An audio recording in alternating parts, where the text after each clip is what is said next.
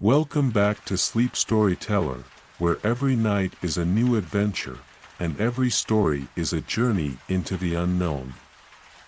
I'm so glad you're here, ready to relax, unwind, and let the gentle sound of rain guide you into a peaceful slumber. As we begin tonight's story, I invite you to close your eyes, take a deep breath, and let the world outside fade away. Remember, this is your space, a place to let go, to dream, and to find the calm you need. If you're ready for tonight's story, go ahead and hit that like button, subscribe to the channel, and leave a comment below sharing what helps you relax most at night. Now, let's begin. The frozen horizon. The wind howled across the vast expanse of the frozen tundra, carrying with it the biting sting of a winter that refused to relent. Arlena's cloak fluttered behind her as she trudged through the thick snow, the world around her a blur of white and gray. The horizon stretched endlessly before her, a jagged line where the sky met the ice, the air heavy with the promise of danger. The temperature had plunged to unthinkable lows, and the further she went, the colder it seemed to grow. But it was not the cold that kept her moving, it was the call, a summons, deep within her soul, one that could not be ignored. Her breath came in shallow clouds as she pressed on, the sound of her footsteps muffled by the thick snow beneath her boots. Beside her, Thorn and Lyra followed, the weight of their task hanging heavily between them. The air was thick with an unnatural stillness, as though the very land held its breath, waiting for something to awaken. The frozen horizon, Lyra murmured, her voice almost lost in the roar of the wind. It's said to be the edge of the world, where the land ends and the ocean begins. No one has ever crossed it and returned. Arlena didn't respond immediately, her mind focused on the path ahead. The frozen horizon was more than a geographic boundary, it was a place shrouded in mystery, a place where the old stories spoke of forgotten gods and ancient powers. Legends told of a force buried beneath the ice. A power that had been sealed away for millennia, waiting for the right moment to rise again. And Arlena knew, deep in her bones, that this was the moment. The veil of shadows had been but one threat, a shadow that could be fought and banished. But there were other forces at work in the world, forces that could not be ignored, forces that needed to be faced before they consumed everything in their path. We're getting closer, Thorn said, his voice low. He squinted into the distance, his eyes narrowing as if trying to pierce through the endless white expanse. I can feel it. Arlena nodded, though she could not say what it was exactly that they were feeling. The air was thick with magic. A strange energy that thrummed beneath the surface of the world like the heartbeat of something ancient. Something powerful. Something waiting. The snow beneath their feet shifted slightly, as if the earth itself was responding to their presence. A tremor ran through the ground, and for a moment, the wind seemed to pause, as though holding its breath. Arlena stopped in her tracks, her heart pounding as she looked around, sensing the shift in the air. There was something here, something more than just the cold. Do you feel that? She asked, her voice steady despite the unease creeping up her spine. Lyra's eyes scanned the horizon, her grip tightening on her dagger.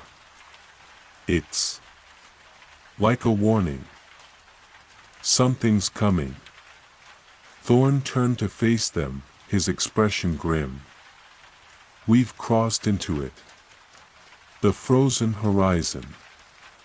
The place where the veil between our world and something else is thinnest.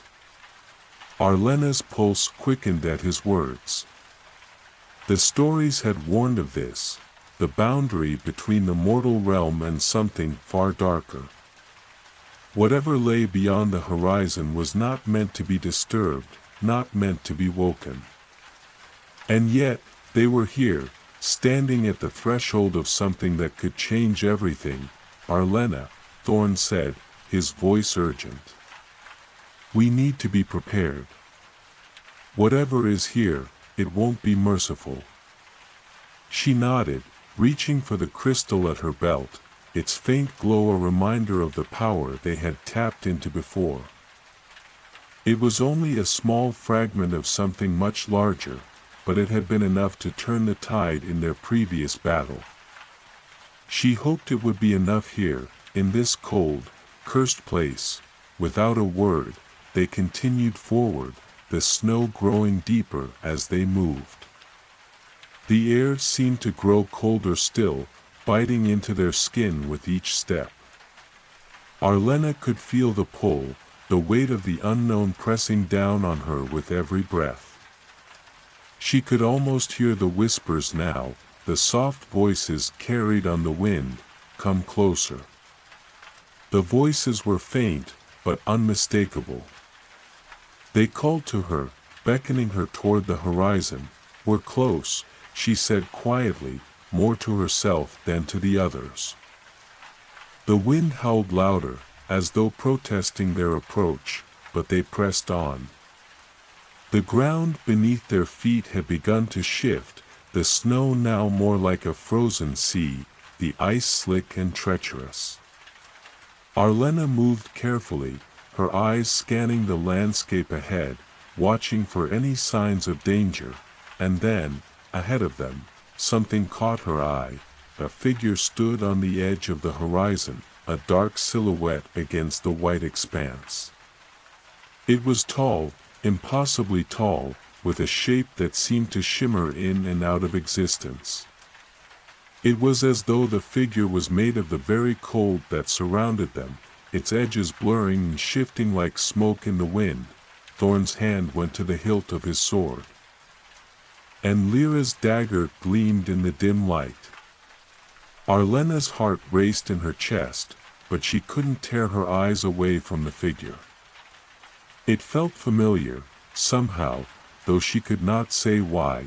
As they drew closer, the figure became clearer, though it still seemed to flicker in and out of reality.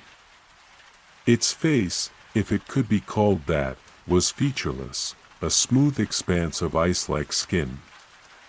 But its eyes glowed with an otherworldly light, a pale blue that seemed to pierce into the very depths of her soul. The figure raised one arm slowly, a gesture that was both commanding and inviting. Arlena stopped in her tracks, her breath catching in her throat. She could hear the whispers again. Louder now, the voices from beyond the horizon calling to her, urging her to come closer. "It's waiting for you," the voice said, and this time, Arlena knew it was speaking to her. Before she could move, the figure began to speak, its voice like the grinding of ice against stone. "You are the one who seeks the truth." Arlena's throat went dry, and she found herself taking a step forward, as if drawn by an unseen force. She didn't want to move, didn't want to step closer to the figure, but something inside her urged her forward. "What truth?" she asked, her voice barely a whisper. Carried away by the wind, the figure's eyes glowed brighter, and the air around them seemed to freeze even more. The cold seeping into her bones, "The truth of the frozen horizon," the figure replied. "The truth of what lies beneath." Arlena's heart pounded in her chest as the ground beneath them began to tremble once more. The ice cracked, splitting open in a jagged line that ran across the horizon. The figure's form flickered one last time, and then, with a final, deafening roar, the ground beneath them erupted. The earth trembled violently as the ice cracked and splintered, the jagged fissures splitting the frozen tundra like the mouth of some great beast awakening from its slumber. Arlena stumbled backward, her heart racing, as the cold air surged around them, biting through her cloak and to the very marrow of her bones. The figure ahead of them, that haunting silhouette, disappeared into the storm, leaving nothing but an eerie silence in its wake. Lyra was the first to recover, her dagger flashing as she steadied herself against the violent tremors of the ground. "We need to move, now," she shouted, her voice barely audible over the roar of the wind. Thorn was already reaching for Arlena, his hand gripping her arm as he pulled her away from the cracking ice. "This place is coming apart," he growled. "We have to get out of here before it swallows us whole." Arlena's mind raced, her thoughts scattered by the overwhelming sense of urgency. The figure had spoken to her, its voice a low whisper that echoed in her mind, urging her forward. There had been something in its words, something that unsettled her, something that didn't make sense. The truth of the frozen horizon. The truth of what lay beneath. Before she could form another thought, a massive rift split the ice beneath their feet, sending a wave of snow and shards of frozen earth into the air. Arlena barely managed to leap aside, landing hard in the snow with a sharp intake of breath. The world around her was spinning, the ground heaving as if it were alive, a massive force stirring beneath the surface. Thorn and Lyra pulled her to her feet, their eyes wide with alarm. "We're not going to outrun this," Thorn muttered, scanning the horizon, looking for any sign of escape, but the horizon was no longer the horizon. It was a maelstrom of swirling snow and ice, the sky darkening with a storm that seemed to rise from the very earth itself. The wind howled louder, drowning out their words as the ice beneath them began to buckle and break apart, enormous slabs of it shifting and crumbling into the depths of the earth below. Arlena's heart pounded as she stared into the storm. She could feel the pull of the figure's voice still lingering in her mind, a subtle pressure, a compulsion that made it impossible to turn away. She knew, somehow, that the answer to everything, the truth she had been seeking, lay beyond the storm, beneath the ice, but the storm was not of nature's making. This was something else. "This isn't natural," Arlena whispered, more to herself than to anyone else. The cold, the storm, the rift in the earth, it was as though the very world was unraveling, and whatever lay beneath it was awakening. "We need to find shelter," Lyra said urgently, her eyes scanning the chaos around them, "before this whole place collapses." But Arlena's gaze was fixed on the distant horizon, where the storm churned violently, and the echoes of the figure's words reverberated through her mind. Something was calling her. Something deep beneath the ice. And no matter how much reason told her to turn away, to run, a part of her knew that she couldn't. Not now. Thorn gripped her shoulder, snapping her back to the present. "Arlena, listen to me. We need to go. Now." Her eyes flickered to him, her chest tightening with the weight of her decision. She could feel the pull, the temptation to move toward the storm, toward the answers she so desperately sought. But she also knew that venturing deeper into the heart of the frozen horizon was a path fraught with peril, one that could lead them to places from which there was no return. "We can't leave yet," she said, her voice firm. "Not without understanding what's happening here." Lyra's eyes widened with disbelief. "Arlena, this place is falling apart. There's nothing here but death. We have to leave before we're trapped." But Arlena was already moving, her feet carrying her forward, towards the storm. Thorn's grip on her tightened, but she shook him off, determination flooding her veins. She could feel the weight of the decision, the gravity of the moment. The frozen horizon wasn't just a place, it was a doorway. And it was a doorway she couldn't ignore. Wait. She called to the others, her voice cutting through the storm's fury. I can't explain it, but I know we have to go deeper. Thorn cursed under his breath, his jaw tight with frustration. But Lyra, ever the pragmatist, followed her gaze and understood. You feel it too, don't you? She asked quietly, her voice grim. Arlena nodded, her eyes fixed on the roiling storm ahead. Something is calling to me. Something beneath the ice. Thorn swore again but nodded resolutely. Fine. But we're not going in without a plan. Stay close. The three of them moved as one, pressing forward against the biting winds and the crumbling ice. The world around them seemed to collapse and rebuild in cycles, the earth cracking and shifting as if it were alive, responding to their presence. But with each step, Arlena's resolve grew stronger. The storm ahead was not a force of nature, it was a barrier, a test. And she would face it head-on. The storm roared louder as they approached. The snow swirling in blinding gusts. Arlena could see nothing beyond the swirling white chaos, but she felt the pull. It was like a beacon in the distance, a faint glow beneath the surface of the storm. Something was there, buried beneath the ice. She could feel it in her bones, an ancient power stirring to life, waiting for her. Thorn moved to the front, his sword drawn, his eyes scanning the darkness.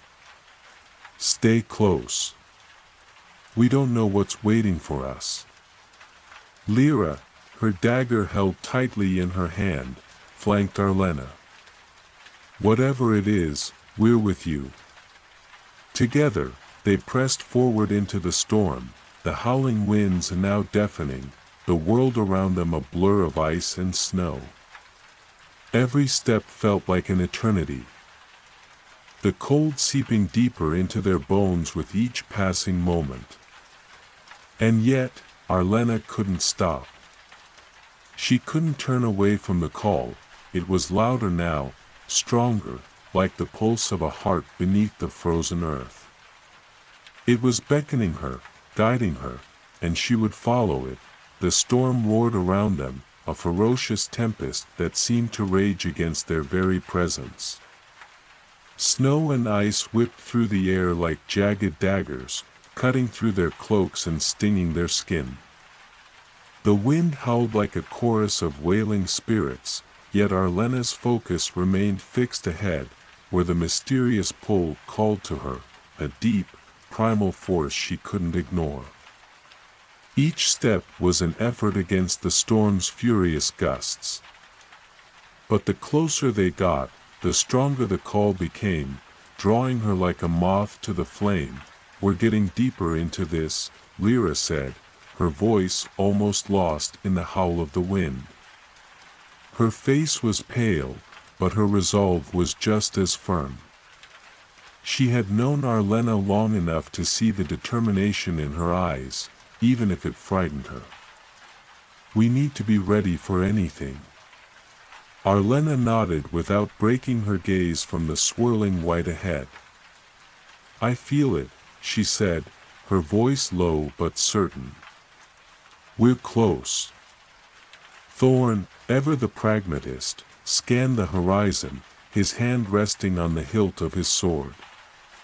His eyes were sharp, every muscle taut with readiness. He didn't speak, but there was a tension in his posture that spoke volumes. He trusted Arlena, but this was no ordinary storm, and even he could feel the weight of the unknown pressing in on them. The ground beneath their feet shifted again, more violently this time. The ice cracked with a deafening sound, like the breaking of glass. Arlena felt the tremor deep in her chest, as though the very world were shaking, threatening to split apart. She stumbled but caught herself before falling, her breath coming in sharp, ragged gasps. "Hold steady," Thorn shouted, grabbing her arm and steadying her. The others steadied themselves as well, their eyes widening in unspoken alarm. They had all felt it, the deep rumble beneath the ice, the sensation of something stirring below. "We're not alone," Lyra said quietly, her eyes darting around, searching the storm for any sign of danger. But the blinding snow made it impossible to see anything but the swirling white expanse around them. Arlena didn't need to look. She could feel it, the pressure building in the air, the sense that something was watching, waiting. And then she heard it. A sound, faint at first, but growing louder with every passing moment, a low, rumbling growl. The ground shifted again, and this time, the ice beneath their feet began to crack with terrifying speed. Arlena's heart skipped a beat as she looked down, watching the fissures spiderweb outward from their position. The rift seemed to stretch on forever.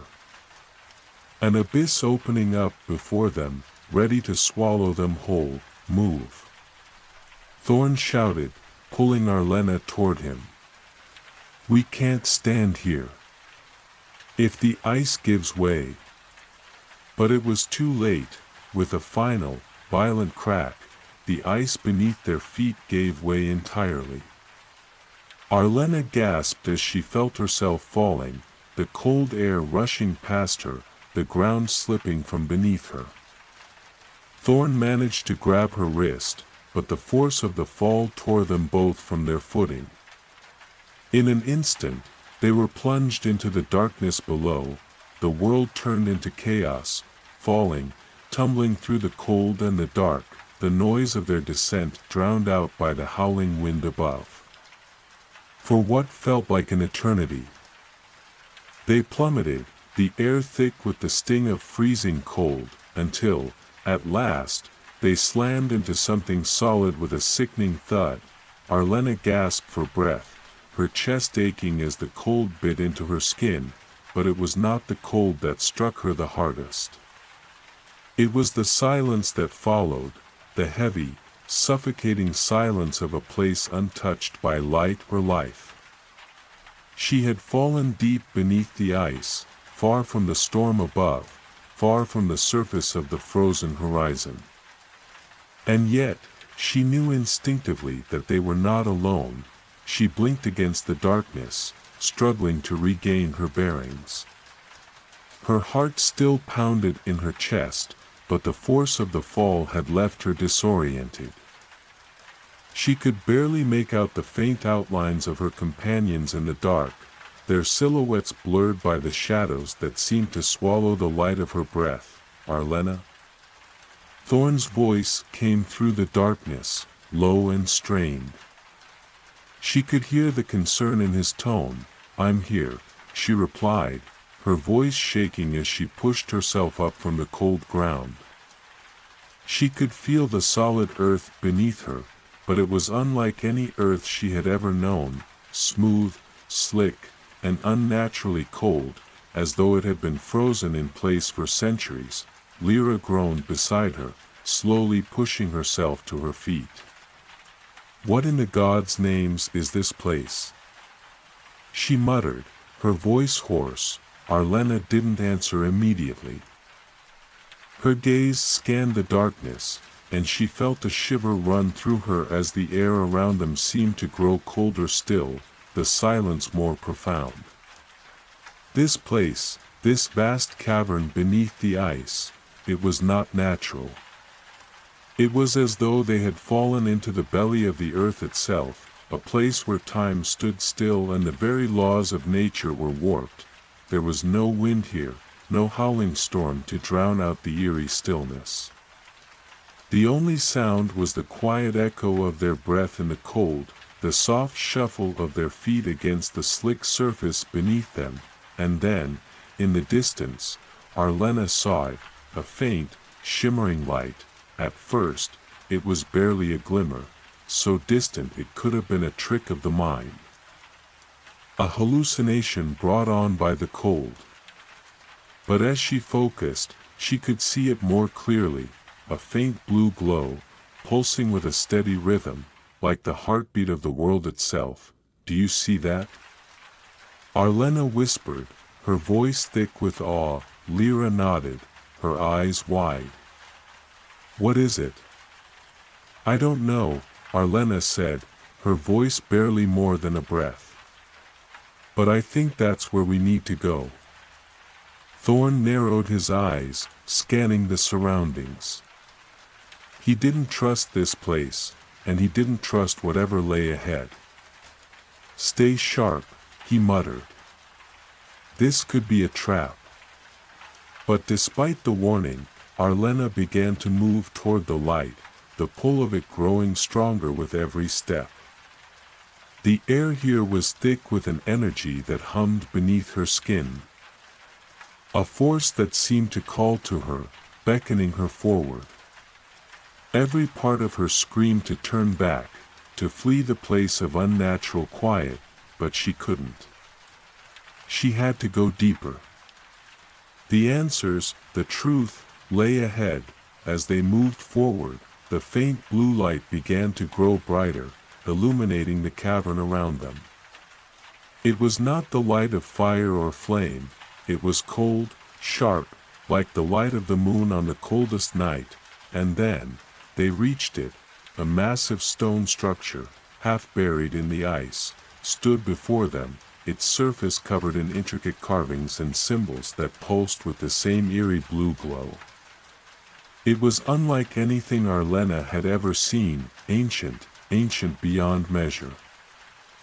As if it had been waiting here for centuries, untouched by time, Arlena's heart raced as she stepped closer, her hand instinctively reaching out toward the structure.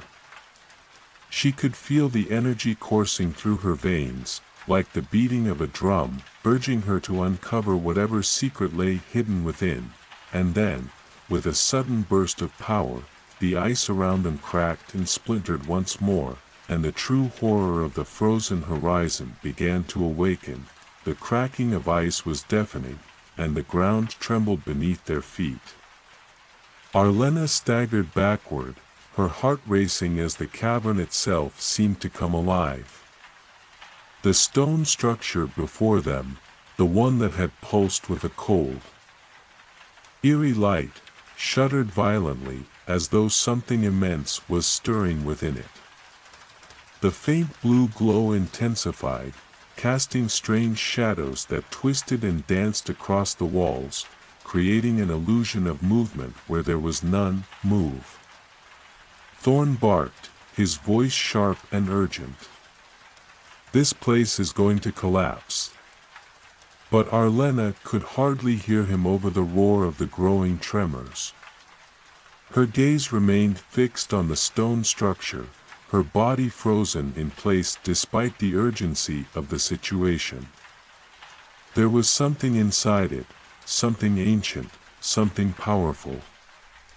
She could feel it calling to her, as if it had recognized her presence, like an old friend beckoning from the depths of time. Lyra grabbed her arm, pulling her back toward the others. "Arlena, we need to go. Now," she urged, her face pale with fear. The air around them thickened, charged with a strange energy. Every breath felt heavier, as though the very atmosphere were pressing down on them. The ground cracked again, sending waves of icy tremors rolling out from the stone structure. It felt as if the very fabric of the cavern was tearing apart, ready to engulf them. For a moment, Arlena was torn.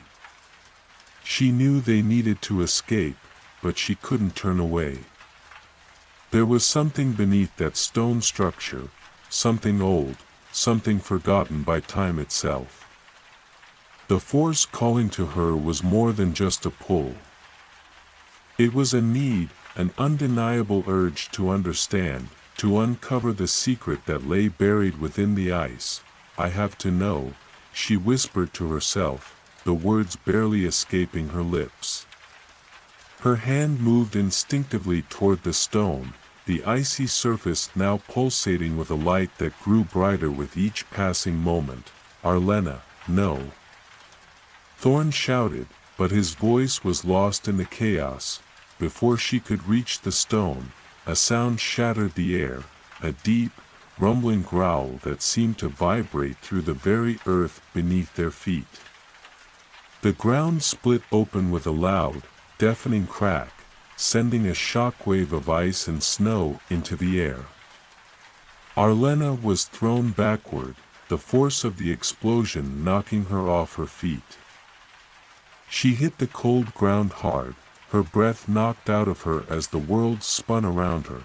When she opened her eyes, she found herself staring into the depths of an abyss. The ground had split open completely, revealing a vast chasm beneath the ice, black and unfathomable. From the dark depths below, something emerged, something enormous and twisted, its form obscured by the shadows. It was as if the cavern itself was alive, its walls groaning with the weight of ancient, slumbering power now awakening. The stone structure that had once pulsed with that eerie light was now crumbling, cracking apart under the immense pressure of whatever lay beneath. And from the ruins, the beast emerged. It was a creature of shadow and ice, its form massive and shifting, an amalgamation of nightmare and ancient power. Its body seemed to be made of the same cold, unyielding ice as the very cavern they stood in, its shape flickering and distorting as it took form, coalescing into something that could only be described as a nightmare brought to life. Arlena's heart stopped in her chest, her breath coming in short gasps as she scrambled to her feet. Her eyes locked onto the creature's glowing, pale blue eyes, eyes that burned with an ancient, primal rage. The creature's presence was suffocating, its sheer weight pressing down on them like an invisible force. Thorn and Lyra were already on their feet, weapons drawn and ready, but neither of them moved closer to the creature. They, too, could feel the overwhelming power of it, a power that seemed to radiate from the depths of the earth, spreading out through the cavern like a storm ready to consume everything in its path. The beast let out a guttural growl, the sound reverberating through the cavern, shaking the very bones of the earth. Its massive form towered over them, its body made of ice and shadow, its limbs long and twisted, claws glinting like frozen daggers in the faint light. It seemed to be made of both the living and the dead, its presence cold, yet suffused with an ancient, unfathomable power. "By the gods," Lyra breathed. Her voice full of awe and terror. Arlena took a step forward, her hand instinctively reaching for the dagger at her belt. But as she moved, she felt a shift, a sudden, overwhelming force in the air, like the entire cavern was holding its breath. The creature's eyes locked onto hers, and for a moment, everything seemed to stop. Then, the creature spoke. Its voice was a deep, rumbling growl that seemed to come from all around them, reverberating in the walls of the cavern and echoing in their minds. "You should not have come," it said, its voice like the cracking of ice, cold and ancient.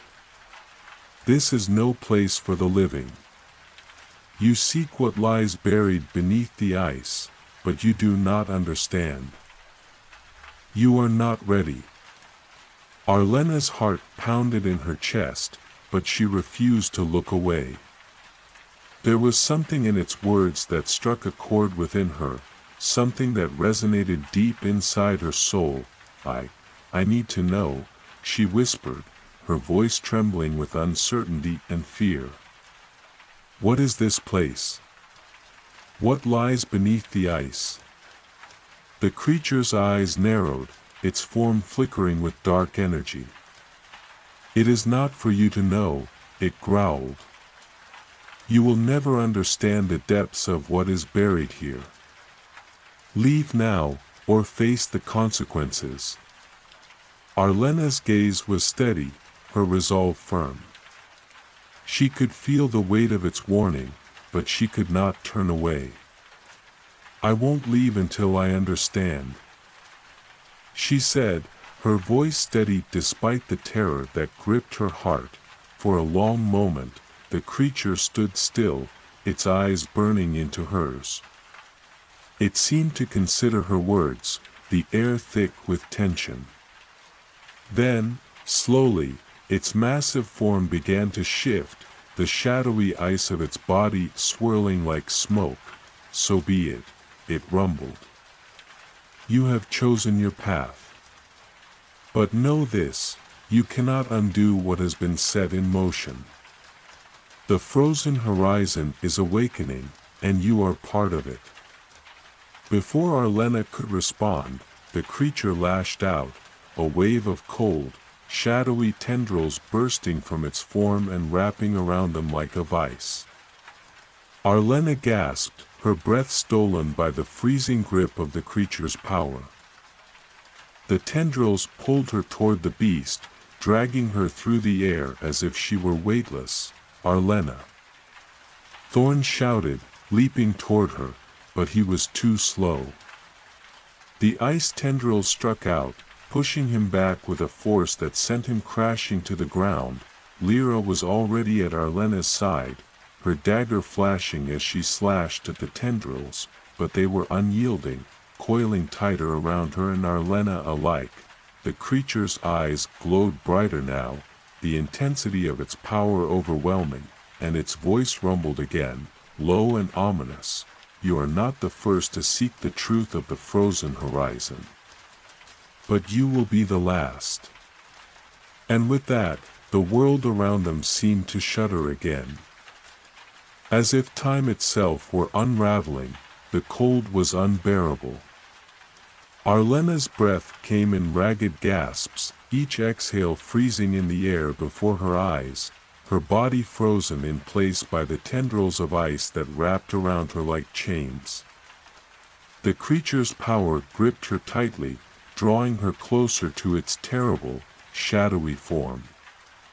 She could feel the bite of the cold creeping deeper into her bones, each tendril sapping her strength as though it were draining her very life force.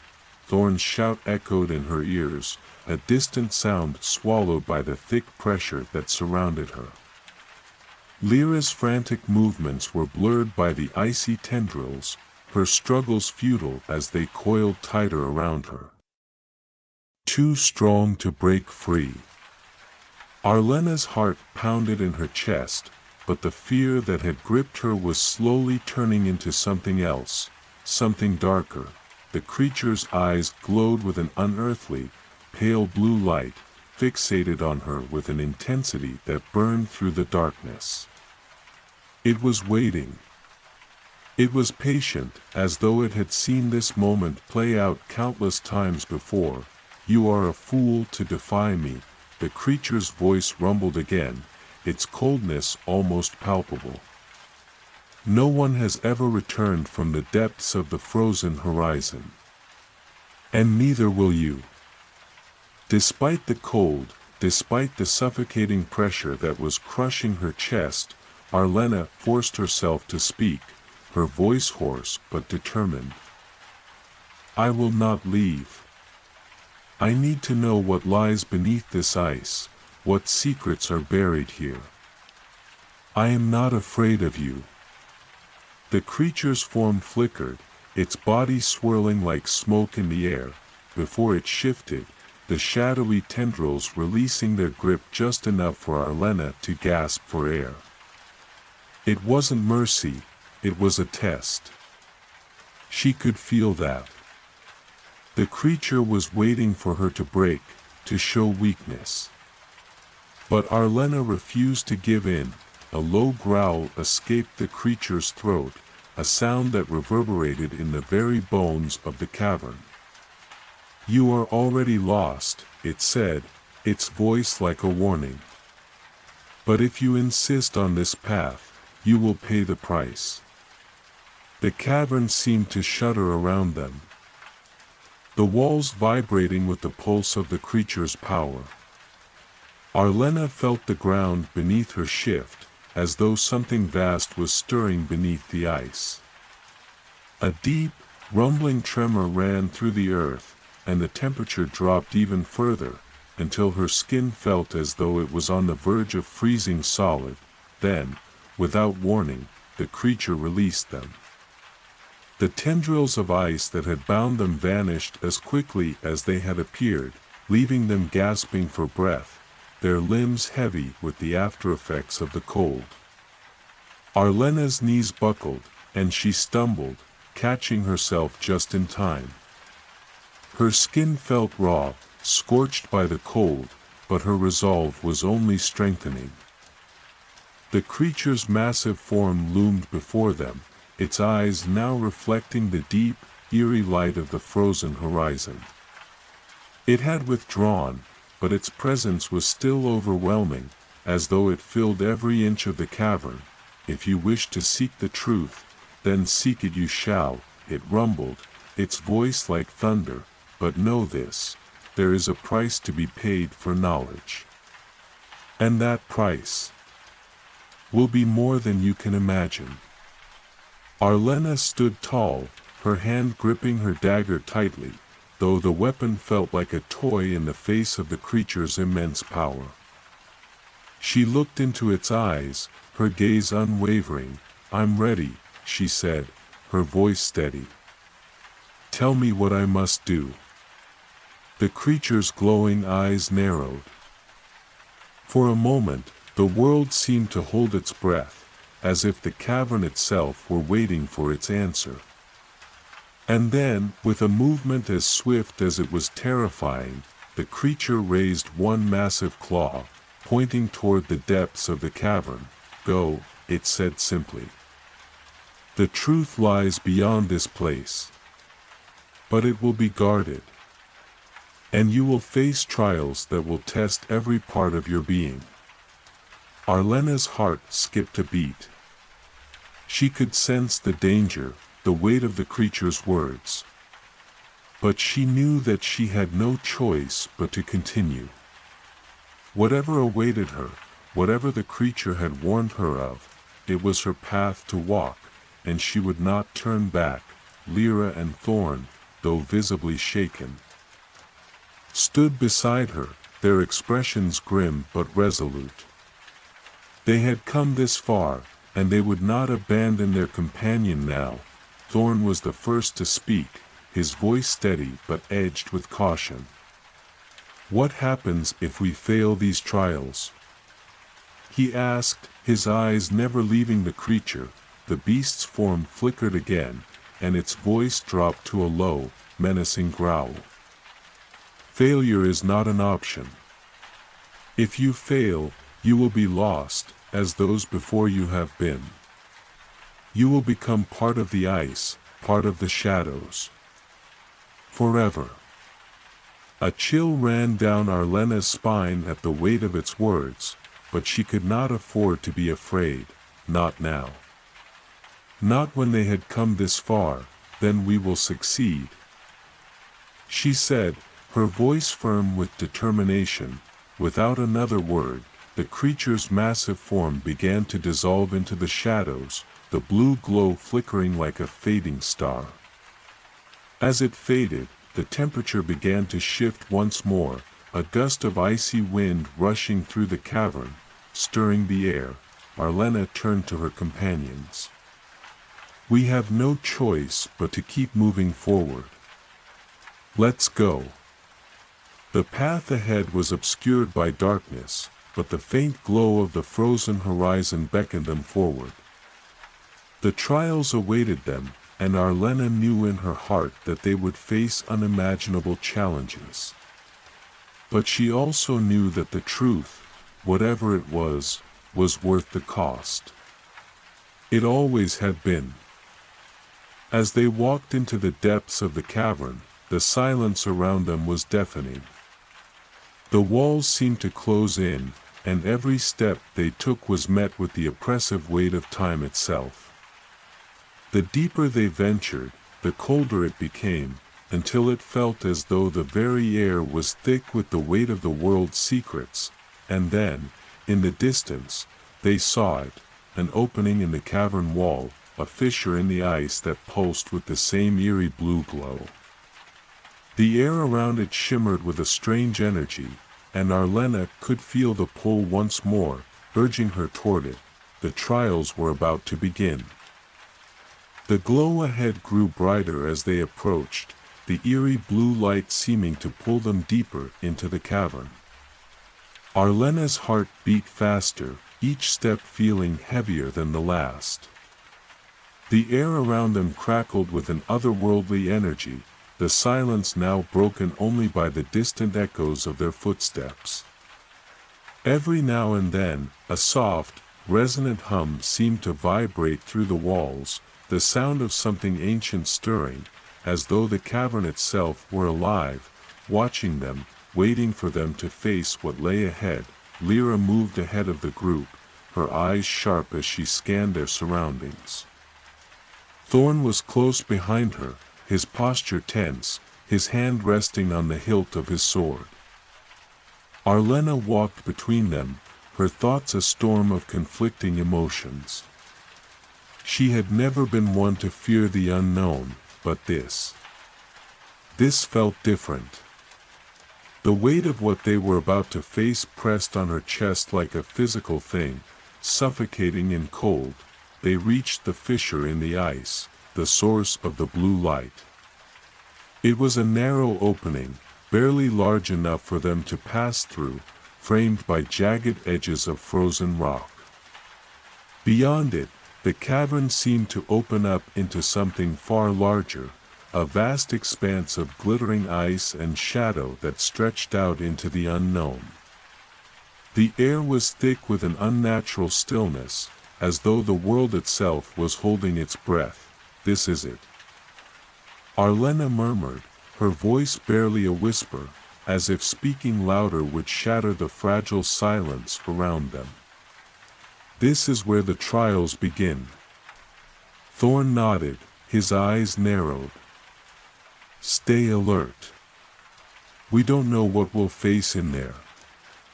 Lyra stepped forward, glancing at both of them. "We've come this far. We can't turn back now." With that, they stepped into the opening, and the world seemed to shift around them. The temperature dropped even further as they entered the vast chamber beyond. Arlena's breath turned to mist in the air, her skin prickling with the cold. The ground beneath them was slick with ice, the walls of the cavern shimmering with an iridescent glow that reflected off the frost-covered surfaces. The blue light pulsed in rhythmic waves, casting long shadows that stretched and writhed across the floor like dark, living things. For a long moment, they stood in silence, the weight of the place pressing down on them. Then, without warning, the ground beneath their feet began to tremble. A voice, deep and cold as the ice itself, echoed through the chamber, vibrating in their bones. "The first trial begins now," it intoned. "Those who seek the truth must first face themselves." Arlena's breath caught in her throat. The voice came from everywhere, yet nowhere. It was as if the very cavern itself were speaking to them, its cold, ancient voice rising from the depths of time. Suddenly, the shadows in the cavern began to shift, twisting and curling as if alive. The air around them grew heavier, thicker, pressing against them from all sides. Arlena's heart pounded as she looked around, her eyes wide. The shadows were forming, coalescing into shapes, figures that seemed vaguely familiar but distorted, twisted versions of things she knew. And then she saw it, herself. A figure stepped out from the shadows, a perfect reflection of Arlena, but not quite. The figure's eyes glowed with an unnatural light, its expression blank and emotionless. It moved with an eerie grace, mirroring every step Arlena took, its gaze never leaving hers. "What is this?" Arlena whispered. Her voice shaking, Lyra stepped back, her hand hovering near her dagger. "A shadow. Of yourself?" The figure in front of Arlena smiled, a cold, unnerving smile that sent a chill through her spine. The smile seemed to reach her, to settle deep in her chest, twisting her insides in ways she couldn't explain. "I am you," the shadowed figure said, its voice echoing Arlena's own, but hollow, empty, like a mockery of her being.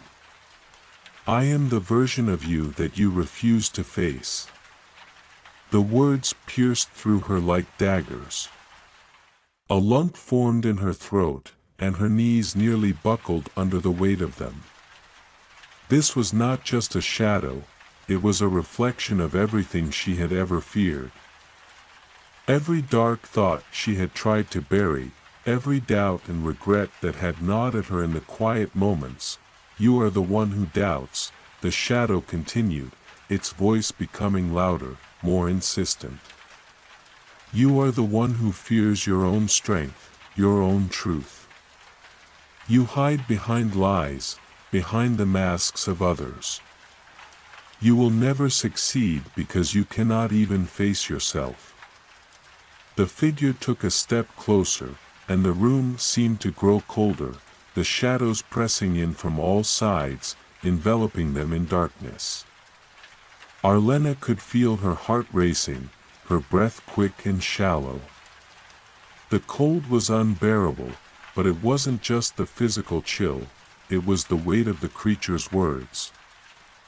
The truth they held.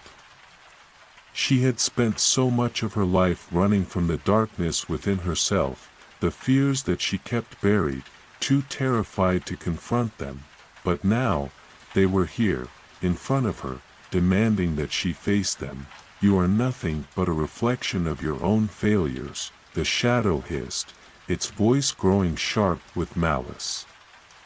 "You will never be more than the sum of your doubts, your guilt, your fears." Arlena's hands trembled, and for a moment, she thought she might crumble under the weight of it all. But then, she remembered the creature's warning. The truth comes at a price. And she had already chosen her path. "I am not afraid of you," she said, her voice steadier than she felt. "You are not me. You are a lie. I will face my fears. I will face what you represent." The shadow flickered, its form warping and distorting as Arlena stood tall, refusing to look away. It was a trial, nothing more. A trial to test her resolve. The creature's voice echoed again, its presence filling the chamber. "So be it. You have passed the first trial. The path ahead is still treacherous, but you have shown that you are worthy of the truth. However, the trials are far from over." The shadow before Arlena dissolved into the air, and the oppressive weight in the room lifted, but the cold remained, a reminder of the challenge ahead.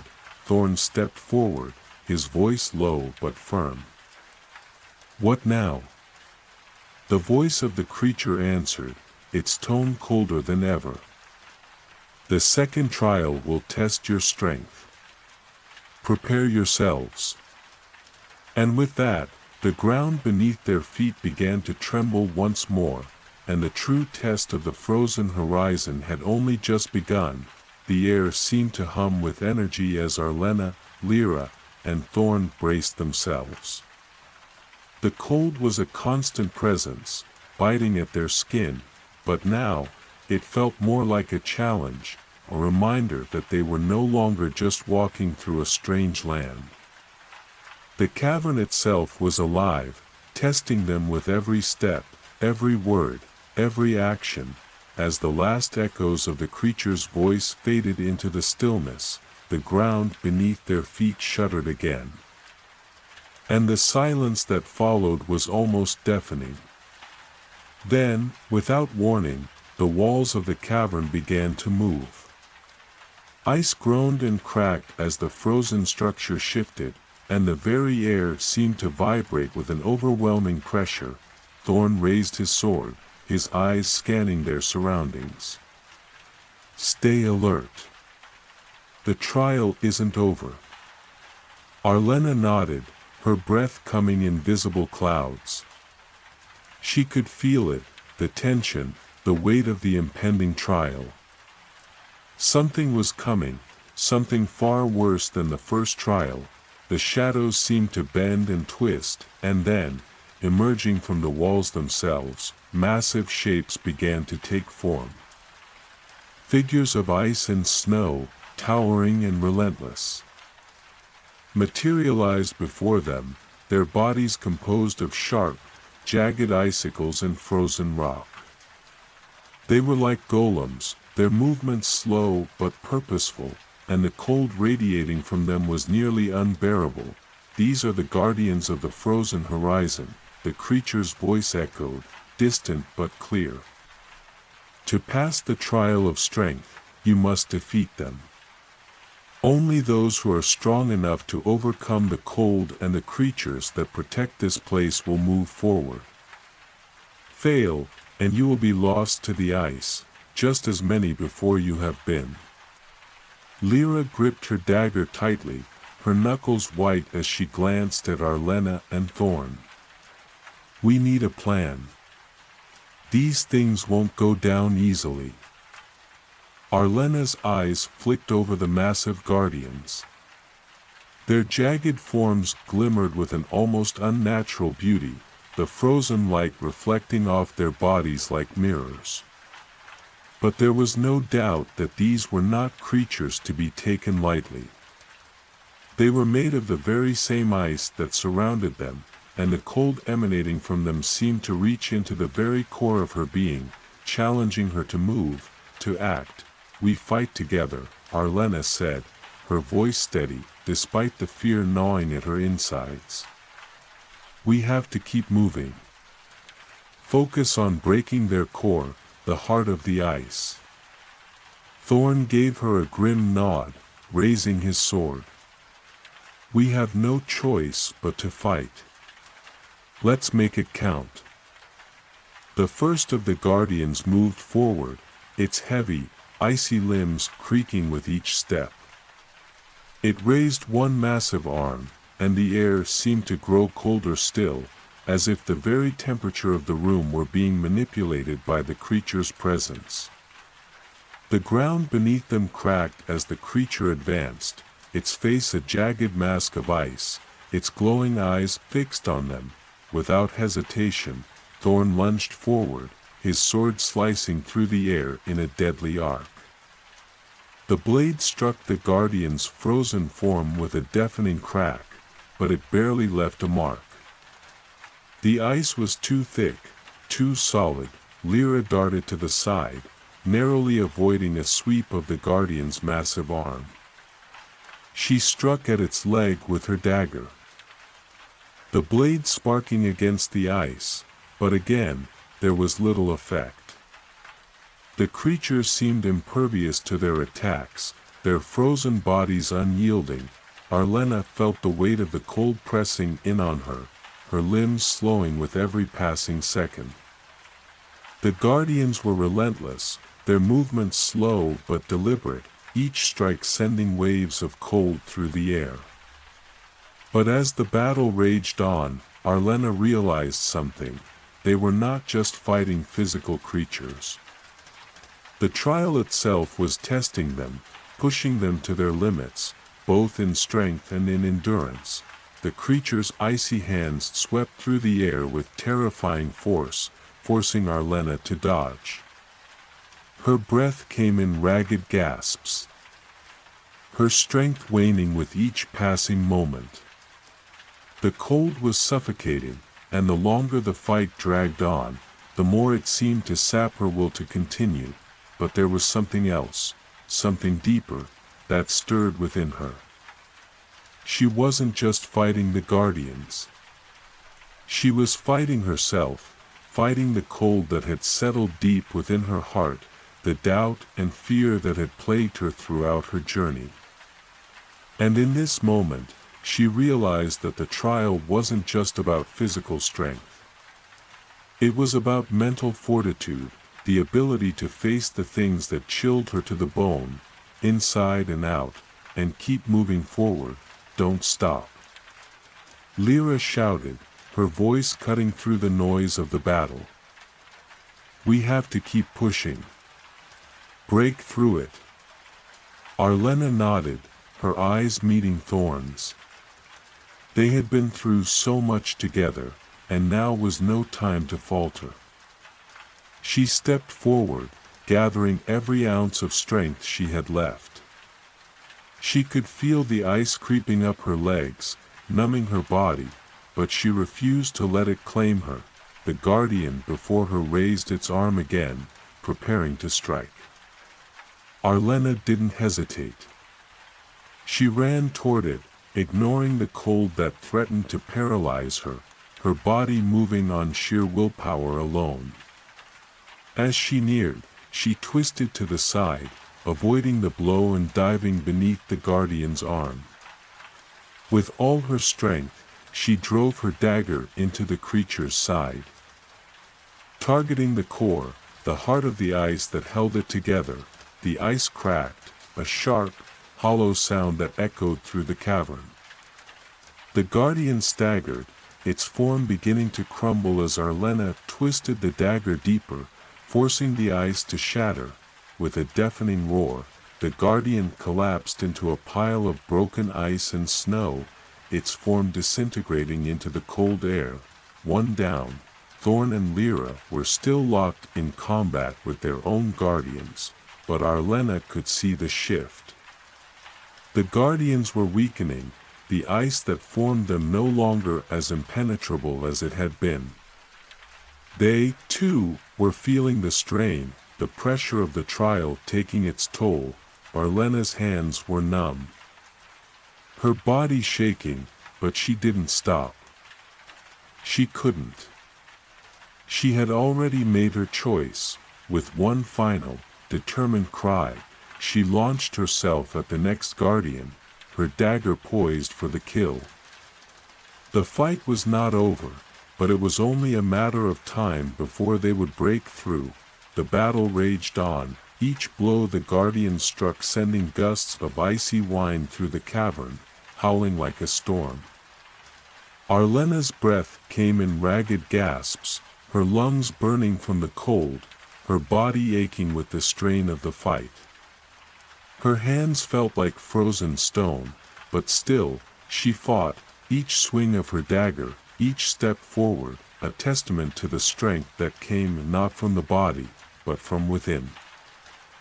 Thorn's sword cut through the air with precision, each strike finding its mark against the guardian's thick, icy hide. Yet, like the first, the blows barely left a dent. The guardians were relentless, their cold limbs moving with terrifying purpose, and the weight of the trial pressed down harder with every passing moment. Lyra, quick as ever, danced around the second guardian, her daggers flashing in the dim light as she aimed for the gaps in its frozen form. Each attack was met with a dull clang, the ice resisting every strike. Despite the relentless cold that gnawed at her, she kept moving, her agility making her a hard target to hit. But even she couldn't deny the toll the cold was taking. The longer the fight lasted, the harder it became to keep her footing on the slick, treacherous ground. The creatures had a strength beyond their size, fueled by the very magic of the frozen world they inhabited. Yet as the battle wore on, Arlena could sense something changing. The guardians seemed to be faltering, their movements sluggish, the ice that made up their forms cracking with each failed strike. They were weakening. It was subtle, but it was there. She knew they had to finish this, before the ice, the cold, took everything from them.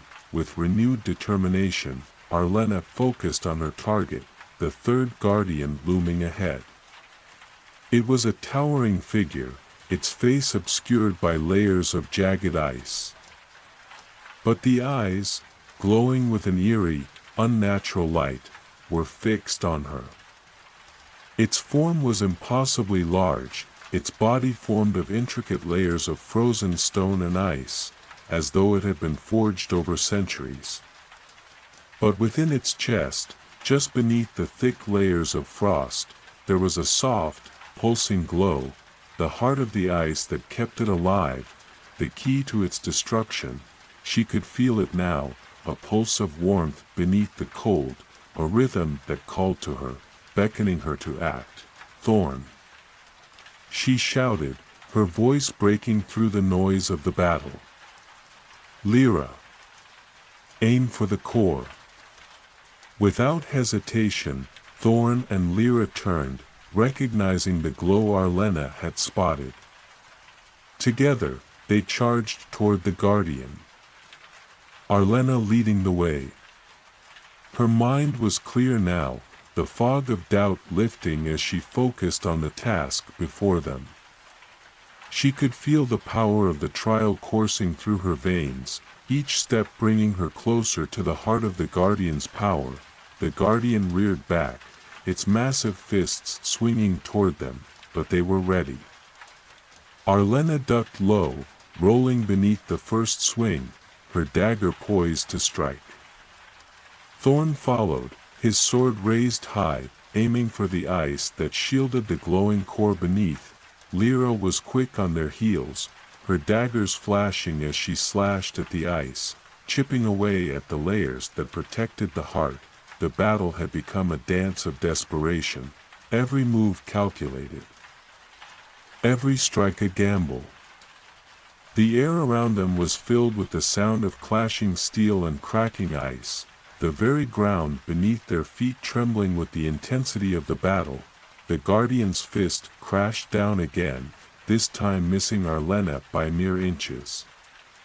She rolled to the side, narrowly avoiding the blow, and thrust her dagger deep into the ice beneath it, her heart pounding in her chest. Thorn followed, his sword piercing the frozen flesh of the Guardian, a sharp, resounding crack echoing through the cavern, and then, with a deafening roar, the Guardian's body trembled, its massive form swaying as the ice shattered beneath their assault. A bright, blinding light erupted from the creature's chest. The core breaking apart in a shower of ice shards that scattered across the cavern floor, the Guardian let out a final, echoing screech before crumbling into a pile of broken ice. The cavern fell silent once more, one down, but the remaining two Guardians were not far behind, and the trial was far from over. Arlena barely had time to catch her breath before the second Guardian lunged toward her. Its massive arms swept through the air with terrifying speed, but Arlena was ready. She darted to the side, avoiding the strike, and slashed her dagger across its icy arm.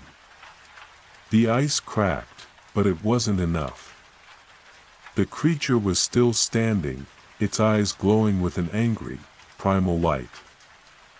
Lyra, undeterred, pressed on, her quick reflexes allowing her to avoid another strike and dart beneath the creature's massive form. With a deft movement, she struck at the heart of the Guardian, driving one of her daggers deep into its chest. This time, the reaction was immediate. The creature's body trembled violently, its limbs jerking erratically as the ice began to crack and splinter. the glow within its chest flickering and fading. Thorn raised his sword high, and with a single, powerful blow, he cleaved through the guardian's body. The ice shattered with a sharp, crystalline crack, and the creature fell to the ground in a pile of broken pieces, 2 down. Arlena, Thorn, and Lyra stood together, breathing heavily, their bodies aching from the battle. The cold still gnawed at their bones, but they had survived. They had faced the guardians, and they had emerged victorious, but the trial was not over. As they caught their breath, the creature's voice echoed once again through the cavern, its tone cold and indifferent. The trial of strength has been passed. But you have only begun to prove your worth. The path ahead is fraught with greater dangers. The final trial awaits. The ground beneath their feet trembled once more, and Arlena could feel it, the shift, the tension, the sense that something much worse awaited them. It was not the end. Not yet. The final trial was still to come. The cavern seemed to hold its breath, a heavy silence settling in the wake of their victory over the guardians. The crackling of the shattered ice was the only sound, a reminder that the battle had been won, but the true test had yet to come. Arlena, Thorn, and Lyra stood together, their bodies bruised and battered, their breaths shallow as they tried to catch their bearings. The cold still clung to them, but there was something different now, something foreboding in the air. The walls, once silent and unmoving, now seemed to hum with an ancient energy, and the floor beneath their feet trembled with a quiet urgency. The final trial awaits. Arlena murmured, her voice low. Her eyes darted around the cavern, seeking any clue as to what might come next. The cold had already claimed so much of their strength, but the creature's words lingered in her mind. They had not yet faced their greatest challenge. Lyra, still wiping blood from her blade, exchanged a glance with Thorn. "I don't like the sound of that." Thorn's eyes narrowed, his grip tightening around the hilt of his sword. "Whatever it is, we face it together. There's no turning back now." Suddenly, the ground shook again, this time with greater force. A deep rumbling reverberated through the cavern, and the temperature seemed to drop even further, the cold becoming almost unbearable. Arlena's instincts screamed at her to move, but before she could react, the ice around them began to crack, enormous fissures splitting the ground as the walls of the cavern crumbled. A flash of light blazed from the center of the cavern, blinding them for a moment. When the light faded, a new presence had appeared before them, a massive figure, cloaked in swirling ice and snow, its face hidden beneath a veil of frost. The creature was unlike anything they had seen before. It was neither fully formed nor fully formless, its shape shifting and distorting like a mirage. In its hands, it held a staff, tall and imposing, crowned with a jagged shard of ice that gleamed with an unnatural, almost malevolent glow. "This is the final trial," the creature's voice rang out, sharp and echoing, the tone cold and authoritative. "You have proven your strength in battle, but strength alone will not be enough. To truly survive this place, you must conquer what lies within yourselves." The trial of will begins now. The air around them seemed to freeze even further, the temperature plummeting to levels that were almost unbearable. Arlena's breath hitched in her throat, the cold threatening to consume her. Her heart raced, her hands trembling with a mixture of fear and exhaustion. They had survived the guardians, but now it seemed as if the very elements of this frozen world were turning against them. Will Lyra's voice cracked, her expression bewildered. What does that mean? The creature raised its staff, and the ground beneath them erupted with energy. Tendrils of ice shot up from the floor, wrapping around their ankles, pulling them down, until they were kneeling before the creature. The icy tendrils dug deep, the cold seeping into their bones, holding them in place. You must confront the darkness within you, the creature intoned, its voice ringing in their minds as much as their ears. Only when you have faced your own fears, your doubts, your weaknesses, will you be free to move on. Only then can you prove your worth to pass. Arlena's heart thudded in her chest, her mind racing. She could feel the cold trying to take her, to freeze her very thoughts, but she forced herself to focus. She couldn't give in. Not now. Do not think this trial is merely of the flesh, the creature continued, its voice growing darker, colder. Your minds, your very souls, are what must be tested. The ice around her began to twist and distort, reshaping itself into shapes and figures, visions from her past, memories she had long buried. Faces she had lost, moments of failure, the people she had failed to protect, the lives lost because of her own mistakes. All these shadows began to rise from the ice, surrounding her, filling her vision. Arlena's breath caught in her throat as she was assaulted by the memories, each one like a dagger piercing her heart. She saw her mother's face, pale and lifeless, her father's final breath, her betrayal of those who had trusted her. The shame, the guilt, the weight of everything she had lost, it crushed her, pushing her to her knees. She could hear the voices now, accusing, mocking, echoing in her mind. You are not strong enough. You will never be. You have failed them all. No. Arlena cried out, her voice trembling with desperation. I won't let you win. But the cold, the shadows, the guilt, they pressed in on her, threatening to consume her. Her hands shook, her heart raced, and for a moment, she felt as if she might drown beneath the weight of her own regrets. Face it, Arlena, the voice of the creature echoed. Face your own darkness. But Arlena shook her head. She had fought too hard to give in. She had faced down her fears before, and she would do it again. With every ounce of strength she could muster, she pushed back against the cold, against the shadows, against the memories that sought to drown her. I will not be consumed by this, she whispered, her voice steadying, growing stronger.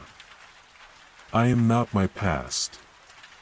I am what I choose to become. The ice around her shattered, and the visions, the shadows, dissolved into the air like mist. Arlena's breath came in ragged gasps, but the cold no longer held her captive. She had faced the darkness within her, and she had emerged stronger for it. Lyra's voice broke through the silence. Arlena, look out! Arlena turned just in time to see Lyra and Thorn struggling against their own trials. The cold had taken hold of them as well, their expressions twisted in pain as they fought against the same darkness that had tried to claim her.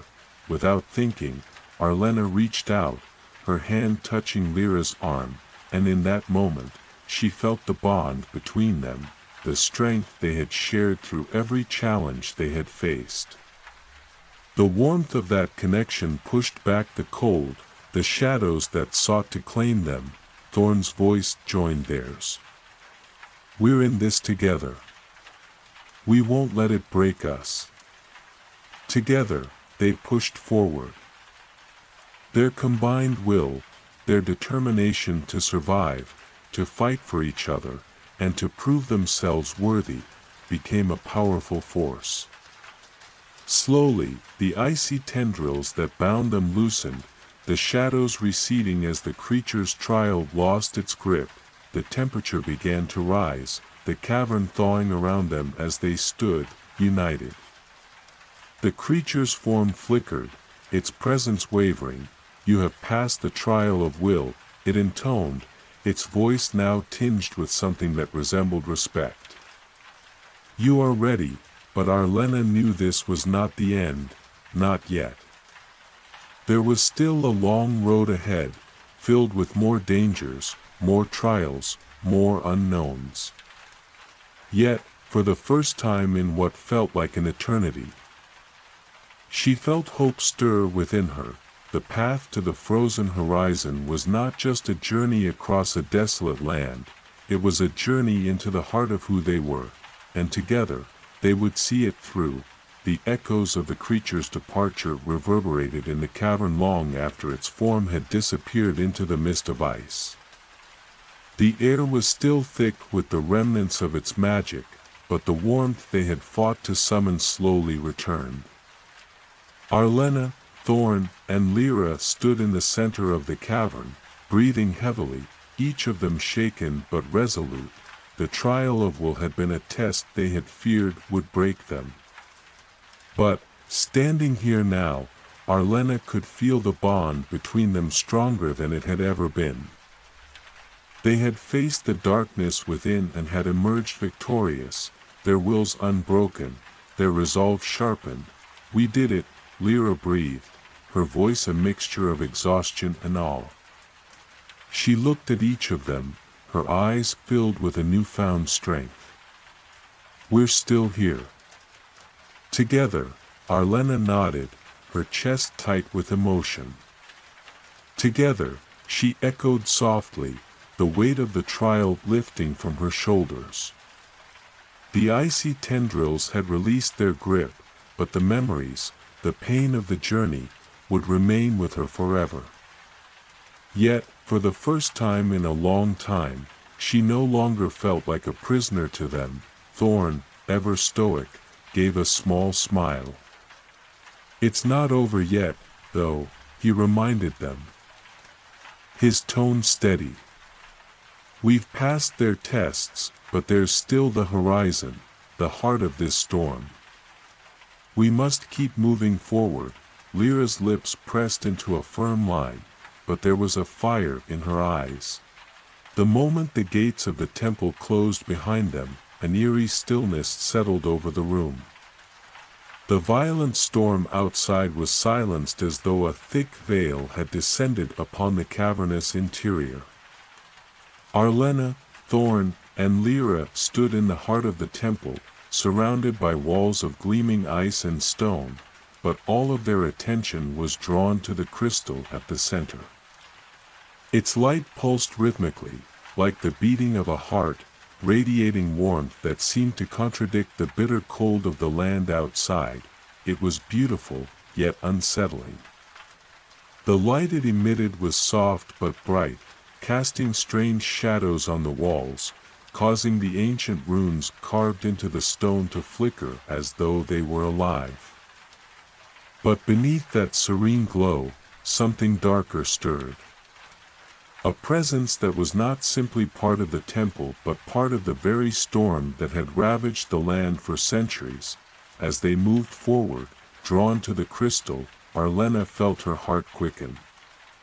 There was a pull to it, as if it were calling to her. But there was something wrong, something hidden beneath the surface of its calm. She could feel the air growing colder, the temperature dipping lower with each step. It was as if the crystal itself were watching them, waiting. Thorn, ever the pragmatist, raised a hand to stop them. "Wait. Something's off," he said, his voice low, eyes scanning the surroundings with a sharpness that belied his exhaustion. Lyra nodded, her hand resting lightly on the hilt of her sword. "I don't like this. It's too quiet. Too still." And then it came, a whisper, soft at first, like the rustling of wind through dead branches. But as it grew louder, the words became clear, though they were not spoken aloud. You have come far, but you are not the first. Many have come before you, drawn by the same light, only to be consumed by it. The storm will not let you pass. The voice echoed in their minds, hollow and chilling, like the wind howling through an empty canyon. Arlena's breath hitched, and she stepped back, instinctively clutching her dagger. Her eyes flicked to the others, but Thorn's expression remained stoic.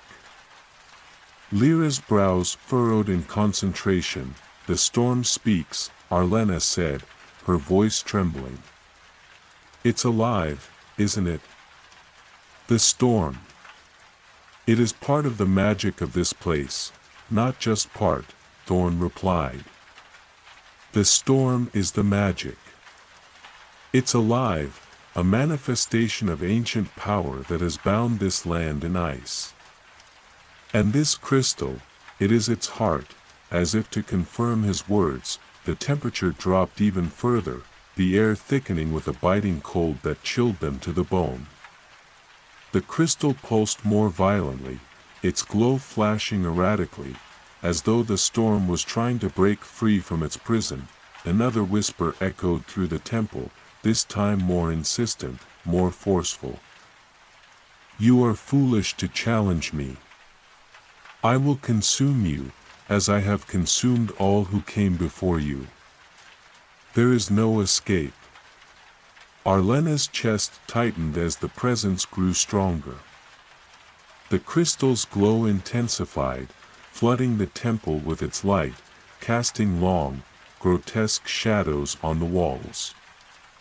The ancient runes, once shimmering softly, now twisted and warped, the symbols distorting into monstrous shapes as the storm's voice grew louder. Lyra's hand tightened on her sword, her eyes blazing with determination. "We didn't come this far just to turn back." Arlena met her gaze, her resolve hardening. "We won't. But we need to be careful. The storm's power is tied to this crystal. If we destroy it, we risk unleashing something far worse." Thorn gripped his sword hilt with both hands, his jaw set. "Then we face it, whatever it is. We came for the heart of the storm, and we will take it." Before they could make another move, the shadows around them seemed to come alive, twisting and surging toward the crystal. The air vibrated with a deep hum, like the thrum of a drumbeat growing louder and faster. The walls of the temple trembled, and the ground beneath their feet seemed to quake. Arlena's heart raced. "What is happening? You dare to challenge me?" The voice came again, sharper now, like a screech that echoed through the very bones of the temple. "Then face me, and feel the cold that I have borne for millennia. Face the true heart of the storm." In that instant, the shadows surged forward with terrifying speed. The air was filled with a high-pitched screech, like ice cracking under unbearable pressure, as the shadows coalesced into a massive, dark form. It was the storm made flesh, a towering figure, its body composed of swirling winds and jagged shards of ice, its eyes glowing with an unholy light. The creature loomed over them, its presence overwhelming, its form ever shifting as though it was both there and not there, a reflection of the very storm it embodied. Arlena felt the ground beneath her feet give way as the storm creature reached toward them, its hands made of shifting frost and wind. The power of it was suffocating, the cold cutting through her like a blade. "We have to stop it," Arlena said, her voice strained. Thorn moved first, charging toward the storm creature with sword raised, but before he could strike, the figure raised one hand, and the air around him froze, solidifying his movements. He was trapped, frozen in place, his body encased in ice. No. Lyra screamed, rushing to his side, but the storm creature swung its other hand, sending a shock wave of freezing air that threw her back, knocking her to the ground with a cry of pain. Arlena's pulse pounded in her ears as she saw her companion struggle against the storm's power. She had to act, and she had to act now. Her eyes returned to the crystal. It was the source of this storm, the heart of its power. If she could destroy it, she could stop the creature, stop the storm, but even as she reached for her dagger, she felt a force pushing against her, an unseen hand pulling her closer to the crystal. The storm's voice echoed in her mind once more, "You cannot destroy me.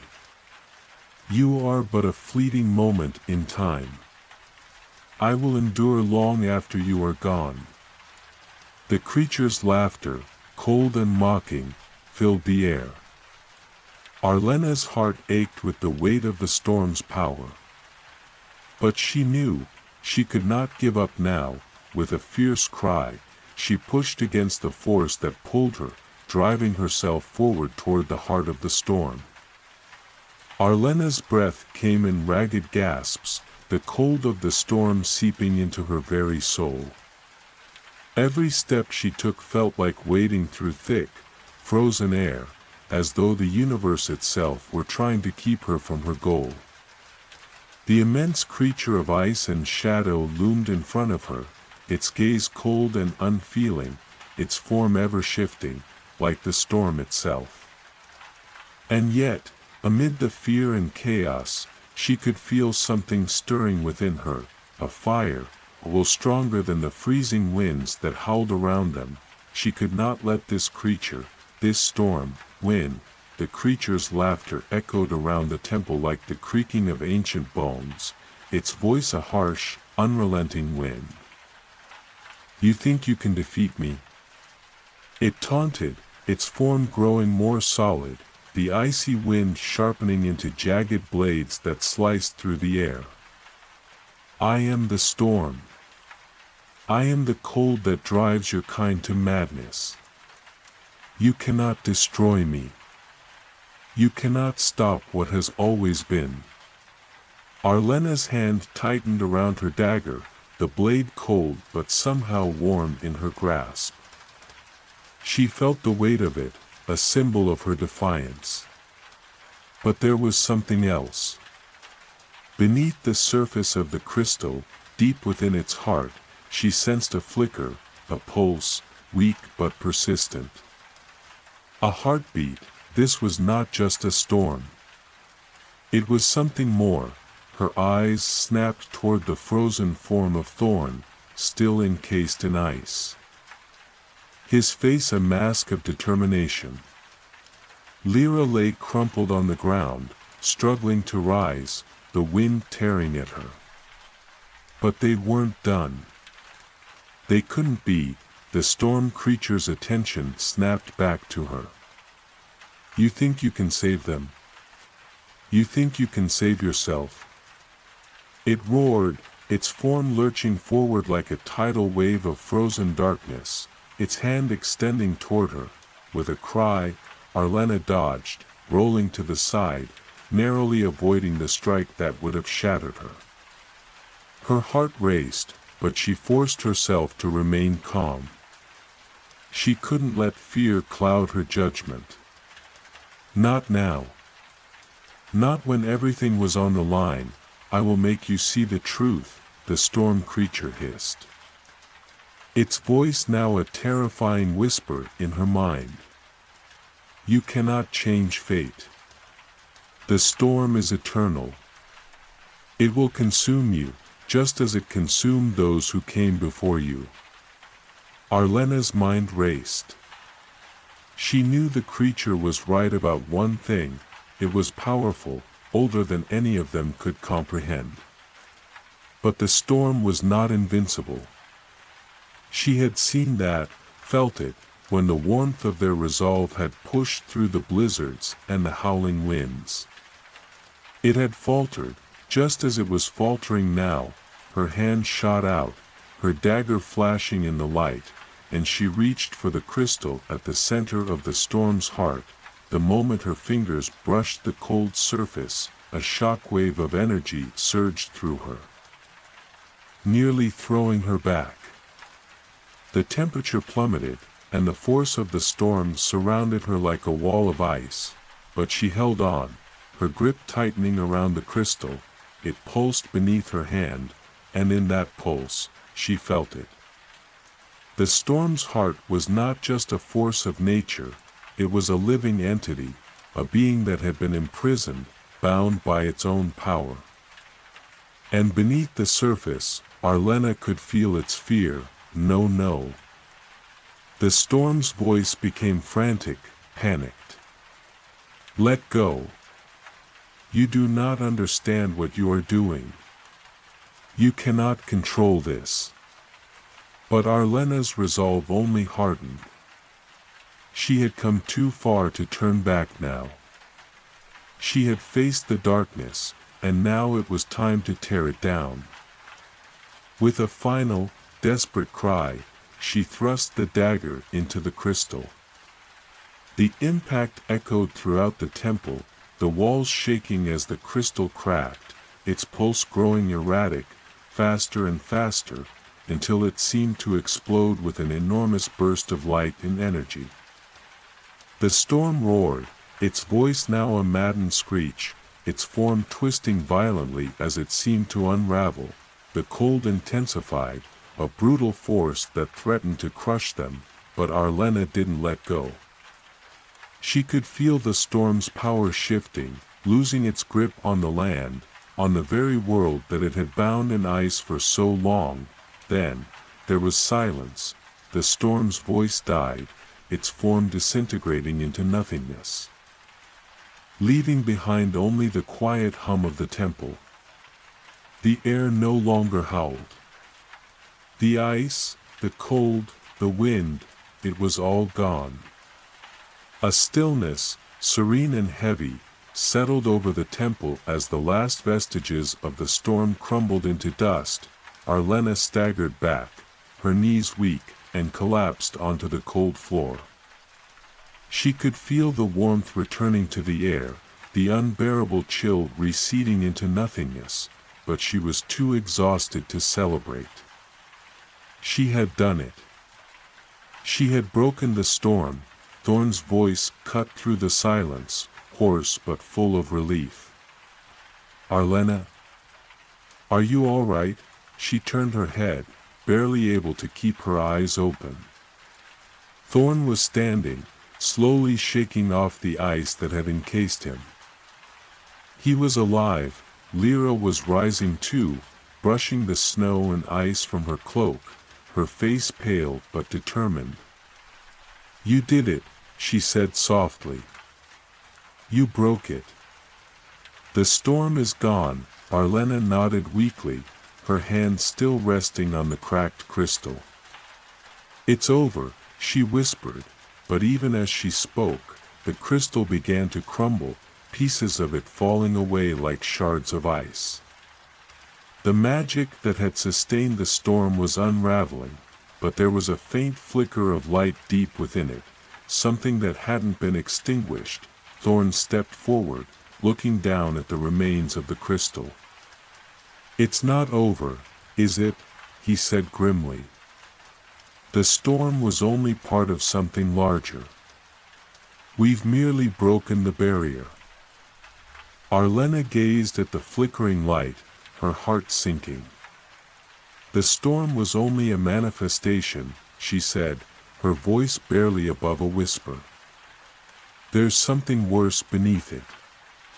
Something that we haven't faced yet. Lyra turned to face her, her expression determined. Then we face it. Together, and so, they stood there in the quiet of the temple, knowing that their journey was far from over. The storm had been broken, but the heart of the land still held its secrets. And they would uncover them, no matter the cost. the silence that followed the destruction of the crystal was both a relief and a burden. The storm had ceased, but it left behind a stillness that was almost unnatural. Arlena, Thorn, and Lyra stood in the aftermath, staring at the remnants of the crystal, which now seemed more like a hollow shell, a fading memory of the power it had once held. Thorn, ever the practical one, was the first to speak. "The storm is gone, but we can't stay here. The temple won't hold for long.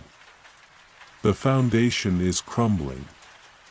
He glanced up at the towering walls of ice, which had already begun to melt in the absence of the storm's influence.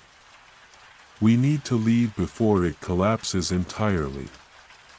Arlena nodded, though her mind was elsewhere.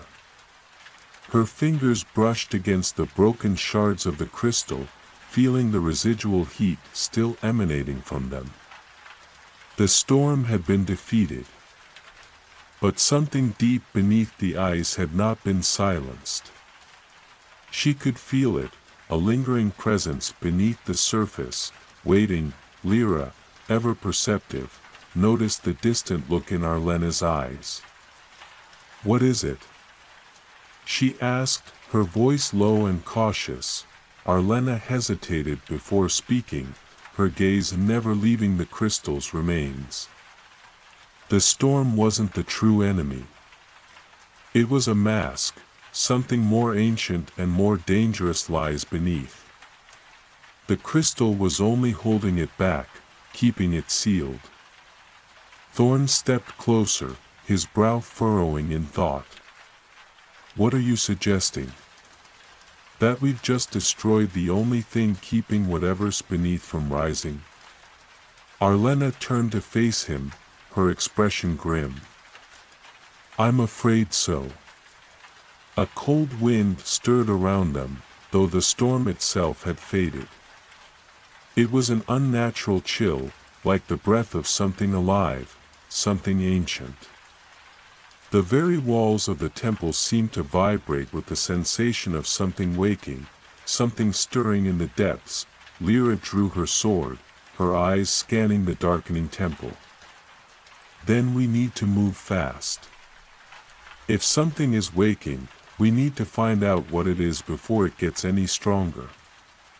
Arlena nodded, feeling the weight of her decision settle upon her shoulders. She had always known that breaking the crystal might have consequences, but she hadn't anticipated this. Whatever had been sealed away beneath the ice was now free. And its power was already beginning to leak into the world. "We'll head deeper into the temple," she said, her voice steady despite the unease gnawing at her. "We need to find the source, the heart of whatever lies beneath this place. It's the only way to stop it before it consumes everything." Thorn nodded, his expression hardening as he gripped his sword. "Let's move then. I don't like the feel of this." The three of them moved forward, stepping carefully through the dimly lit temple. The air had become thicker, the faint hum of magic still lingering in the stone, but now it was more unsettling, like the energy of something malevolent waiting for the right moment to strike. The walls seemed to pulse with an otherworldly force, and the ground beneath their feet felt uneven, as though the very foundations of the temple were shifting.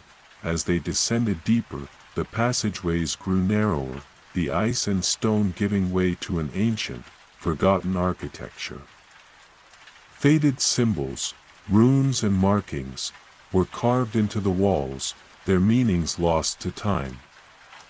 The deeper they went, the more the temperature dropped, until their breaths came out in visible clouds. Even though the storm had ended, finally, they came to a massive chamber, far larger than anything they had encountered in the temple before.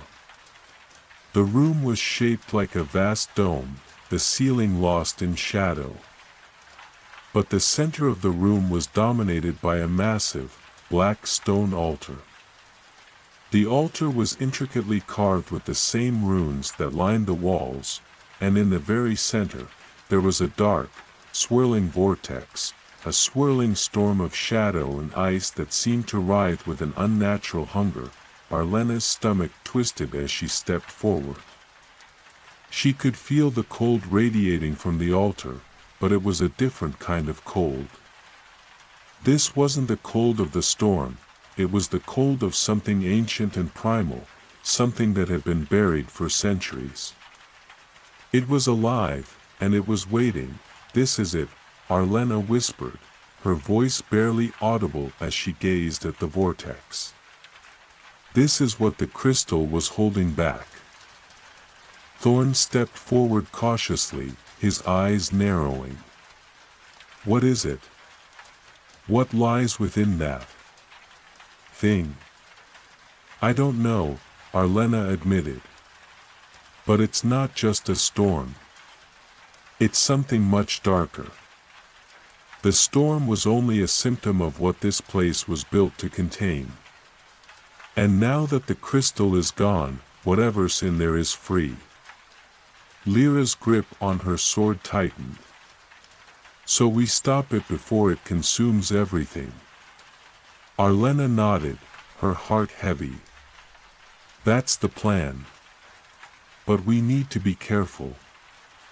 If we destroy it without understanding what it is, we might unleash something far worse." The wind in the room howled suddenly, a violent gust that sent them stumbling back. The vortex in the center of the altar seemed to pulse, drawing them closer, as though it were alive and beckoning them toward it. "It's pulling us in," Lyra said, her voice tense. "We need to find a way to close it, to contain it again," Arlena said, her mind racing. She scanned the room for any clues, any sign of how to stop the swirling darkness. Then, her eyes fell on the altar, on the markings etched into its surface. There was something familiar about them, something she had seen before, the same runes that had been on the walls of the temple, the same markings that had been on the crystal. Arlena's heart skipped a beat as she realized what she had to do. "The runes," she said, almost to herself. "We need to activate the runes. They must be part of the seal." Thorn and Lyra looked at her, confusion in their eyes, but they trusted her. "How do we activate them?" Thorn asked. "I don't know," Arlena said, her fingers trembling. "But we have to try." Without another word, she moved toward the altar, placing her hand on the stone. The moment her fingers made contact with it, the vortex seemed to react, swirling faster, more violently, as if it were alive and hungry for more. She could feel the pull of it, the icy chill creeping into her very bones, threatening to tear her apart, but she couldn't stop. "Not now." With a deep breath, Arlena began to trace the runes with her fingers, her movements slow and deliberate. As she did, the runes seemed to grow darker, the air thick with an oppressive energy that pressed down on them from all sides. The wind howled louder, the vortex churning faster. And then, just as her fingers touched the final rune, a brilliant flash of light erupted from the altar, blinding them all. Arlena's heart stopped as the light engulfed her, and in that moment, she felt everything she had ever known, every breath, every thought, every part of her, being torn away, as if the very fabric of reality was unraveling. When Arlena's vision returned, she was no longer in the temple. The air was still cold, but not the biting chill of the ice that had once filled the ancient halls. This cold felt different. It was the kind of cold that settled deep into your bones, a weight that seemed to crush your very existence. Her body felt numb, heavy, and when she tried to move, there was resistance, as though something was holding her in place. She opened her eyes fully and gasped. She was standing in a vast, endless expanse of ice. The landscape stretched out before her, a sea of white and gray, where the horizon seemed to blur with the sky, an infinite blank canvas that swallowed all sense of direction. The wind howled, but it wasn't the storm she had known. This wind was hollow, empty, carrying no warmth, no life. It was a void in itself. And standing in the middle of it was a figure, a silhouette, obscured by the swirling blizzards. Arlena couldn't make out any details, but she knew, deep down, that the figure was watching her. Thorn's voice echoed faintly in the distance, though she couldn't make out the words. She tried to call back, but no sound came from her lips. She couldn't move, couldn't speak. The air around her felt thick, almost suffocating, and the figure in the distance grew closer, its outline becoming clearer. It was tall, cloaked in shadows, with eyes that burned like twin stars. A sense of dread filled her chest as the figure approached, its presence suffusing the very air with a sense of ancient power. The closer it came, the more Arlena felt an unshakable pull toward it, an overwhelming compulsion to understand, to surrender to whatever it was. Then, the figure spoke, its voice like a whisper on the wind, low and chilling. "You are not meant to be here." The words felt like a cold hand against her mind, and though she tried to respond, no words formed. The silence was overwhelming, as though the very universe around her had fallen into a deep, eternal pause. "You broke the seal," the figure continued, its voice now louder, more tangible. "Do you understand the consequences of your actions?" Arlena's heart pounded in her chest. "I had no choice," she wanted to say, but the words wouldn't come. She was trapped in this silent, frozen world, unable to explain herself, unable to do anything. "You are bound to this place now," the figure whispered, taking another step forward. The storm was only the beginning. The storm was merely the vessel, the last breath of something far older, something far more dangerous. The true power lies beneath. Arlena's breath caught in her throat. Beneath. The words echoed in her mind, and she could feel something stir deep within her, an ancient fear that had been buried long ago. This place, this endless expanse of ice and shadow, was not just a prison, it was a gateway. The figure's eyes burned with an unnatural light as it stopped directly in front of her. "You think you can contain it? You think you can stop what is already set in motion?" it asked, its voice laced with both amusement and disdain.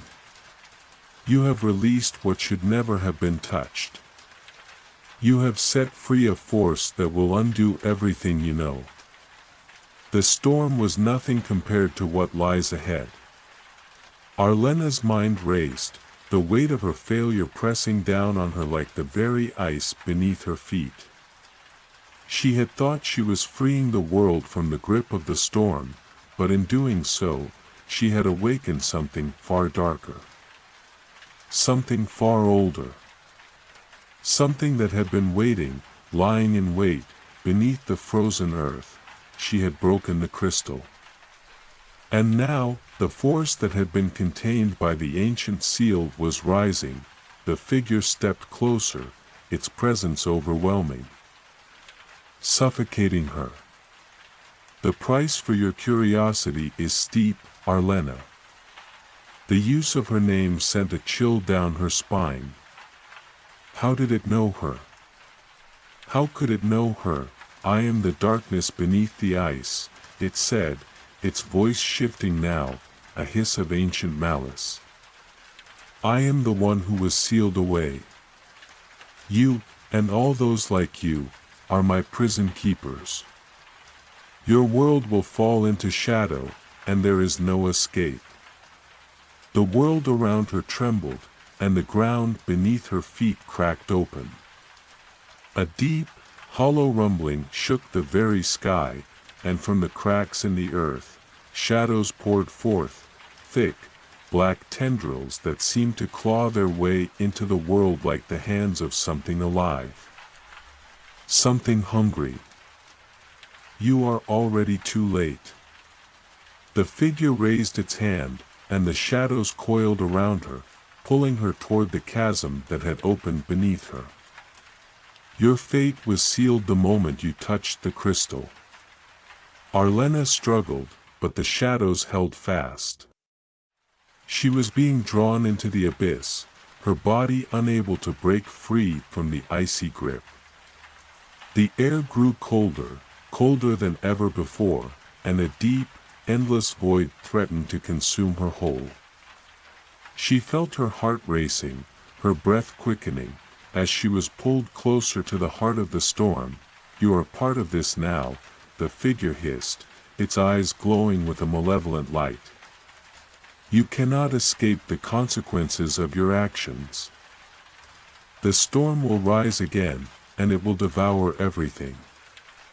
The darkness closed in around her, and the last thing she saw before the world disappeared into shadow was the figure's eyes, burning with the light of 1,000 stars. Arlena's body jolted awake with a start, gasping for air, her heart pounding.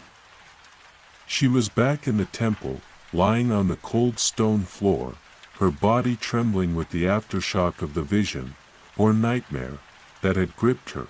Thorn and Lyra were standing over her, their faces filled with concern. Lyra's hand was on her shoulder, trying to steady her. "Arlena?" Thorn said softly. "Are you all right?" She swallowed hard, her mind reeling from the vision. The figure, the endless ice, the shadows, it had felt so real. But it couldn't be real, could it? It was a warning, a glimpse of something darker, something she hadn't fully understood. Something that had been awakened. I'm fine," she whispered, though her voice shook. "But we need to move quickly. The storm, it's not over. And there's something worse beneath it." Lyra's eyes narrowed, and she nodded. "Then let's find out what's hiding beneath." And with that, they turned and headed deeper into the temple, knowing that the true battle was only just beginning. The chill in the air was suffocating as Arlena, Thorn, and Lyra made their way deeper into the temple. Each step seemed to echo through the narrow passageways. And the stone beneath their feet was slick with frost. The walls, once smooth and unyielding, now seemed to tremble under the weight of something far more ominous, something that had been buried for centuries. Arlena couldn't shake the image of the figure from her mind. Its eyes, burning with an ancient fury, haunted her thoughts. The vision had been clear, vivid, almost like a warning from the very depths of the world. Something was stirring beneath the ice, something that should have never been disturbed. She didn't know what it was, but she knew they were running out of time. "Do you think it's real?" Lyra's voice broke through the silence, and Arlena glanced at her. "The vision?" she asked quietly. Lyra nodded, her hand resting on the hilt of her sword. It felt like more than just a dream. Like a warning. Arlena swallowed hard, her throat dry. It wasn't a dream. It was a glimpse of what's coming. Whatever's beneath the ice is waking, and we have to stop it before it's too late. Thorn, who had been silent for some time, glanced back at them, his face set with determination. If what you saw is true, then the only way forward is to confront it. We can't keep running from whatever's down here. Arlena nodded. The cold that had settled deep into her bones seemed to have no end. It was as if the very air itself had been saturated with the presence of something evil, something ancient. The further they went, the more oppressive it became. The whispers that filled the air now were not the wind, they were something darker, something born of shadows. They reached a large chamber, much like the one they had seen earlier, but this one was different. The walls were lined with strange carvings, intricate and alien, the runes glowing faintly with an eerie, pale light. At the center of the chamber was a massive stone structure, shaped like a pillar or column, with jagged edges that seemed to pierce the air itself. The air felt heavier here, thick with magic, with something old and powerful.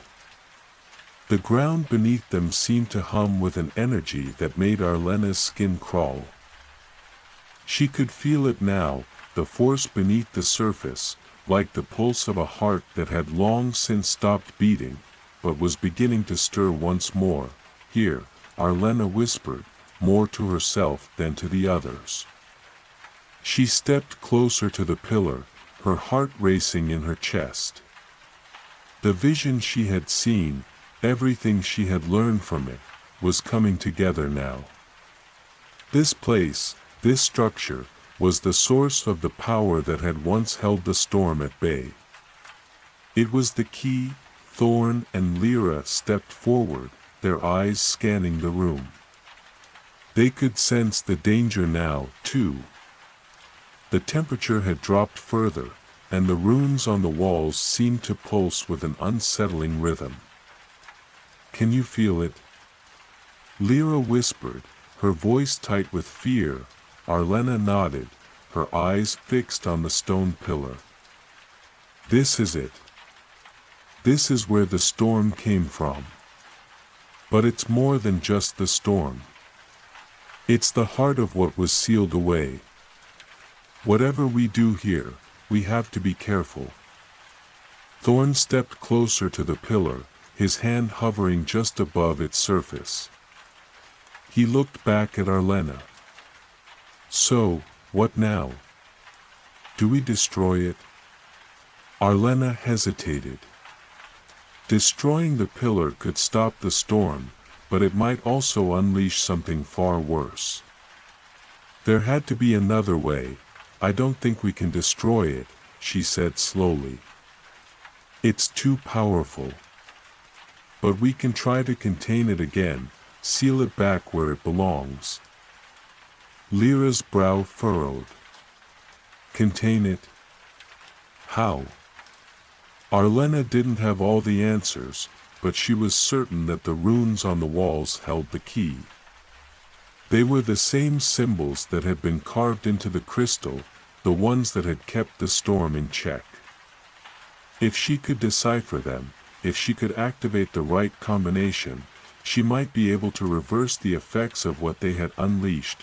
Taking a deep breath, Arlena stepped forward and reached out to touch the pillar.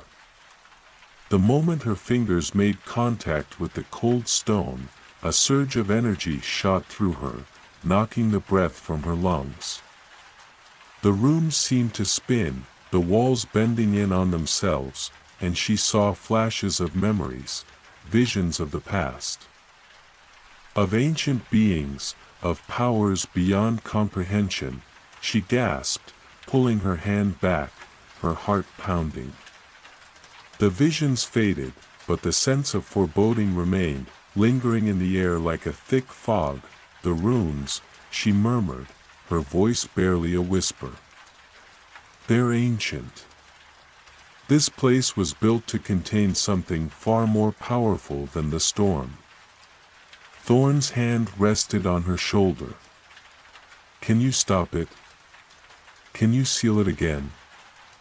Arlena's eyes flickered over the runes, piecing together what she had seen in her vision. I think I can." But it's going to take all of us. The power here is beyond anything I've felt. I can't do it alone. Lyra stepped forward, her eyes sharp and focused. Then we do it together. Arlena nodded. Yes. We need to activate the runes. Together. She closed her eyes, focusing on the symbols carved into the pillar. The energy in the room seemed to swell, as though the temple itself was alive, holding its breath, waiting for them to make their move. She could feel the pulse of the magic, like a heartbeat, steady and unyielding. Reaching out, Arlena began to trace the runes, her fingers following the pattern she had seen in her vision. As her hand moved over the stone, the runes began to glow brighter, their light intensifying, spreading out from the pillar and filling the room with a soft, ethereal glow. The temperature dropped further. The air thick with power, Thorn and Lyra stood by her side, their hands on the pillar as well, adding their strength to the ritual. Arlena felt their presence, their power joining hers, a bond that made the task seem possible, even though the force they were up against was unimaginable. The room shook. The shadows on the walls seemed to shift, growing darker, more menacing. The vortex of dark energy was stirring, as if it sensed their intentions. Arlena's heart raced, but she couldn't stop now. She had to finish what they had started. With one final movement, Arlena traced the last of the runes. The light from the pillar flared brightly, blinding her for a moment. And then, all at once, the room fell silent. The air grew still, and the pressure in the chamber lifted. Arlena opened her eyes, her breath coming in shallow gasps. The vortex was gone, the oppressive darkness fading, replaced by a calm stillness. The temperature, though still cold, was no longer suffocating, but something was still wrong. The pillar was cracked, its surface shattered, and deep within the cracks, a dark, pulsing energy lingered, as though the heart of the storm had merely been contained, never destroyed. "We've sealed it," Arlena said quietly, her voice filled with uncertainty. "But it's not over. It's still here, beneath the surface. Waiting." Thorn gripped his sword tightly, his face grim. "Then we stay vigilant. We don't let it rise again." And so, with the storm contained, for now, they prepared to leave the temple, knowing that the battle was far from over. Whatever lay beneath the ice had been sealed once more, but the heart of the storm would always remain. The calm that followed the sealing of the storm was deceptive. As Arlena, Thorn, and Lyra made their way out of the temple, the weight of their actions settled heavily upon them. The air felt lighter, yes, but there was a lingering sense of dread, an unspoken knowledge that the storm had not truly been defeated. It had merely been suppressed, contained beneath the surface. The journey back through the frozen landscape was quieter than before. The winds, which had once howled with ferocity, now seemed to whisper in the distance, their voices fading as if the storm had retreated temporarily. But Arlena knew better. The storm's heart was still there, locked away, but only for a time. The pillar had been cracked, its power weakened but not destroyed, and somewhere, deep within the ice, something stirred. "We need to move faster," Thorn said, his voice tense. "The longer we stay here, the more chance we give it to break free again." Lyra, who had been unusually silent since the ritual, nodded gravely. "He's right. The moment we let our guard down, it could rise again, stronger than before. Arlena's thoughts churned as she looked at the frozen horizon, the endless expanse of snow and ice stretching before them. The world felt as though it were holding its breath, waiting for something to shift, something to awaken. Then let's get to the next settlement, Arlena said, her voice firm. We need to warn them. We can't face this alone. They moved quickly, their steps muffled by the thick snow beneath their feet. Arlena kept glancing back toward the temple, the ancient structure now barely visible in the distance. Despite the calm, she could feel the pulse of power deep within her, faint but unmistakable, like a heartbeat reverberating through the frozen ground. By the time they reached the village, night had fallen, and the moon hung high in the sky, casting an eerie glow over the snow-covered roofs. The village, a small cluster of buildings nestled against the mountainside, seemed peaceful. But Arlena knew better than to trust appearances. The danger was not visible, it was buried, hidden beneath layers of ancient power and forgotten secrets. The village elder, a woman with sharp eyes and a knowing expression, greeted them at the entrance of the settlement. Her name was Ira, and she had a reputation for being one of the few who still remembered the old ways, the forgotten history of the land. She studied Arlena carefully, as if she could see past the surface of her weary appearance and into the depths of her soul. You've returned sooner than expected, Ira said, her voice calm but filled with an unsettling certainty. And I see you bring news of something terrible. Arlena nodded. The storm is not over. We have only delayed its rise. And something worse lies beneath it. The seal is broken, and it will not hold for long. We need your help to prepare. Ira's eyes narrowed, her lips tightening into a grim line. I feared as much. The ancient texts speak of such things, of powers locked away beneath the ice, waiting for the right moment to break free. She motioned for them to follow her inside the main hall of the village. The building was warm, the hearth crackling in the center of the room, but the warmth did little to ease the tension that filled the air. As they gathered around the fire, Ira began to speak in low, measured tones. Long ago, she began, her voice carrying the weight of history, this land was ruled by forces older than the kingdoms of men. There were those who sought to control these powers, to harness them for their own ends. But in the end, the price was too high. The storm was the result of their greed. The pillars, the seals, the magic, they were created to lock away the ancient forces beneath the ice. Arlena's mind raced as she listened. This was more than just a storm. It was the consequence of centuries of arrogance and hubris. The storm had been only a symptom of something far greater, a power that had been sealed away because no one had truly understood its reach or its hunger. They failed, Ira continued, her gaze hardening. But now, the seal has weakened, and what has been buried for so long is beginning to stir.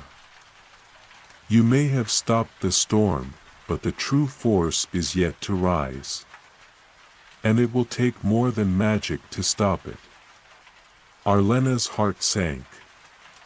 The knowledge that their actions had only postponed the inevitable was a heavy burden to bear. They had hoped to contain the darkness, but in doing so, they had only delayed its awakening. What can we do? Thorn asked, his voice urgent. We can't just stand by and wait for it to rise. Ira looked at each of them, her eyes filled with a quiet sorrow. There is a place deeper in the mountains, beyond the reach of any mortal. It is where the power was first sealed. If you wish to end this, you must go there. You must find the source and destroy it before it can rise again. Arlena felt a surge of determination. Then we go. Ira nodded slowly. You will need more than just courage. The path to the source is fraught with danger. It is not just the storm you must contend with. There are creatures, guardians that have been set to protect the power that lies beneath. If you wish to succeed, you must be prepared to face them.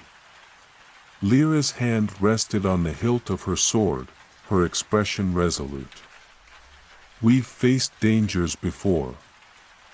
We can handle this. Ira didn't seem convinced, but she said nothing more.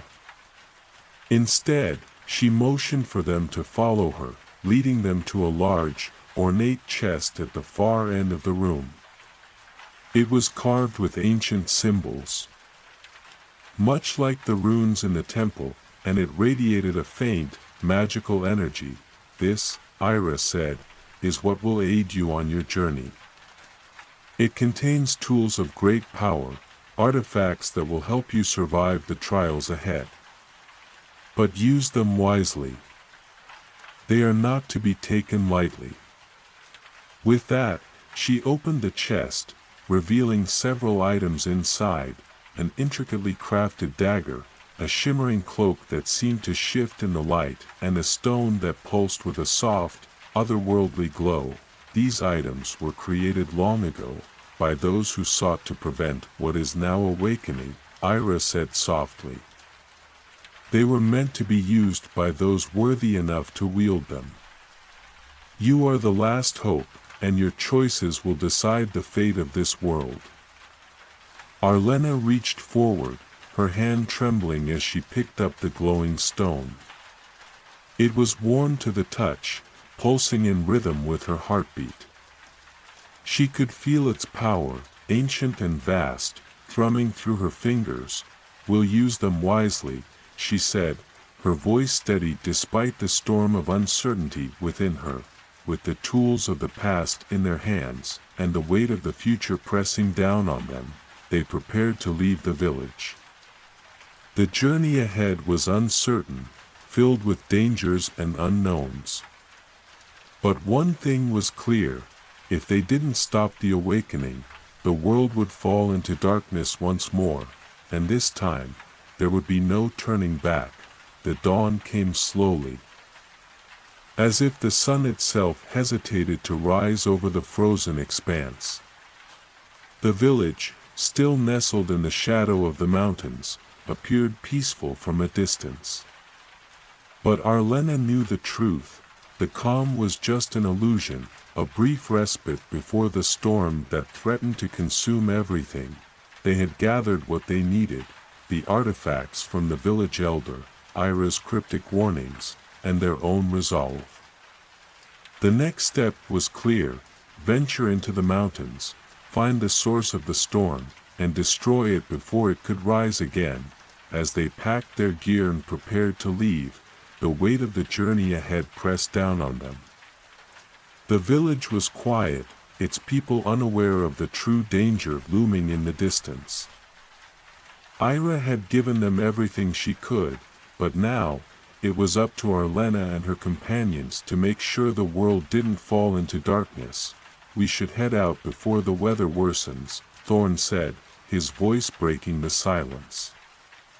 He looked up at the sky, where the first hints of gray cloud were beginning to form. If we're to reach the source before the storm awakens, time is not on our side. Arlena nodded. We can't afford to waste any more time. Lyra adjusted her sword, her expression steely. Let's move. I'm tired of waiting for the storm to find us. It's time to go to it. They set off into the wilderness, their footsteps muffled by the thick snow that had begun to fall again. The cold wrapped around them like a cloak, but the tools Ira had given them offered a strange comfort. The dagger, light yet impossibly sharp, hung at Thorn's side, its edge shimmering in the pale light.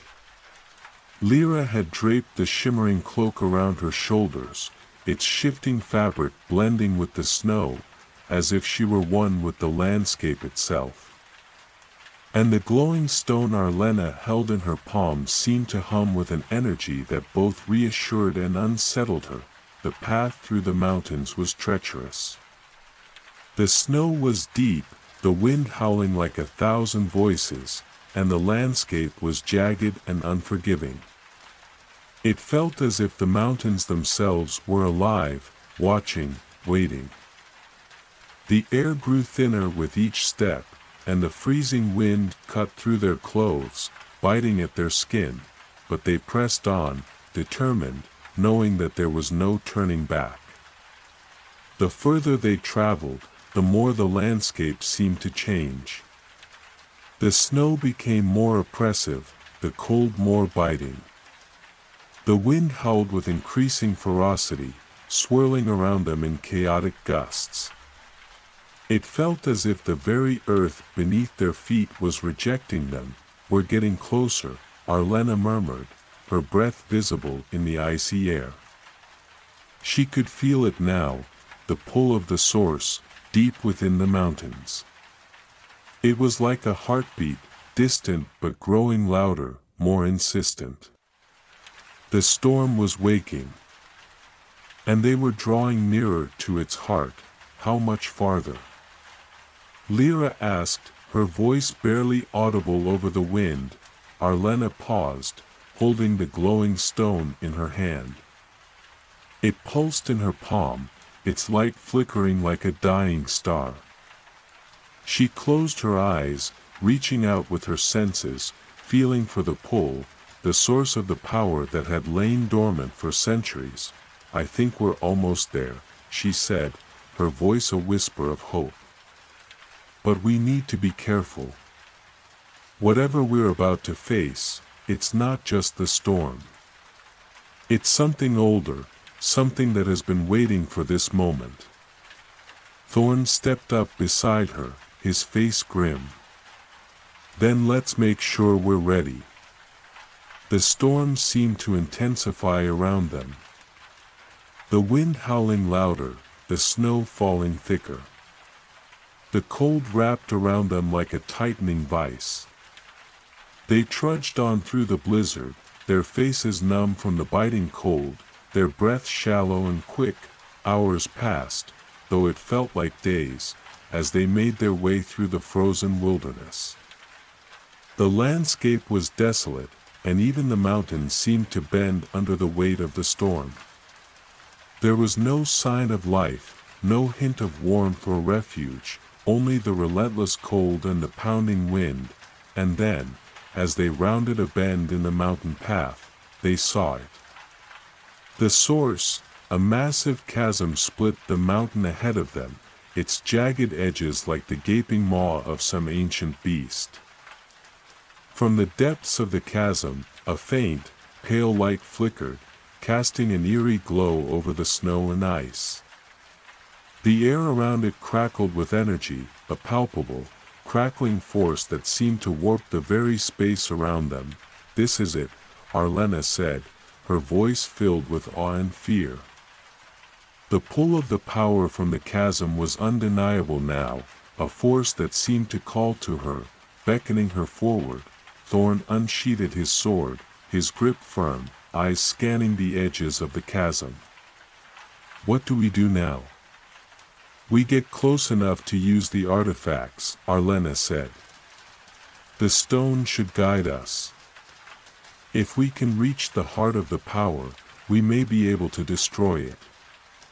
But as they moved closer, the ground beneath their feet began to tremble. The wind howled louder, and the temperature dropped even further. It felt as if the very mountain itself was alive, reacting to their presence, resisting their approach. Arlena felt the stone in her hand grow warmer, its pulse matching her own racing heartbeat.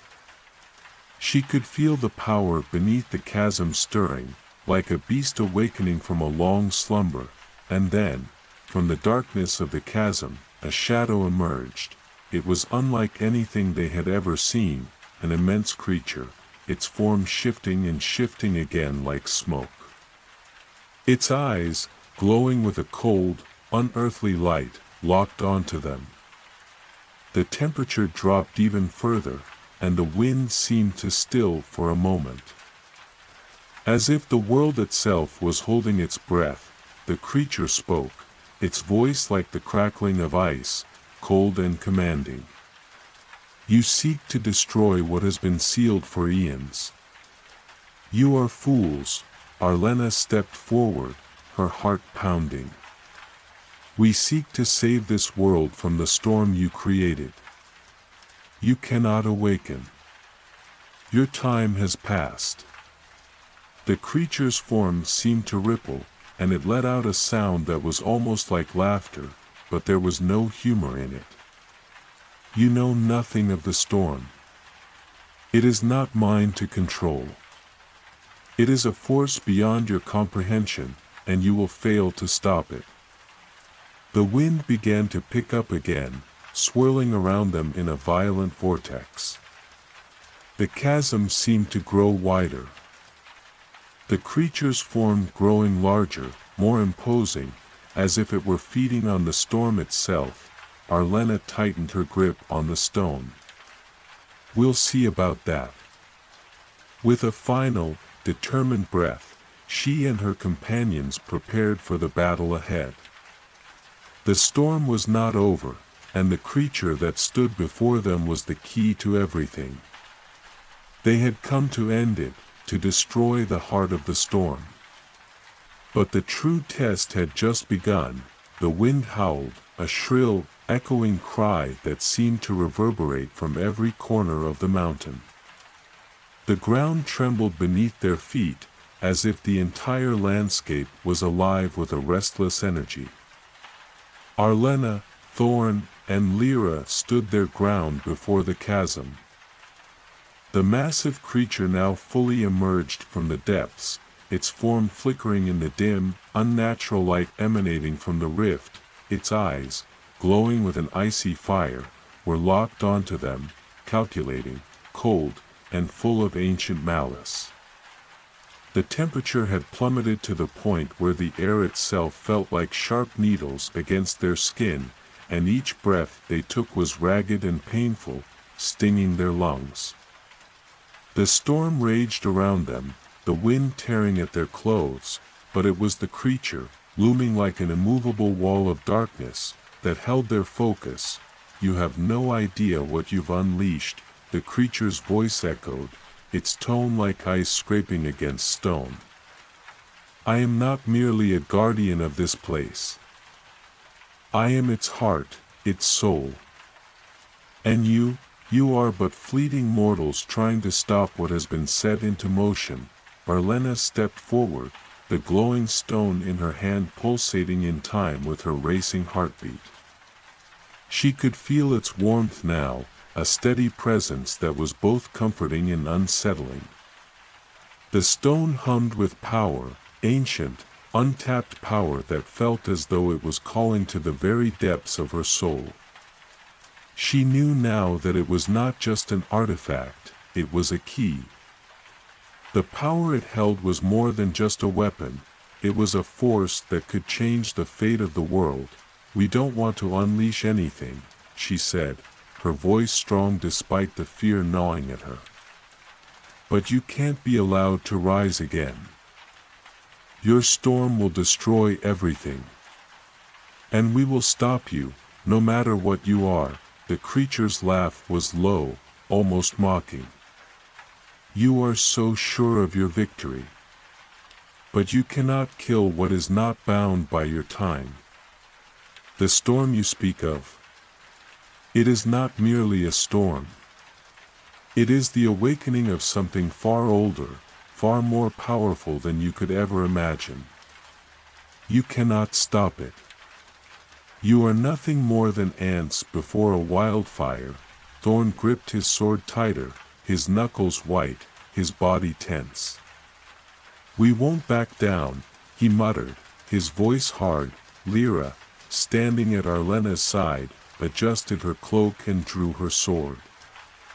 "It's not about stopping it in the traditional sense," she said, her eyes narrowing with determination.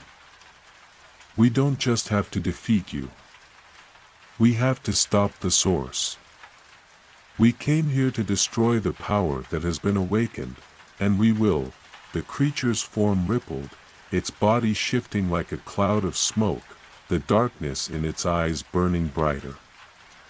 "You may think that your weapons will save you," it said, its voice growing darker, colder. "But you have no true power here. You are mere mortals, walking into the maw of your own destruction." A sudden gust of wind whipped across the chasm, blinding them with snow. Arlena felt the stone in her hand pulse again, stronger this time, as if it was guiding her. She closed her eyes, focusing on the stone's vibrations, feeling its power grow. Calling to her.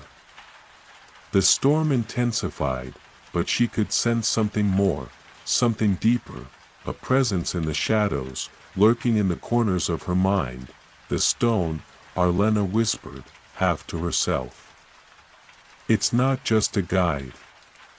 It's connected to the source, it's part of it." The creature's eyes flashed. "Ah, you understand now. The stone you hold was once part of the power that was sealed. It is the key to all that lies beneath. But you cannot wield it. It was meant to be a prison, not a weapon." Her heart pounded in her chest as the creature's words sank in. The stone was not just a tool to defeat the creature. It was part of the very force they sought to destroy. It had once been used to bind the power. And now, it had the potential to unbind it. And yet, in Arlena's heart, she felt no fear. Instead, she felt an overwhelming surge of clarity. The stone, the power it held, it was not something to fear, but something to control. "We have to use it against the storm," she said, her voice steady, filled with purpose. "Not against you, but against the source of the storm itself." The creature's form shifted, growing more monstrous with each passing moment. "You will fail," it growled. "The storm cannot be controlled by you. You are nothing but children playing with fire." Arlena's fingers tightened around the stone as she stepped forward, her body glowing with an ethereal light that seemed to emanate from the stone itself. The wind howled in response, a scream that pierced the air, but she did not waver. "Then we will burn it out," she said. Together, Lyra and Thorn moved to flank her, their weapons drawn, their eyes fixed on the creature before them. The storm roared, the wind picking up again, and for a moment, the earth beneath them seemed to shudder. The creature opened its mouth in a wide, gaping snarl, and a wave of ice and snow surged toward them. But Arlena was ready. With a final breath, she held the stone aloft, her heart sinking with its pulse. The light from the stone exploded outward, a blinding wave of energy that collided with the oncoming storm. The ground beneath them cracked and split. The mountains groaning in protest as the stone's power surged into the very heart of the chasm. The creature screamed, a sound so filled with rage and agony that it seemed to shake the very sky. The storm raged harder, but now, Arlena felt the tide shifting. The stone's power was not just pushing against the storm, it was pulling it back, binding it once more. "Stop!" the creature cried, its form twisting in pain as the stone's energy engulfed it. "You cannot contain it," but Arlena did not falter. The light from the stone grew brighter, stronger, wrapping around the creature like chains of pure energy. She could feel the storm being drawn into the stone, its fury slowly fading, dissipating like a mist in the wind, and then, with a final, resounding crack, the storm shattered, the creature's form disintegrated into shadows, its screams fading into the wind. The chasm, once alive with power, now stood silent and still, the energy that had once pulsed within it now gone. Arlena, exhausted but resolute, lowered the stone. She could feel the last remnants of the storm still stirring within it, but it was no longer a threat. The storm had been contained, its source sealed away once more, but at what cost? The mountain air felt still now, quieter than before, as if the very world was holding its breath. They had won, yes, but the road ahead was still long. And the power of the storm would linger, in ways they could not yet understand, and yet, for the first time in what felt like forever, Arlena felt the weight of their mission lift. If only for a moment, they had done it. But their journey was far from over. The silence that followed the storm's defeat was unlike anything Arlena had ever experienced.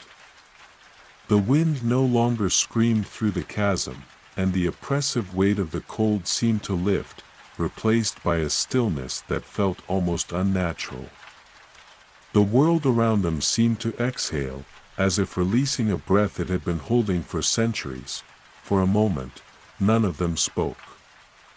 The ground beneath their feet, once trembling with the force of the creature's power, now felt stable, even warm.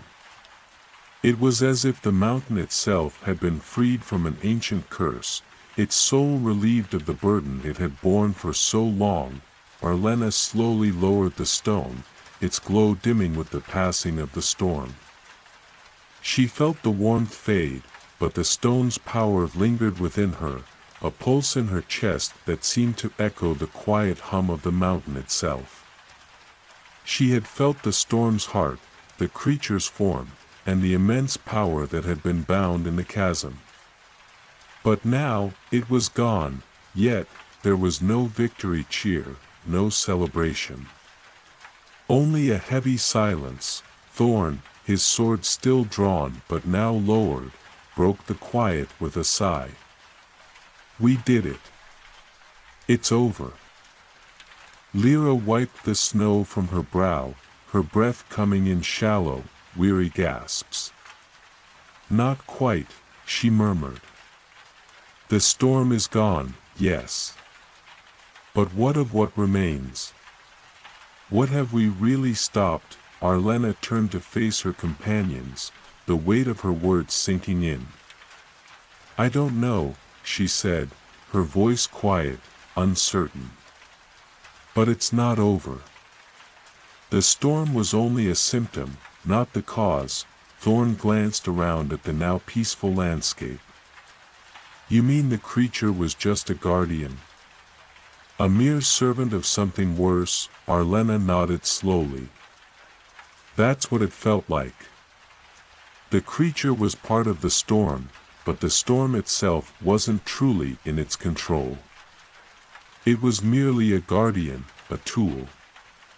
The real power, the one that set all of this in motion, is still out there. Lyra's eyes narrowed, her expression hardening.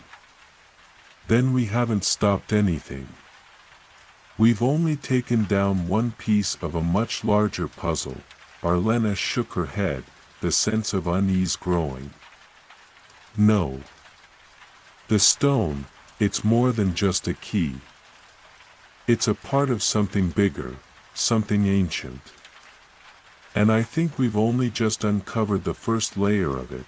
The wind had died down completely now, and the snow seemed to fall in gentle flurries, almost as if the earth itself was recovering from the storm.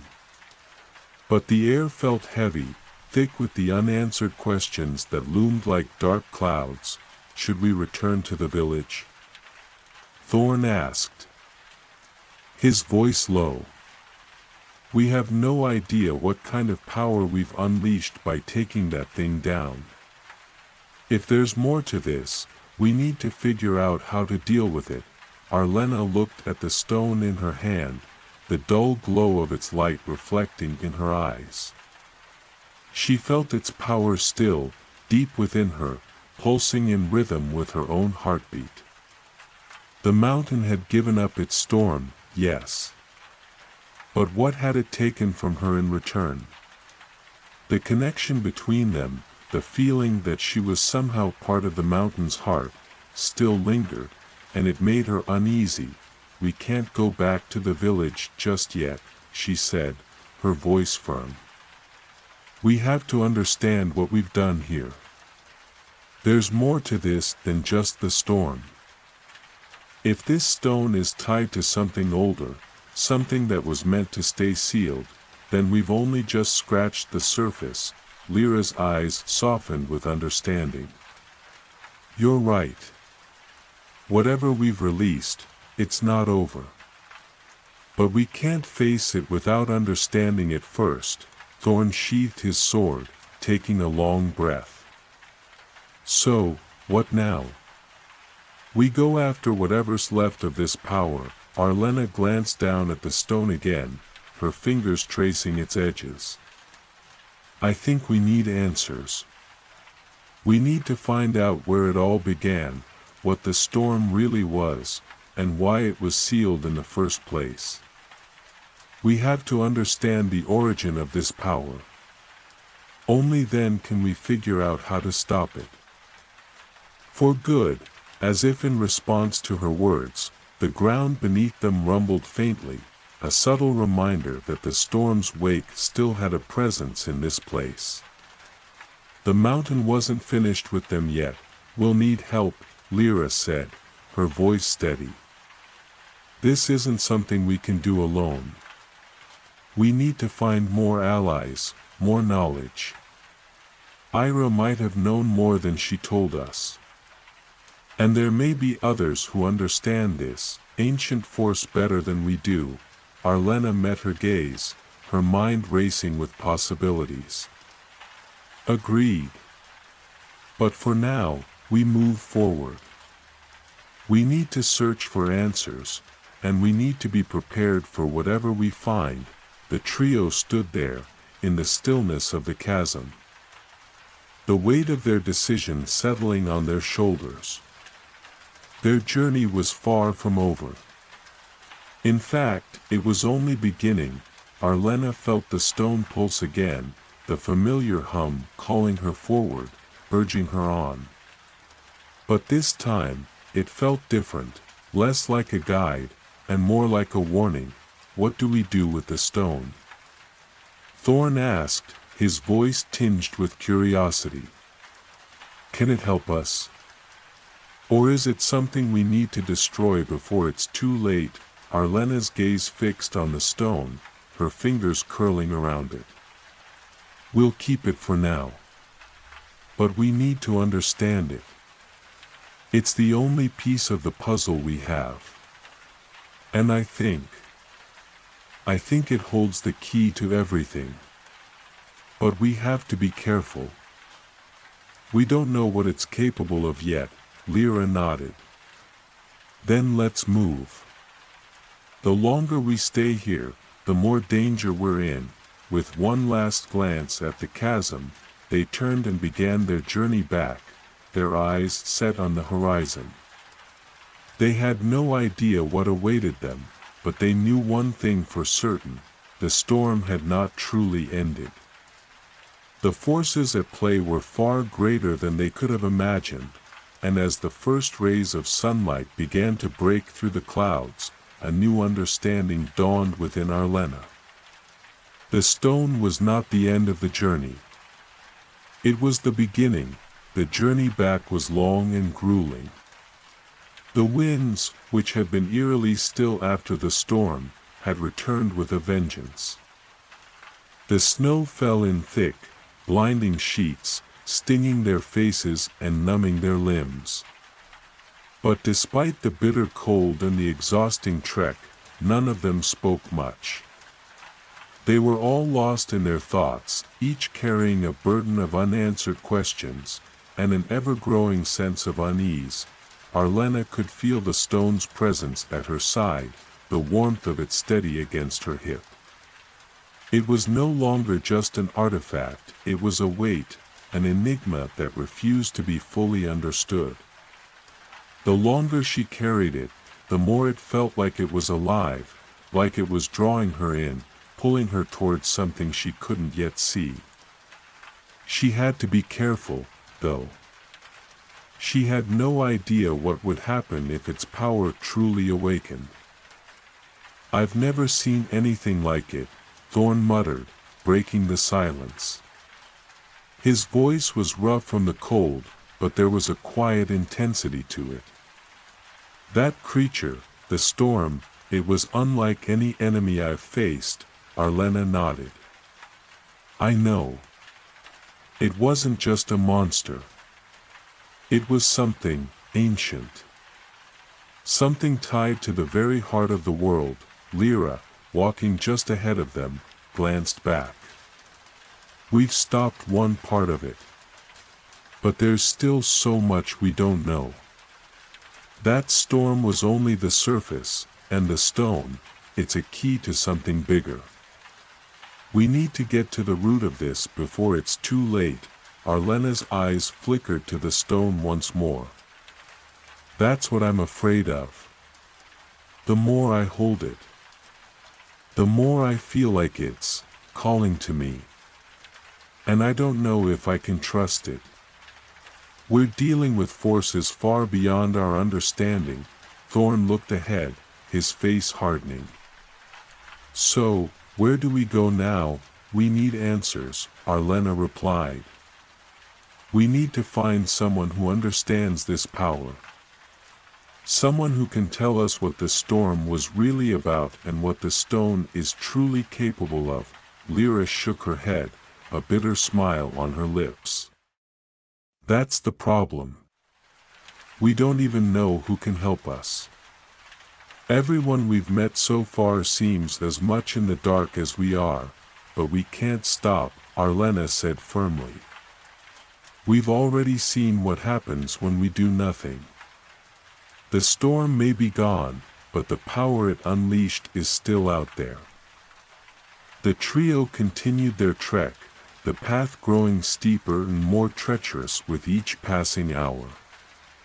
The sun had long disappeared behind a veil of thick clouds, casting the world in an endless twilight that seemed to stretch on forever. The wind howled through the mountain passes, and the snow deepened, making each step more difficult than the last. Yet, despite the obstacles, there was an urgency in their movements, as though they could feel the presence of something darker, something waiting for them just beyond the horizon. As the day wore on, the landscape around them began to change. The jagged peaks of the mountains gave way to flatter ground, where patches of ice and snow lay like a vast frozen ocean. The air grew heavier, the temperature dropping even further as they descended into a valley that seemed untouched by time. Lyra glanced up, her eyes scanning the horizon. "Something's different here," she murmured. "I can feel it." Thorn stopped in his tracks, a sharp breath escaping him as he glanced around. "This place, it's too quiet." Arlena felt it too. The silence was oppressive, as though the world itself was holding its breath. The wind had died down again, and the snow had softened to a gentle flurry. But it was the ground beneath their feet that made Arlena uneasy. There was something wrong about it, a faint, pulsing hum, as if the earth itself was alive. Breathing, Lyra knelt, brushing the snow aside. Her fingers touched the ice beneath, and she frowned. "It's warm. The ground, it's warmer than it should be." Arlena knelt beside her, placing a hand on the icy surface. It was true. The ice beneath their feet was unnaturally warm, as if something was stirring deep below the surface. She felt a shiver crawl up her spine. "What do you think it means?" "I don't know," Lyra replied. "But I've never felt anything like this before. It's as if the mountain is trying to communicate with us." Thorn's hand instinctively went to the hilt of his sword. "We should be careful. We don't know what we're dealing with here." Arlena stood, her eyes scanning the valley, searching for any sign of movement. "There's something beneath the ice. Something powerful." As she spoke, the ground trembled slightly, sending a shiver through the earth. And then, as if in response to their presence, the ice began to crack. A low rumble echoed from deep beneath the surface, and the snow around them began to swirl, lifted by an invisible force. "Get back!" Thorn shouted, pulling Arlena and Lyra away from the cracking ice. But it was too late. From beneath the ice, a shape began to emerge, slowly, at first, but with increasing speed. The snow and ice parted as a massive figure, covered in frozen armor, rose from the depths of the earth. Its body was enormous, its form humanoid but distorted, like a creature of pure ice and stone. Its eyes glowed with the same unnatural light as the storm, the same cold fire that had burned within the creature they had faced earlier. The figure's hand reached out, and the ground shook once more. The mountain groaned in protest, as if the very fabric of the earth was being torn asunder. "By the gods," Lyra whispered, her voice barely audible. "What is that thing?" "I think it's another one of them," Arlena said, her voice steady despite the terror she felt. "But this one's different. It's not just a guardian. It's something else. Something older." Thorn drew his sword, standing tall in front of Arlena and Lyra. "We need to fight. There's no other choice." But Arlena raised her hand, stopping him. "No. We need to understand it first. This might be the source of the power we've been searching for." The heart of the storm, the figure's eyes fixed on them, and the ground trembled once again as it began to move toward them, each step leaving deep cracks in the ice. The air grew colder with each passing second, and the shadows cast by the figure seemed to stretch and twist, swallowing up the light. Arlena's heart raced as she took a step forward, the stone in her hand pulsing in response. The time had come to face the truth. The creature's approach was slow but inexorable, each heavy step sending shockwaves through the ice beneath them. Arlena's breath caught in her throat, her eyes locked on the towering figure as it drew closer, its glowing eyes casting a chilling light over the landscape. The air grew colder still, and the snow that had been falling gently only moments before now whipped violently in the wake of its presence. The stone in Arlena's hand pulsed, its warmth a stark contrast to the freezing air. It was as if it was trying to respond to the creature, to connect with it in some way, but Arlena couldn't understand how. The energy between them felt like a crackling tension, an ancient force she could not fully comprehend. Whatever this being was, it was tied to the very heart of the storm, to the dark power that had begun to unravel everything they thought they knew. "We need to move," Thorn said, his voice sharp as he tightened his grip on his sword. "That thing's not here for a friendly chat." Arlena didn't respond at first, too caught in the pull of the stone, its hum vibrating in her bones. The figure loomed closer, its ice-coated body shimmering in the dim light. The air around them seemed to grow heavier, oppressive with an ancient power that stretched far beyond the storm they had already faced. Lyra looked between Arlena and the creature, her brow furrowing in concern. "What are you waiting for? This thing is no guardian. It's a weapon, a force meant to destroy." "I know," Arlena said softly, her voice distant, almost as if she was speaking to herself. "But it's not just a weapon. It's something else, something older, tied to the stone. I need to understand it. If I can just reach it." Before she could finish, the creature's hand shot forward, breaking the silence with a thunderous crack. The ice beneath their feet shattered with an ear-splitting snap, sending shards of frozen earth flying in all directions. Arlena barely had time to react before she was knocked off her feet, landing hard on the snow-covered ground.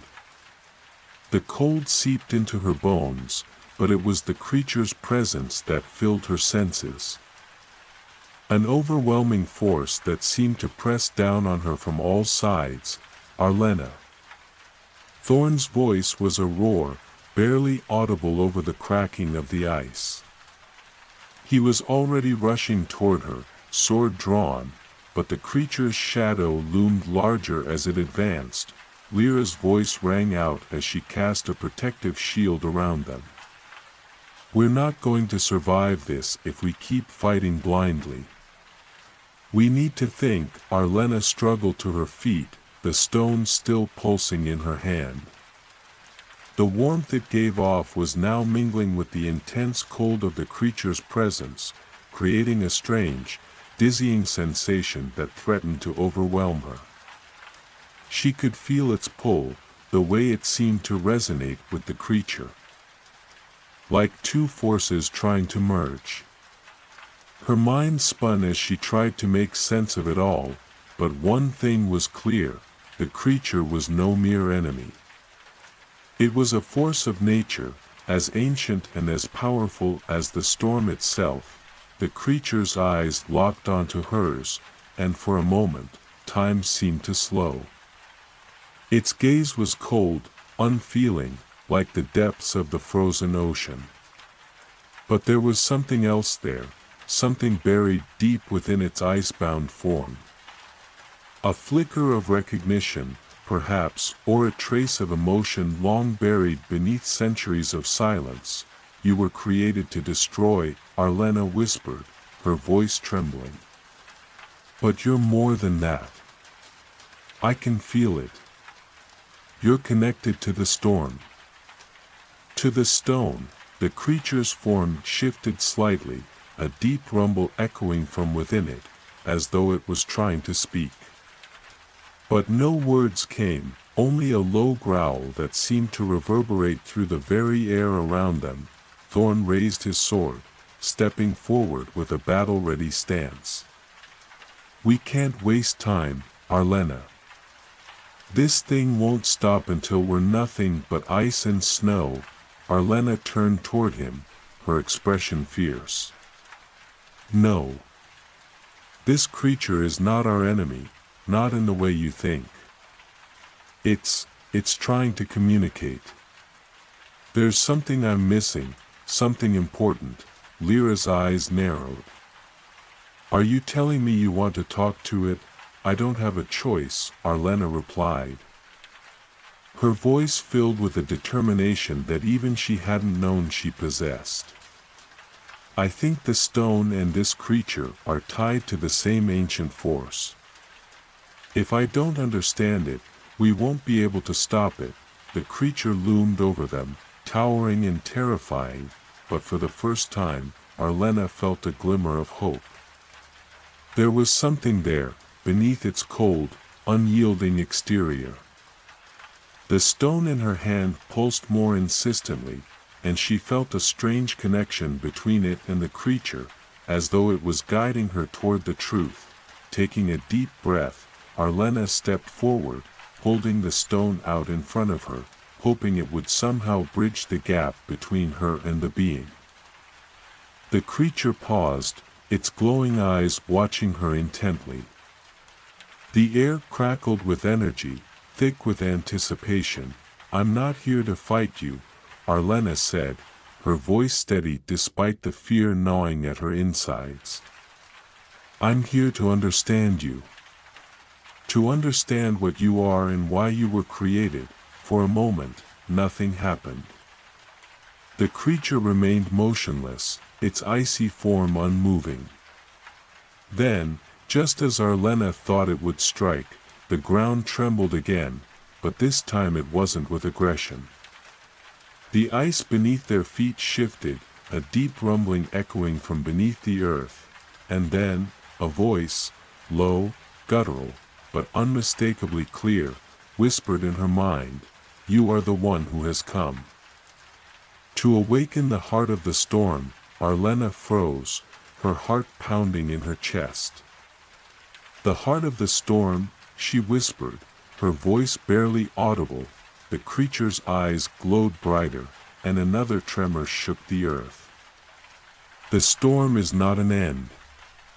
It is a beginning. The stone is the key, and you are its chosen. Only you can unlock the true power that lies beneath the ice." Arlena's mind raced as the creature's words sunk in. The storm had never been the end. It had been a part of something much greater. And the stone, was the key to unlocking it. "Why me?" she whispered, her hand tightening around the stone. "Why was I chosen? You are the last of the old blood. The last to awaken the heart. The power was sealed away long ago, and only one like you can set it free." The creature's form seemed to pulse with energy, and Arlena felt a sudden surge of warmth in her chest. The stone, her only guide, was not just a tool. It was a part of her, a part of the mountain itself. "I don't know if I can do this," Arlena said, her voice shaking. "You must," the voice whispered again. "The storm will return, stronger than before, unless you unlock the heart. Only then will the true power of the stone be revealed." Arlena's heart raced as she realized the truth. The storm had not been the end of their journey, it had been the beginning of something far darker. And the key to stopping it rested in her hands. The air around them crackled with an intense energy, as though the very fabric of the world was about to tear apart.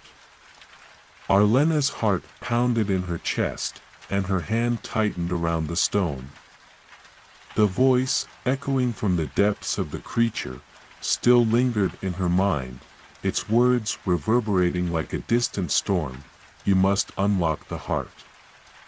Only then will you understand the truth of the storm." Her breath came in sharp gasps, and for a moment, she felt as though the weight of everything, the journey, the storm, the stone, was too much to bear.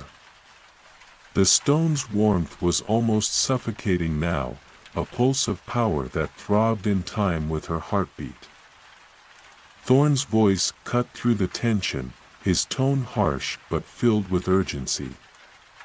"Arlena, we don't have time for this. We can't stand here and wait for this thing to make its move. If it's connected to the storm, it's only a matter of time before it." "I know," Arlena interrupted, her voice steady despite the fear gnawing at her. "But this is the only way forward." Lyra, who had been watching the exchange with growing unease, stepped forward cautiously. "What do you mean? What's the stone telling you? What do we need to do?" Arlena looked at the stone in her hand, her eyes flickering with a mix of resolve and fear. "It's telling me that the storm was never the end. Only the beginning. The creature, the one we're facing now, is part of something older, something that has been sealed away for centuries. The stone is the key to awakening it. And to stop it, we have to unlock the heart of the storm, the heart. Thorn repeated, his brow furrowing. But what is that? What does it even mean? It's not just the storm, Arlena explained, her voice steady now. The storm was the herald, a sign that something greater is waking beneath the ice. The creature we've encountered, it's the first of many. And the stone is tied to them. I'm the one who has to unlock the heart. If I don't, the storm will return, stronger than before, for a moment.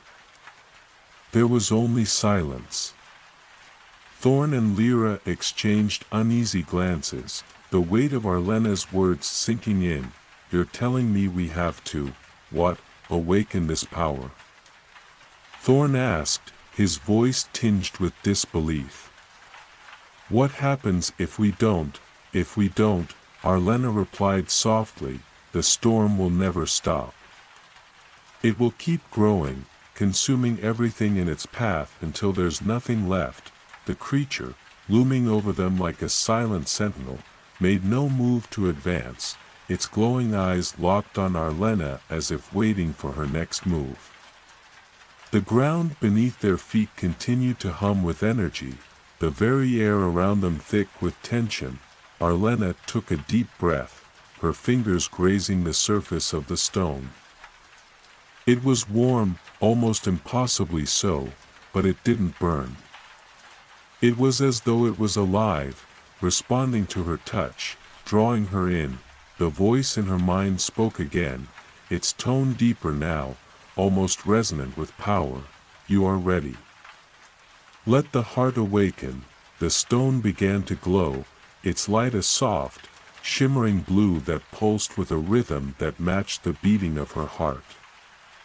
The temperature around them dropped even further, the cold biting at her skin, but the stone's warmth grew stronger, spreading through her chest, filling her with a sense of purpose. I don't know if I can do this, Arlena murmured, her voice trembling. I don't know how to control it. You must, the voice echoed in her mind. Only you can release the heart. Only you can stop the storm. With a final breath, Arlena closed her eyes and pressed the stone against her chest, feeling the pulse of its energy flowing through her. The ground beneath her feet trembled, and the creature's form seemed to shift, as though it was reacting to the stone's awakening. Lyra took a step forward, her hand reaching out toward Arlena. Arlena, be careful.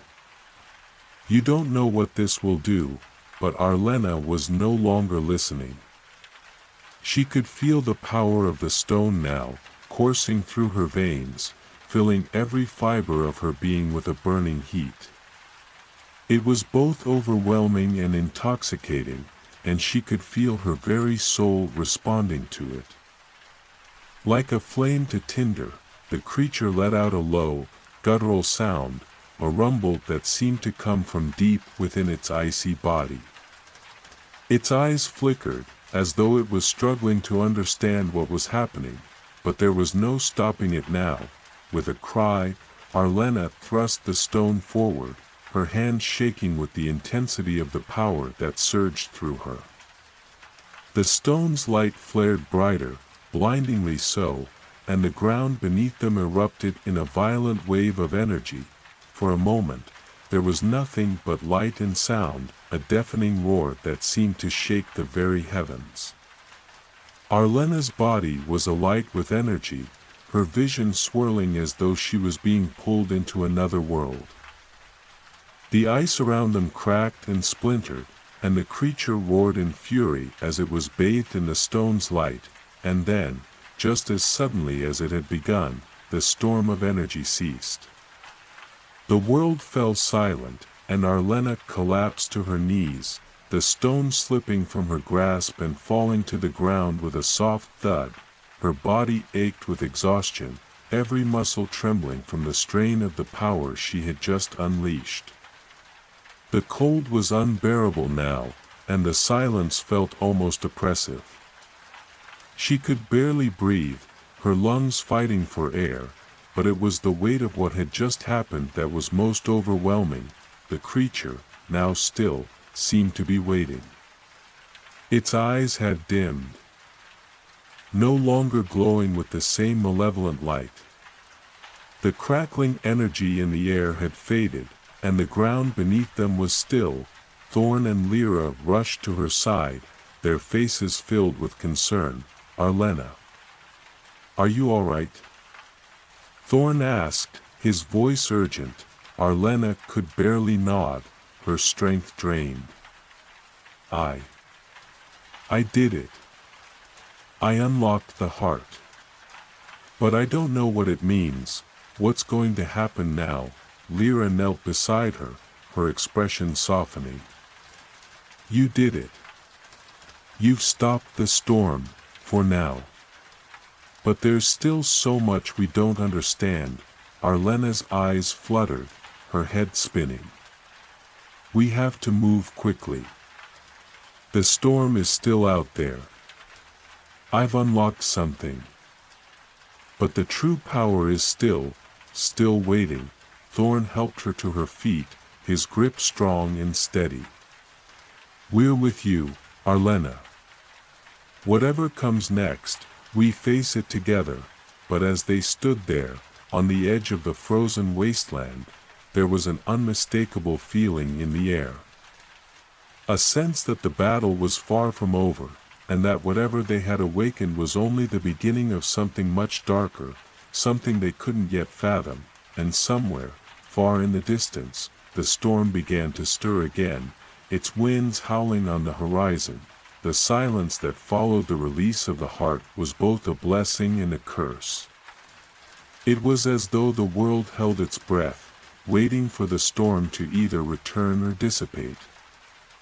For the unknown power that Arlena had unlocked to either save or destroy them all. But the world didn't stay still for long. The wind began to stir again, faint at first, just a whisper of movement in the air. But it grew louder, faster, as though the storm had heard the call and was now answering. Arlena could feel it, deep in her bones. The storm was not done, not by a long shot. It was still gathering strength, still waiting to fully awaken. "Is it over?" Lyra asked, her voice soft but laced with uncertainty. She stood beside Arlena, eyes scanning the horizon, where the first signs of the storm's return were starting to appear. "Did you stop it?" Arlena shook her head weakly, her chest still heaving with the effort it had taken to release the heart. She could barely stand, the energy she had tapped into now leaving her drained and vulnerable. "I don't know," she whispered. "I've only unlocked part of it. There's more to this, more to the storm, to the creature. I can feel it. The heart is just the beginning." Thorn, ever the pragmatist, was already scanning the surroundings, his grip tightening on his sword. "We don't have time for uncertainty. The storm is coming back, and it's worse than before. We need to find shelter." Arlena looked up at him, a bitter smile on her lips. "There is no shelter from this. The storm is part of the land itself. It can't be outrun. And it can't be hidden from. If we want to survive, we have to face it, understand it, and control it." The creature, which had once towered over them like a living mountain of ice and stone, stood motionless in the wake of the heart's release. Its form shimmered faintly, the glowing eyes no longer filled with hostility, but with a strange, unreadable expression. Arlena could almost feel its thoughts, distant and alien, like a force she could not fully comprehend. "Do you think it's changing?" Lyra asked, watching the creature warily. "It's not just the creature," Arlena replied, rubbing her temples as though trying to clear the fog in her mind. It's the heart. It's connected to everything, the storm, the land, the creatures, the stone. It's all tied together in a way I'm only beginning to understand. I need to focus. Thorn turned toward the horizon, his gaze sharp as he watched the swirling winds begin to coalesce into something far more menacing. Focus quickly. Because the storm's not waiting, the winds whipped around them, the snow turning from gentle flakes to jagged shards of ice that cut through the air. The temperature dropped once more, and Arlena felt the weight of the storm pressing in on them like a vice. The creature shifted again, its form still glowing faintly. It took a step forward, and for a moment, Arlena felt a strange sensation deep within her chest, a pull. As though the creature's movements were somehow resonating with her very heartbeat. Wait, Arlena said, holding out a hand. It's not attacking. It's waiting. Lyra looked at her in confusion. Waiting for what? Arlena's eyes flickered toward the creature, sensing its awareness of something that she could not yet see. I think it's waiting for me to make the next move. How can you be sure? Thorn asked, clearly skeptical. Because I've unlocked something inside myself, Arlena said, her voice steady despite the doubt that clung to her. The heart. It's not just a power tied to the storm, it's a power that flows through me now. I can feel it. The creature's gaze never left her as it took another step forward. It moved slowly, deliberately, as though it were considering her, weighing her very presence. Arlena felt a connection, a strange bond forming between them, as though the creature was searching for something deep within her. You have awakened the heart. The creature's voice reverberated in her mind again, the words heavy with ancient power. The storm will rise once more, but you are its keeper now. Only you can command it. Arlena's breath caught in her throat, and she glanced at Lyra and Thorn. It spoke to me again. It says that I'm the keeper of the storm. That I have control over it. Thorn's eyes narrowed. Control? You mean to say you can stop this thing? I don't know. Arlena said, the weight of her words sinking in. But I have to try. The winds picked up again, stronger this time, and the snow turned into a violent blizzard. The world around them blurred into a whiteout, the horizon swallowed by the storm's fury. Yet, in the midst of the chaos, Arlena felt the pulse of the heart steady beneath her skin, the stone's energy vibrating in perfect harmony with the storm. The creature, standing at the center of the raging winds, seemed almost to draw power from the storm itself. Its icy form flickered with the same light as the stone, the same rhythm that Arlena now felt within her. There was no denying it. This creature, this force, was part of the storm. And Arlena had become part of it as well. You're ready, the voice echoed again, the ancient words clear in her mind. Only you can command the heart. Only you can shape the storm. Arlena's heart pounded in her chest as she looked at the creature, her connection with it deepening. The storm raged around them, but she could feel its power now, feel its pulse, its rhythm, as though it were a living thing, breathing in sync with her. It was no longer just a force of destruction, it was an extension of herself. I can do this, she whispered, almost to herself. I have to do this. Thorn stepped forward, his hand on her shoulder. What now? How do we stop it? Arlena's gaze locked with the creature's. And for a moment, She felt her breath hitch in her throat. The creature was waiting for her to make the next move. The storm was hers to command, but it was also hers to contain. She closed her eyes, focusing on the heart's energy, on the power that flowed through her veins. The winds howled around her, but she did not falter. The storm had always been tied to this land, to the very earth beneath their feet. Now, it was tied to her, and she had to understand it, control it.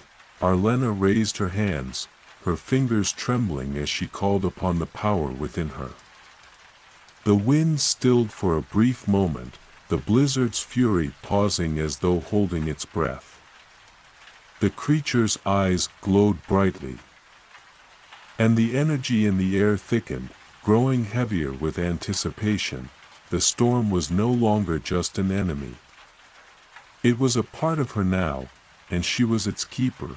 The air around Arlena vibrated with a power that she had never known, a force that surged from deep within her, intertwined with the storm that raged outside. The winds howled, furious and unyielding, but now they answered to her. The ice beneath her feet creaked, groaned, as if it were aware of the shift in the balance, aware of the new force that was awakening. Arlena stood at the center of the chaos, her hands raised toward the sky, feeling the storm's energy surge through her like an unstoppable wave. The creature, once an entity of menace, now stood silently beside her, its form flickering with the same cold light as the storm itself. Its eyes, still glowing with that unearthly light, were fixed upon her, waiting, as though it too recognized the power she now wielded. "You are its keeper," the voice within her mind repeated, the ancient words resonating with an authority that was both foreign and familiar. "The storm will rise, but you can shape it. You can command it." Arlena's breath was slow and steady as she drew in the power around her. The wind screamed in her ears, but she focused, the force of the storm pressing against her like a physical weight. She could feel its anger, its hunger for destruction. But she also felt something else, something deeper, more primal, as though the storm itself were not merely a force of nature but a living entity, full of purpose and life. "You can do this," she whispered to herself, her voice barely audible over the noise of the blizzard. "You can control it." The winds shifted, as though responding to her thoughts, swirling around her in a tightening vortex. Ice and snow danced through the air, spiraling in a chaotic frenzy. The storm, once a mindless rage, was now under her influence, and she could feel the immense power coursing through her like a river, wild and untamed, but hers to command. "Arlena," Thorn's voice broke through the howling winds, a note of concern cutting through the noise. "What are you doing? This power, it's too much. You need to stop." But Arlena didn't answer.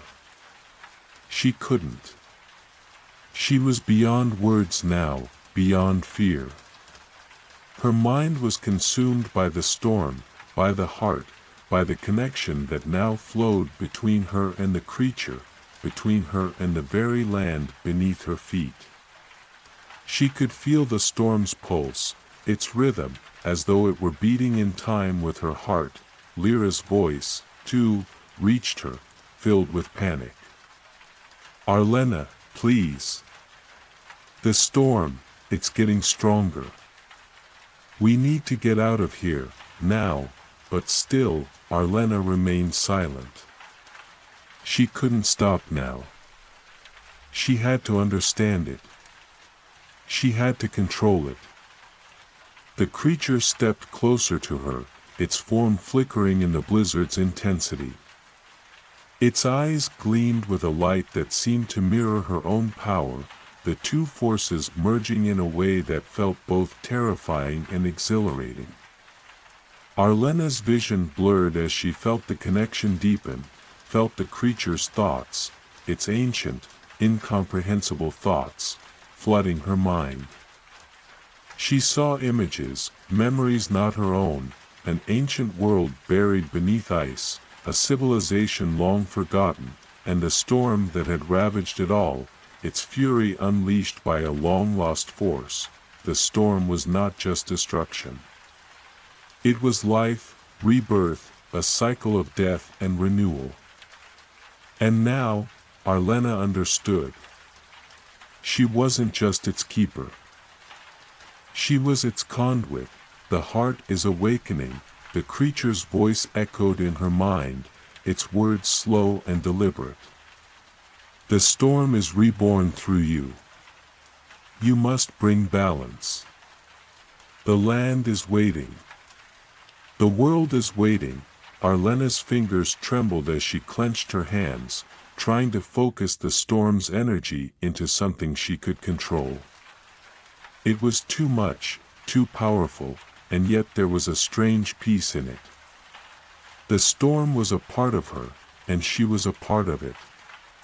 She understood its fury, its hunger. But she also understood its need for direction, its need for balance. The winds whipped around her, the storm escalating in intensity, but now Arlena was not afraid. She was the storm. She was its master. The creature's form flickered again, its body shimmering with a light that matched the intensity of the storm itself. It was no longer just a being of ice and shadow, it was a living embodiment of the storm's power, and it was bound to her now, as much a part of her as the air she breathed. Arlena raised her arms higher, the wind spiraling faster around her, growing stronger with every motion. She could feel the storm's rage, but she could also feel its grief, its yearning. It wasn't just a force to be wielded, it was a force that needed to be understood, to be tamed. With a sharp cry, she called upon the power of the heart. The storm responded, its energy folding into her.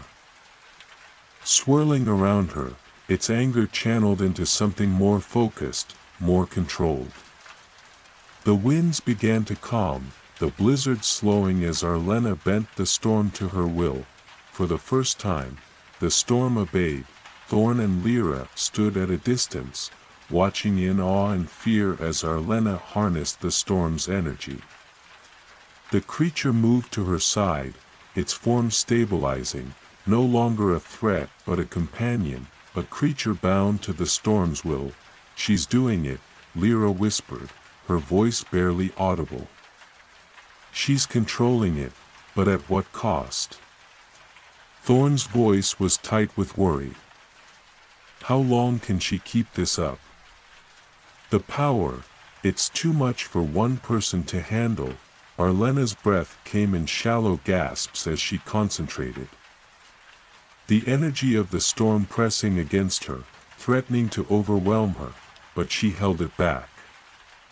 She held it steady, forcing the storm to take shape, forcing it to listen. "You are the keeper," the creature's voice resonated in her mind again. "You are the link between the storm and the land. Only you can decide the fate of both."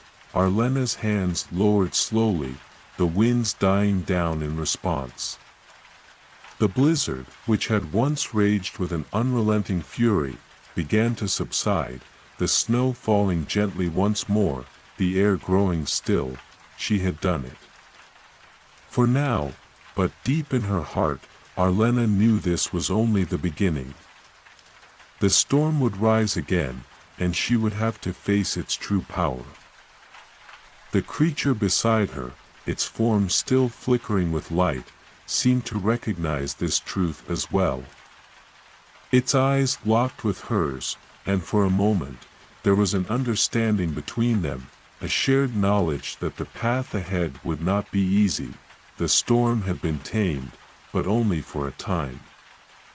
And Arlena, as its keeper, would bear the burden of that power, of the responsibility that came with it. "Let's move," Arlena said, her voice steady despite the exhaustion that threatened to overtake her. "We've got work to do. The storm is not done with us yet," and as they turned toward the distant mountains, where the storm still loomed on the horizon, Arlena knew that the hardest part of their journey had only just begun. The world had grown silent, but only for a fleeting moment. The winds that had whipped the snow into a frenzy had slowed, the raging blizzard now a mere whisper of its former self.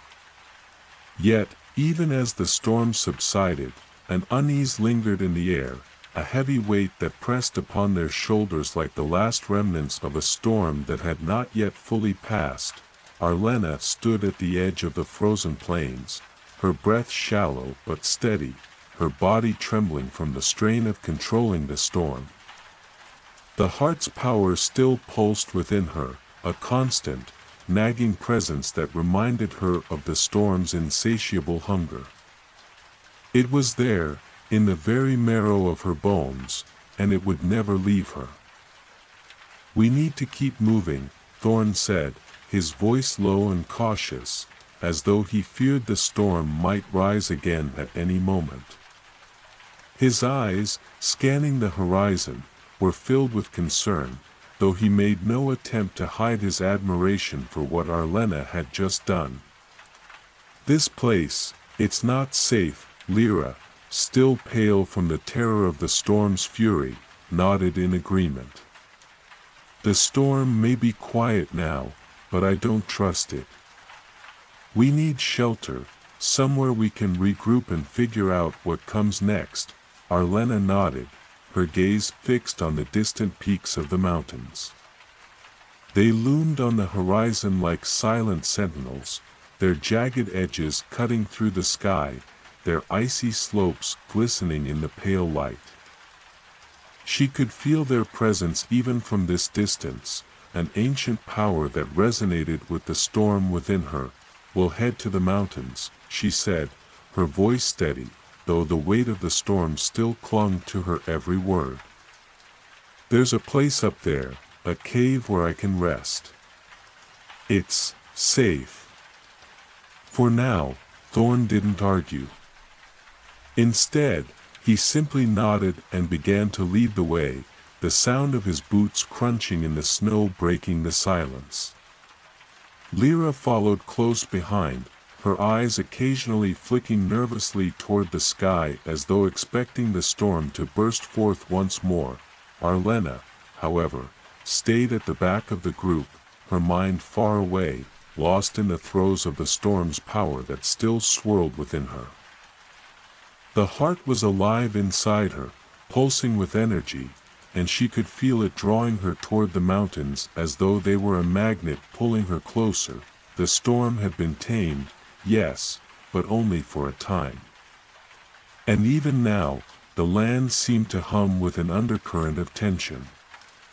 She could hear it in the wind, feel it in the cold air that clung to her skin, an ominous presence that told her they were not alone. As they made their way toward the mountains, the landscape around them began to change. The snow, which had been deep and unrelenting across the plains, began to thin, giving way to jagged rocks and icy cliffs. The sky above them darkened, not with the storm, but with something else, something more foreboding. A shadow that seemed to stretch across the land. Arlena slowed her pace, her senses on high alert. The heart within her pulsed harder, as though reacting to something she could not see. It was then that she felt it, a presence, ancient and dark, watching them from the distance. "Do you feel that?"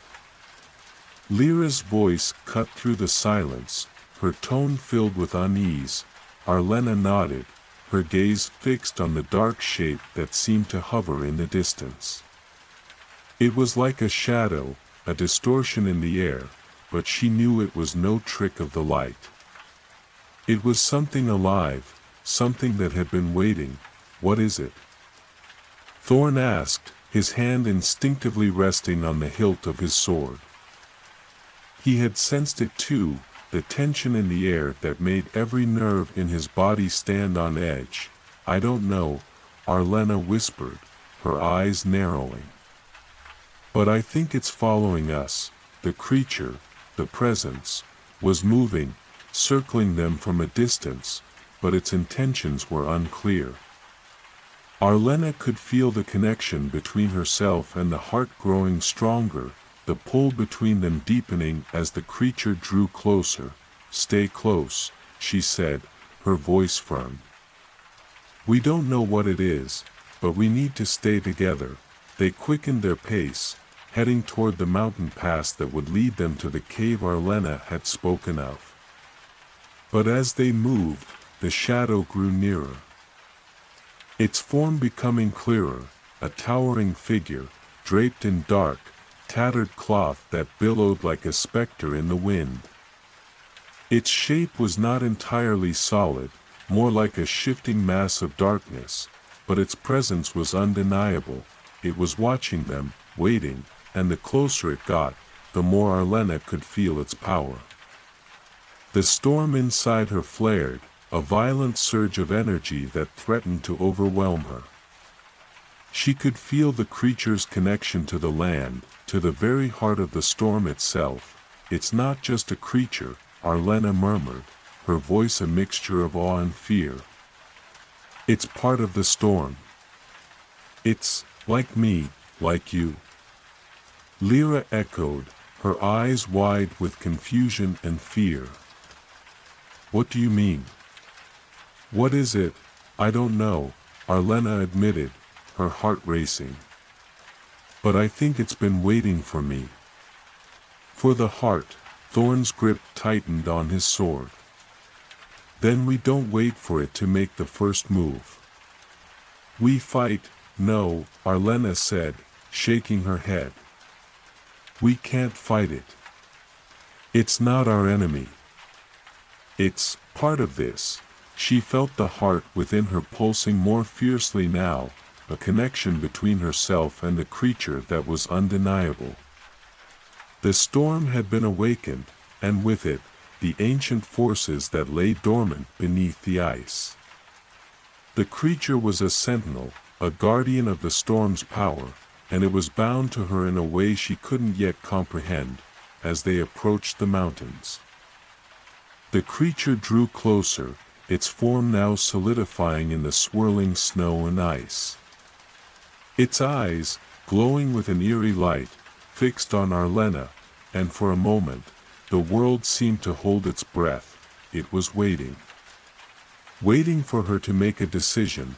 Arlena took a deep breath, the heart's energy thrumming through her, a constant reminder of the storm's power and her role as its keeper. She had no choice now. She had to face whatever this was, whatever it wanted, and she had to do it alone. "Stay behind me," she told her companions, her voice filled with a quiet determination. "This is my fight. I'll handle it." Thorn opened his mouth to protest, but Arlena raised her hand, silencing him. "Trust me. I'll be fine." With that, she stepped forward, toward the creature, her heart pounding in her chest.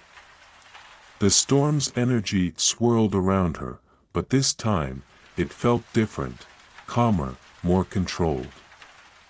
She was no longer fighting against it. She was part of it. The creature didn't move, didn't make a sound.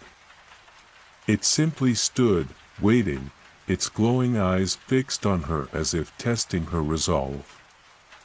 The wind picked up once more, swirling in a circle around them, but Arlena didn't flinch. She didn't look away, the storm was hers to control.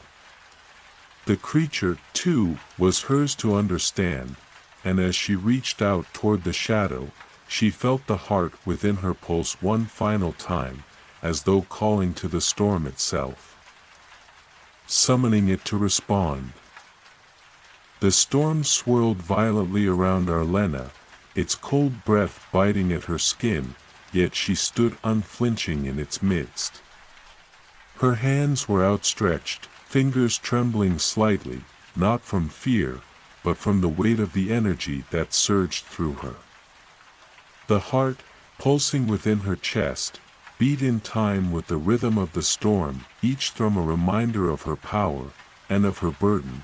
The creature before her stood unmoving, a towering figure cloaked in darkness, its form flickering like a shadow in the wind.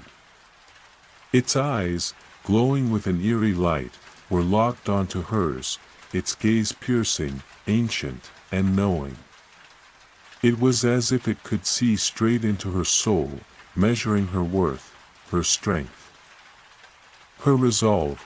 Arlena took a step closer, the crunch of the snow beneath her boots the only sound in the otherwise silent world. The storm had quieted slightly, as though it, too, was waiting.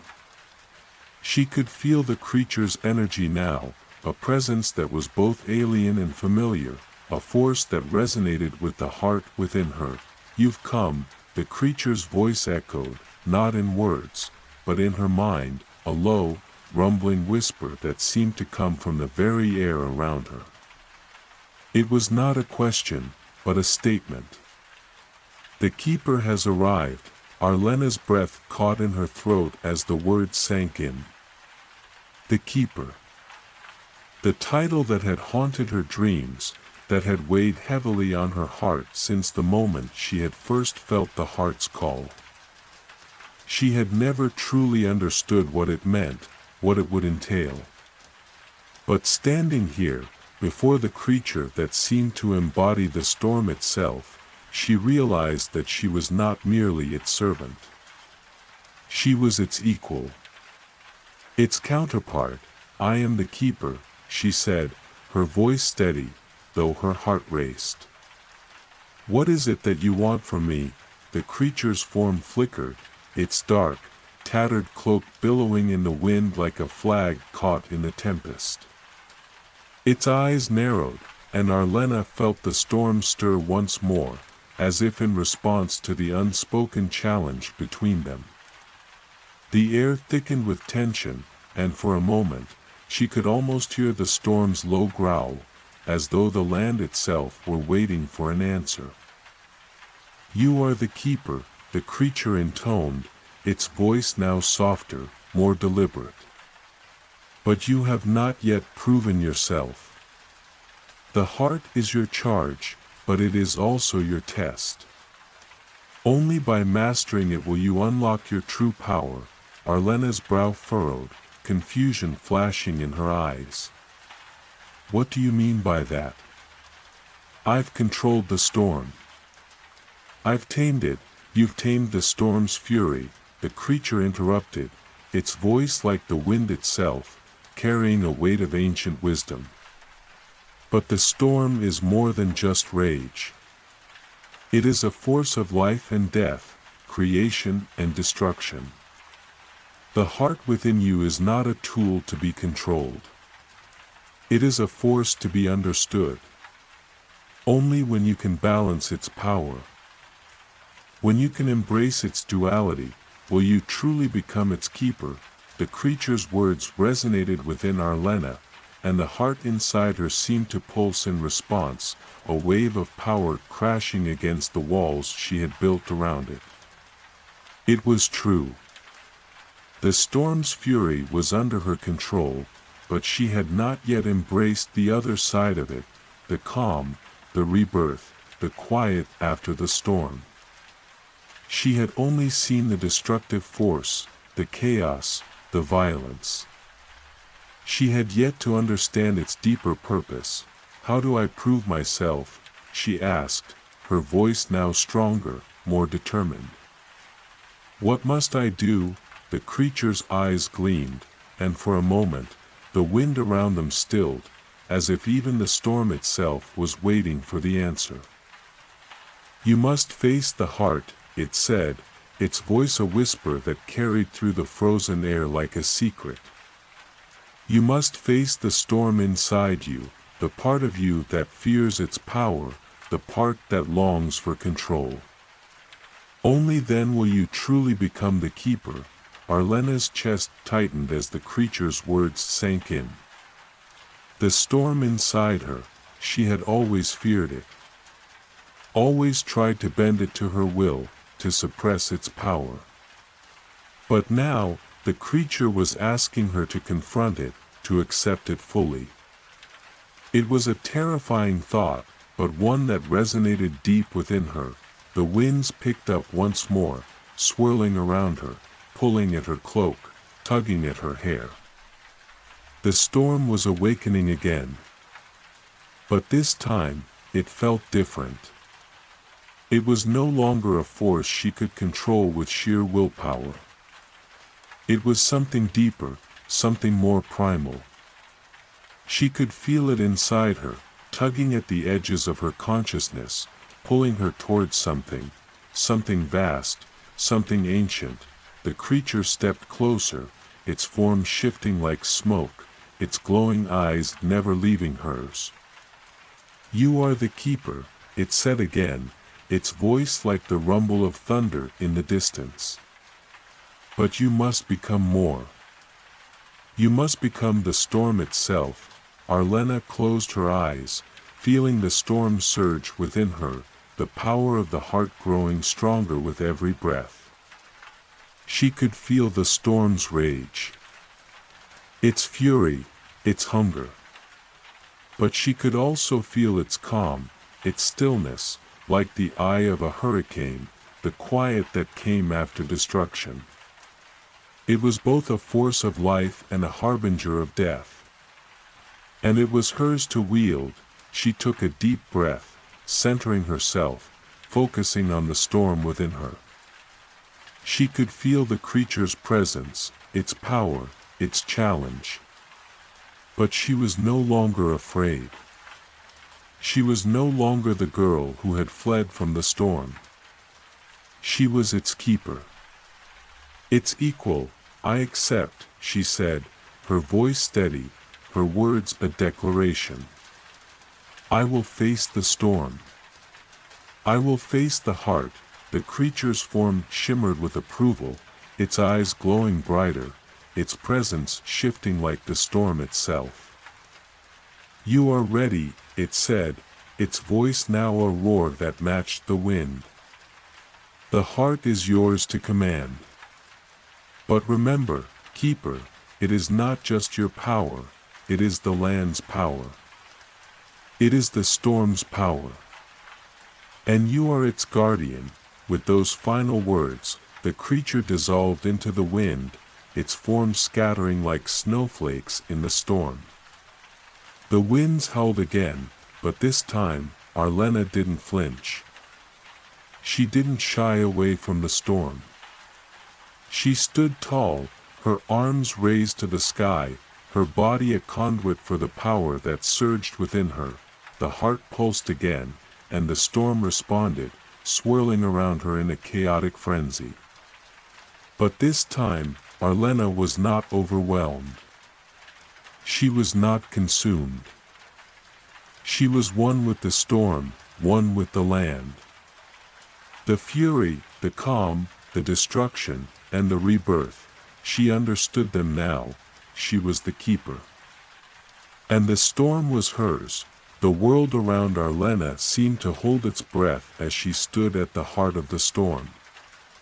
The winds whipped around her in violent gusts, the snow swirling like a maelstrom, yet she was calm.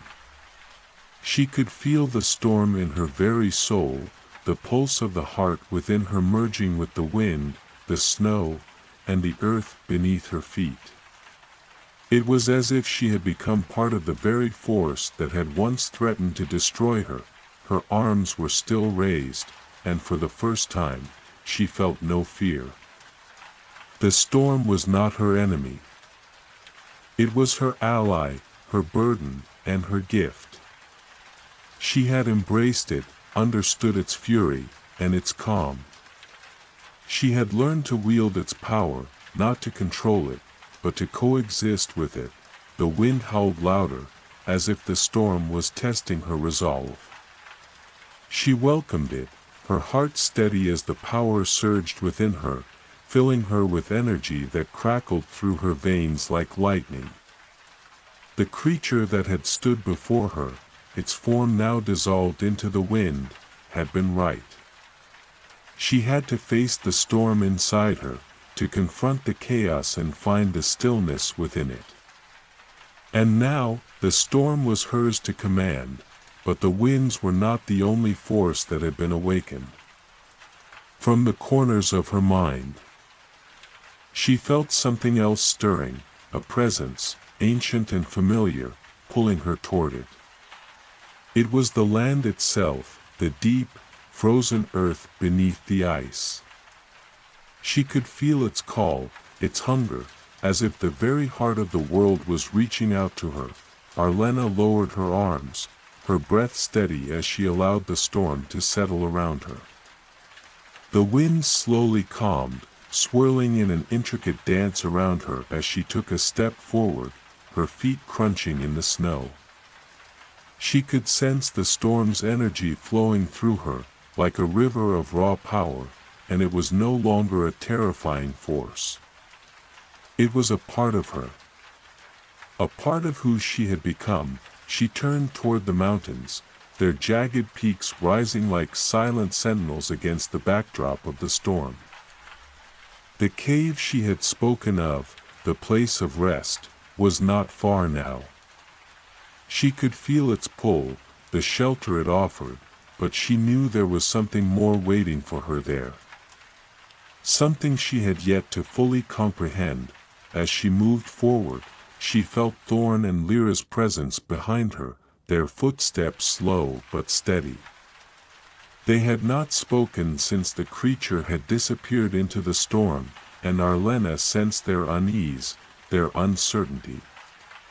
They had seen her face the storm, but they did not fully understand what it meant. They could not feel the heart's pulse within her, the connection to the land, the storm, and the creature that had tested her, but Arlena was not concerned with their doubts. She had found her purpose. She had embraced the storm, and now, she had to carry its weight.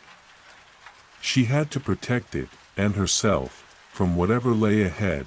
The air grew colder as they approached the mountain pass, the wind biting through her cloak and the snow beginning to fall again in thick, heavy flakes. The landscape was a blur of white and gray, the world reduced to shadows and cold. But in the distance, she could see the faint outline of the cave, its entrance dark against the backdrop of snow-covered rocks. The moment they stepped inside, the wind seemed to stop, as if the mountain had swallowed it whole. The cold was still present, but it was not as oppressive here, sheltered beneath the rock. Arlena took a deep breath, feeling the air shift around her. The cave was small, its walls rough and jagged, but it held an ancient, quiet energy, one that made her feel both grounded and connected to something larger. She turned to Thorn and Lyra, who had followed her inside. Both were visibly tired, their faces drawn and pale from the storm's fury, but there was also something else in their eyes, something akin to awe, but also fear. They had seen her in her moment of power, and though they trusted her, they had not seen what she had felt, what she had become. Thorn's voice broke the silence, quiet but tinged with concern. "What now, Arlena? The storm is under your control. But we still don't know what we're facing." Arlena nodded, her gaze far away as she thought about their next steps. "The storm has always been here," she said, her voice soft but steady. "It's not just a force of nature. It's a part of the land, of this world. And the heart inside me is part of it. There's more to this place than we realize. I think we need to go deeper, to understand what the storm is truly guarding." Lyra shifted uneasily, her eyes flicking toward the entrance of the cave, as if she expected something to appear at any moment. Guarding? What do you mean? Arlena met her gaze, her expression serious. The storm has a purpose. It's not just chaos, it's a warning. A boundary. And I think it's tied to something older than anything we've encountered. Something that's been waiting. We have to find it. Thorn raised an eyebrow, his brow furrowed. And you think the storm is just leading us there? I don't know, Arlena admitted, but I feel its pull. It's like a thread, weaving through the storm and into the mountains. I have to follow it. Lyra stepped forward, concern etched into her face.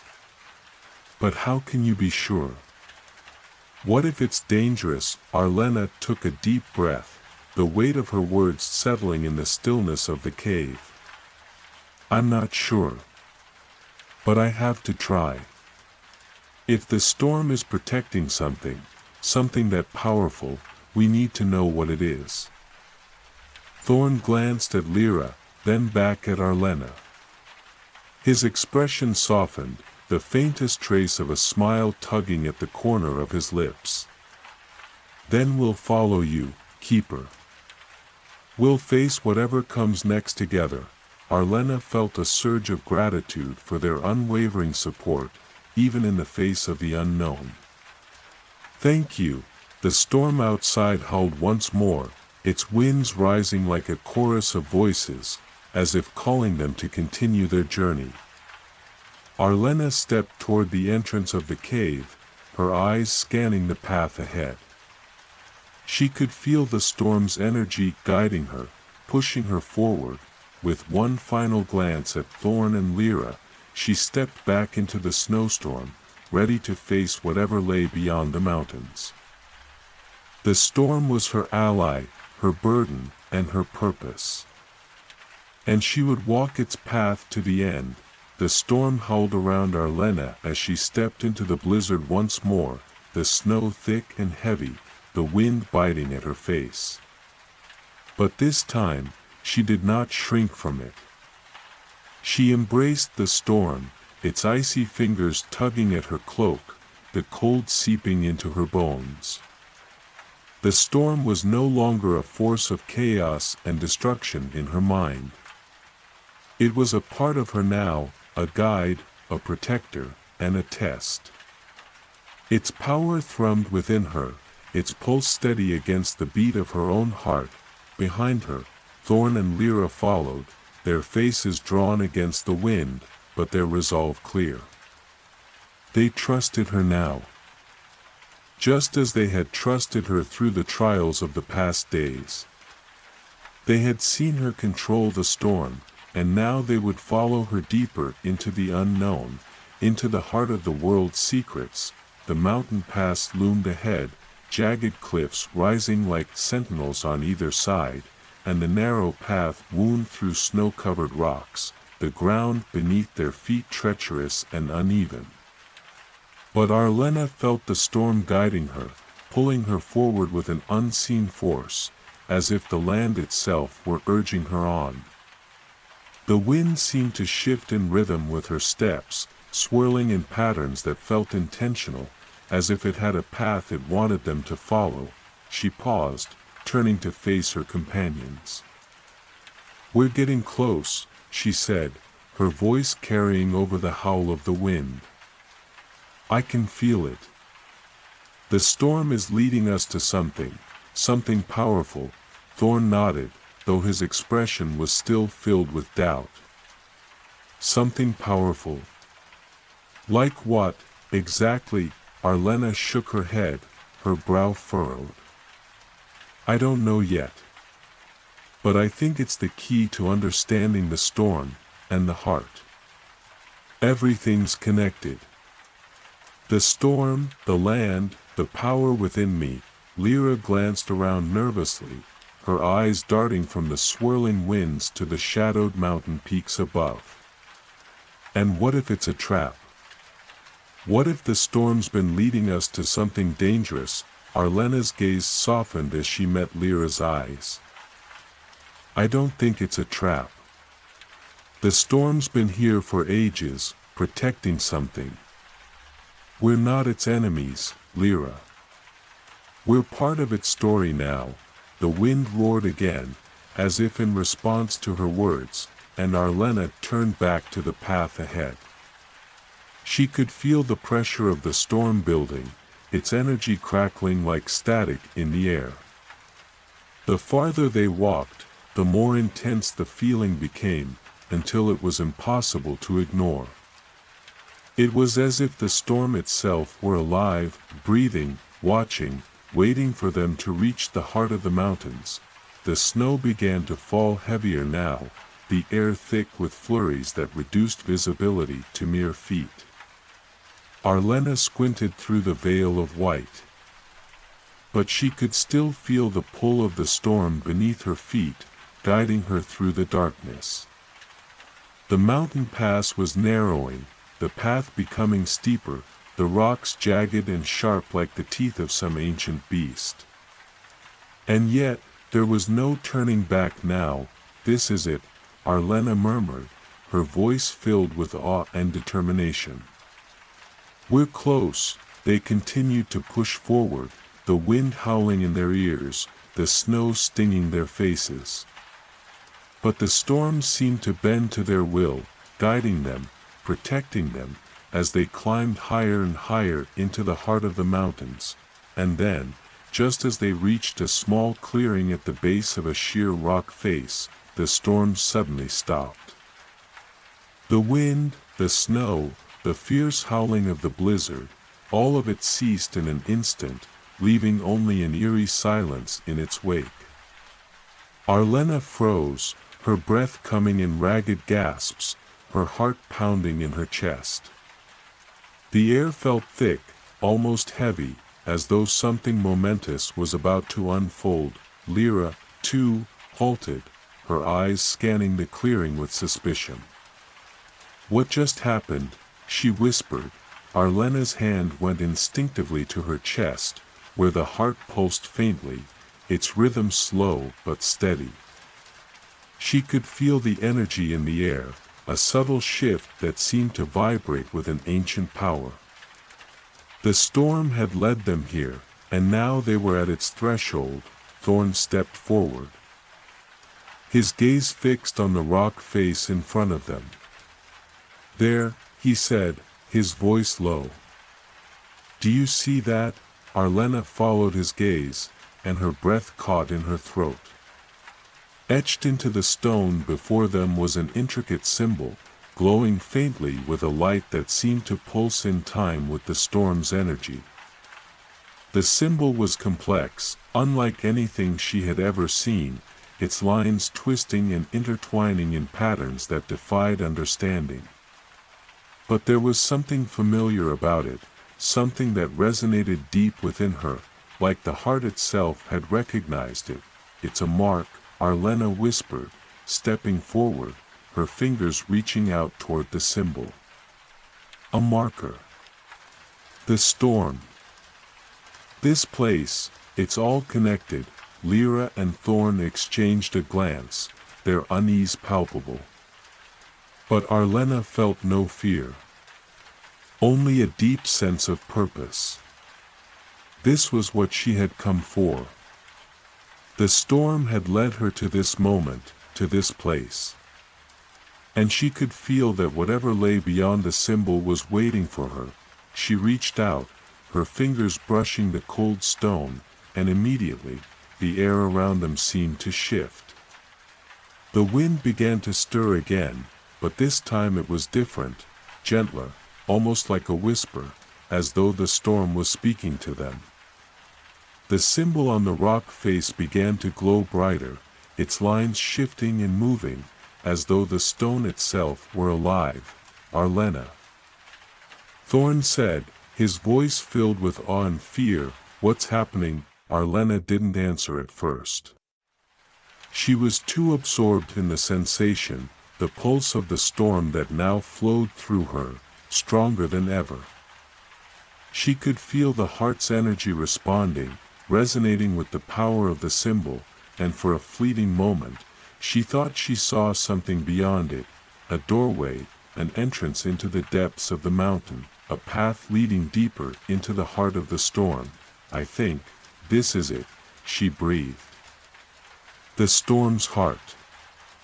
"It's here." Suddenly, the ground beneath their feet trembled, and the rock face before them cracked, the symbol glowing brighter and brighter until it was blinding. The storm roared once more, louder than ever, as if the mountain itself was awakening.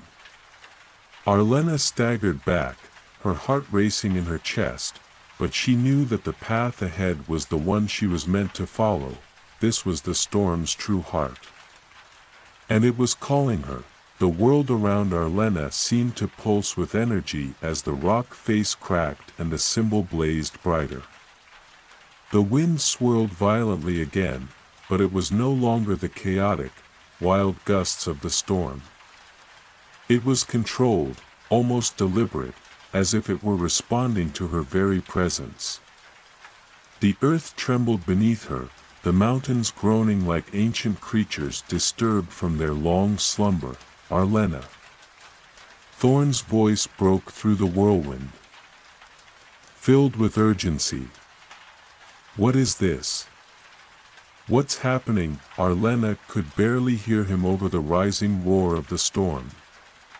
Her heart pounded in her chest, but she did not flinch. She stepped forward, her feet steady on the frozen ground, drawn to the symbol and the strange, pulsating energy that radiated from it. There was no fear, no hesitation. She had come this far, and the storm had led her here for a reason. The mountain was calling to her, beckoning her to uncover its secrets. As she reached out once more, the wind swept around her, as if the storm itself were urging her on. The ground trembled again, and then, with a thunderous crack, the rock face split open. A dark, gaping hole appeared before her. The entrance to the mountain's depths. The glow of the symbol faded, leaving only the faintest trace of light around the edges of the new opening. Arlena stood there for a moment, her breath misting in the freezing air, before she turned to Thorn and Lyra. They were staring at the newly revealed entrance with a mix of awe and fear, the intensity of the moment hanging between them like a heavy fog. "You know what this means, don't you?" Lyra asked, her voice tight with uncertainty. "This is it." The heart of the storm, Arlena nodded slowly, feeling the weight of her words in her chest. "It's not just the storm," she said, her voice steady. "It's everything. The land. The heart. It's all connected. This is where it began, and this is where it ends." Thorn stepped forward, his hand resting on the hilt of his sword, his face grim. "Then we have no choice. We go in." Arlena's gaze flickered to the dark entrance before them.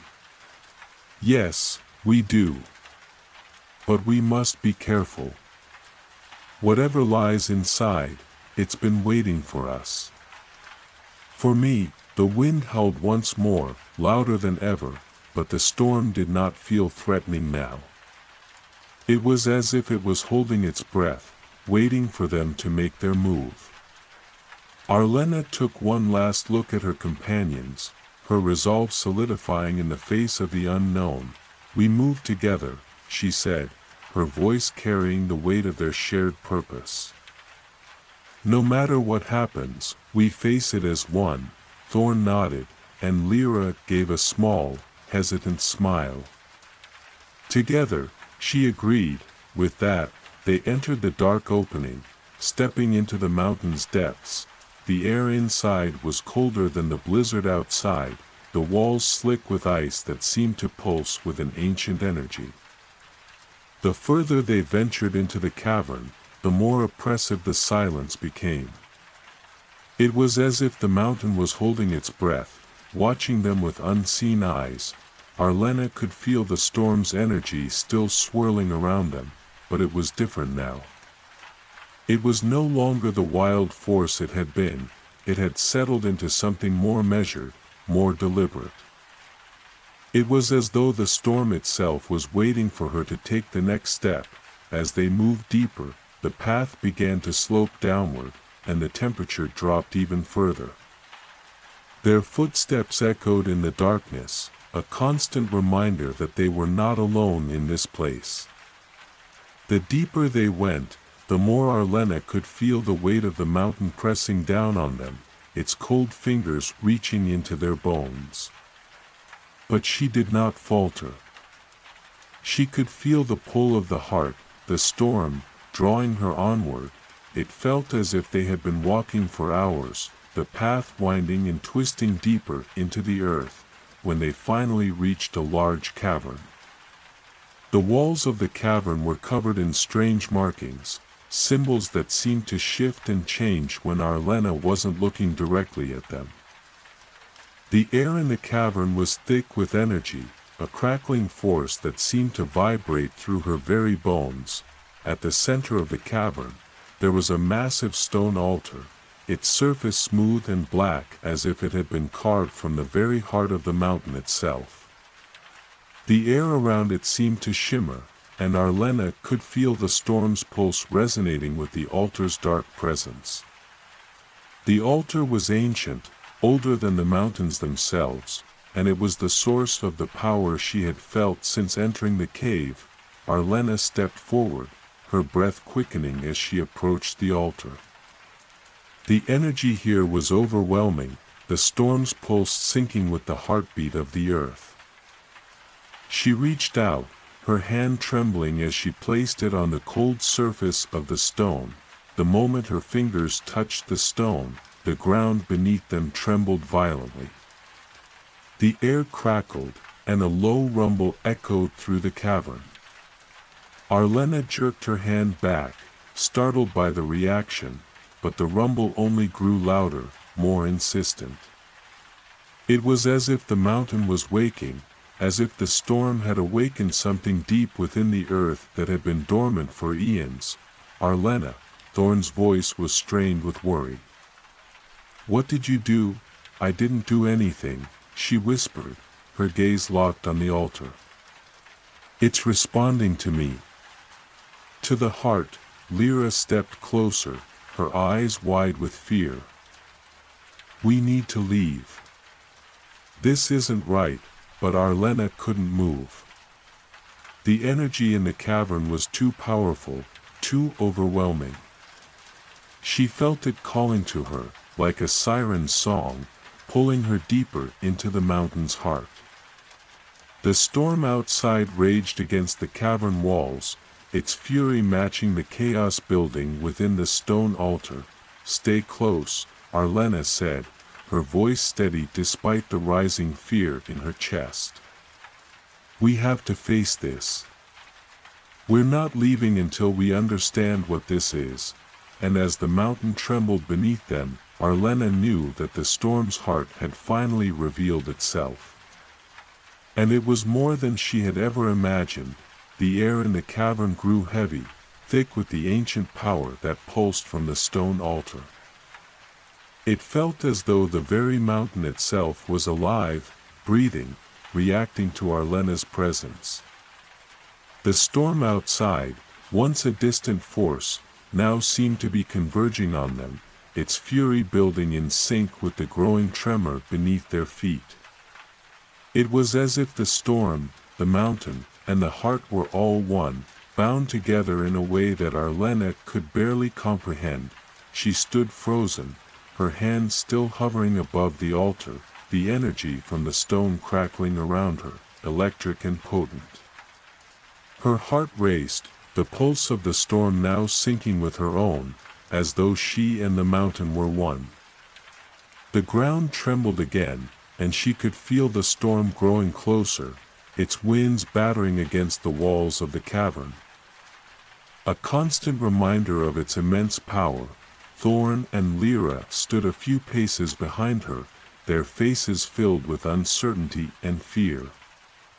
They could feel it too, the overwhelming presence of the storm and the strange energy emanating from the altar. But Arlena knew, deep down, that they were no longer just explorers in a strange land. They were witnesses to something ancient, something far beyond their understanding. Arlena, Thorn's voice cut through the heavy silence, his tone strained. What's happening? This place, it's not just a mountain, is it? She shook her head slowly, her gaze never leaving the altar. No. It's the heart of the storm. It's been waiting for me. The rumble beneath their feet intensified, as though the mountain was awakening from a deep slumber. The stone altar began to hum, a low, resonating sound that seemed to reverberate through their very bones. The air shimmered, and the cavern seemed to expand, the walls stretching out as though the space itself was folding in on them. Suddenly, the symbols on the altar began to glow, their lines shifting and swirling, each movement pulsing in rhythm with the storm outside. The glow grew brighter, more intense, until the light filled the cavern, blinding Arlena for a moment. She shielded her eyes, but even with her hand raised, the light was overwhelming, and then, the light faded. When Arlena opened her eyes, the world around her had changed. The cavern was no longer just a hollow space beneath the mountain. It had transformed into something far more vast, an endless expanse of swirling clouds and vast, frozen plains stretching out before her. The storm outside, once a mere force of nature, now loomed above them, its dark clouds swirling and twisting like an endless vortex. And at the center of it all, a massive figure stood, its form shrouded in mist and shadow, its presence immense and ancient. Arlena took a step forward, her heart racing in her chest. She recognized the figure immediately. It was the heart of the storm, the being that had been calling to her, drawing her into this place. It was a manifestation of the storm itself. A living force that existed beyond the mortal realm. You've come, the figure said, its voice like thunder, yet somehow gentle. It was a voice that seemed to echo in her mind, a voice that resonated with the very fabric of the world around them. You are the one the storm has chosen. Arlena swallowed hard, her throat dry. She could feel the weight of the figure's presence pressing down on her, but she did not flinch. She had come this far, and she would not turn back now. I've come to understand, she said, her voice steady despite the fear building in her chest. What is this place? What is the heart of the storm? The figure's form shimmered, and for a moment, Arlena thought she saw a glimpse of something, an ancient face. A pair of glowing eyes, a being both human and elemental.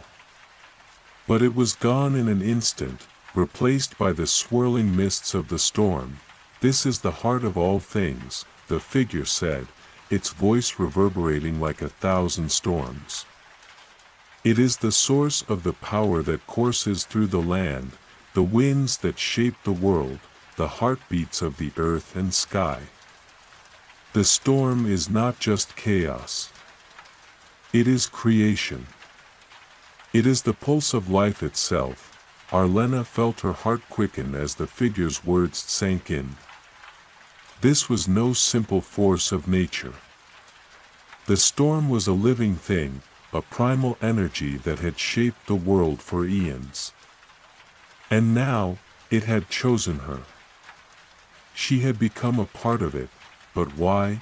She asked. Her voice barely a whisper. Why me? What am I supposed to do with this power? the figure's form shifted again, its presence enveloping her like a protective shroud. You are the one who has seen beyond the veil. You have felt the storm's heart. Now, you must decide what to do with it. Will you wield its power, or will you let it consume you? Arlena's mind raced as the weight of the figure's words settled on her shoulders. The storm had chosen her, yes, but for what purpose? She was not a warrior, not a conqueror. She was just a woman from a distant land, trying to understand a force that had always seemed beyond her reach. But now, she realized, the storm was a part of her. It had been since the moment it had first reached out to her, guiding her through the chaos, helping her survive. I will protect it, Arlena said, her voice steady, her resolve clear. I will protect the storm. I will not let it consume the world. The figure seemed to pause, as though considering her words. The air around them grew still, the swirling clouds of the storm momentarily calming. And then, the figure spoke again, its voice filled with both approval and sorrow. Then you are ready, it said softly. But remember, the storm is a fragile thing. It must be kept in balance. Too much, and it will tear the world apart. Too little, and it will wither and die. The ground beneath them shook once more. And the cavern began to crumble, the storm outside growing fiercer once again. Arlena could feel the energy of the heart, the storm, shifting, like a great beast stirring from a long slumber. It was time to make her choice. The figure's form began to fade, the storm once again filling the space with its deafening roar. Arlena closed her eyes, feeling the power surge within her, the heart of the storm thrumming in her chest. She could feel the delicate balance, the razor's edge between creation and destruction, and she knew, in that moment, that she was the keeper of this power. She would wield it, not to conquer, but to protect. The storm was her destiny, and as the cavern collapsed around her, Arlena took her first step toward her new path, into the unknown, where the storm's heart would guide her to her final fate. The house on Hilltop Road, the arrival, the car wound its way up the narrow, winding road that cut through the dense woods on the outskirts of the town. The sun was just starting to dip below the horizon, casting a long shadow over the landscape. At the wheel was Sarah, a young woman in her early 30s with a troubled expression. Her fingers tightened around the steering wheel as the trees closed in around her, the branches above forming a canopy that blocked out the remaining light. Sarah had rented the old house on Hilltop Road sight unseen.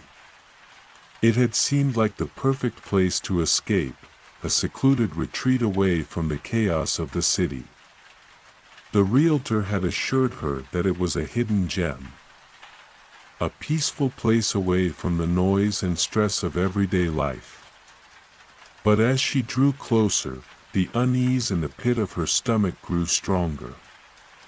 The house came into view, an old Victorian mansion, its windows dark and its paint peeling. It was perched on the edge of a steep hill, surrounded by thick woods that seemed to close in on it from all sides. The road led directly to the front door of the house, the gravel crunching beneath the tires as Sarah parked her car. She sat there for a moment, staring at the place as if trying to decide if she could really go through with it. The air around the house felt heavy, oppressive, almost as though the trees themselves were watching her. Sarah took a deep breath and pushed open the car door. The sound echoing in the silence, the house was even more imposing up close, its shutters hanging askew, its roof sagging in the middle. Sarah approached the door slowly, her fingers brushing against the cobwebs that had gathered in the corners. She took a moment to gather her courage before reaching out and pushing the door open with a creak. Inside, the house was dark and musty, the air heavy with the smell of old wood and mildew. Sarah flicked on the light switch, but nothing happened. She tried again, a sinking feeling settling in her stomach. There was no electricity in the house. Of course there wasn't, she thought, her heart beginning to pound. How could there be, when the house looked like it had been abandoned for years? She moved cautiously through the rooms, her flashlight cutting through the darkness. The furniture was covered in white sheets, the floorboards creaking under her feet.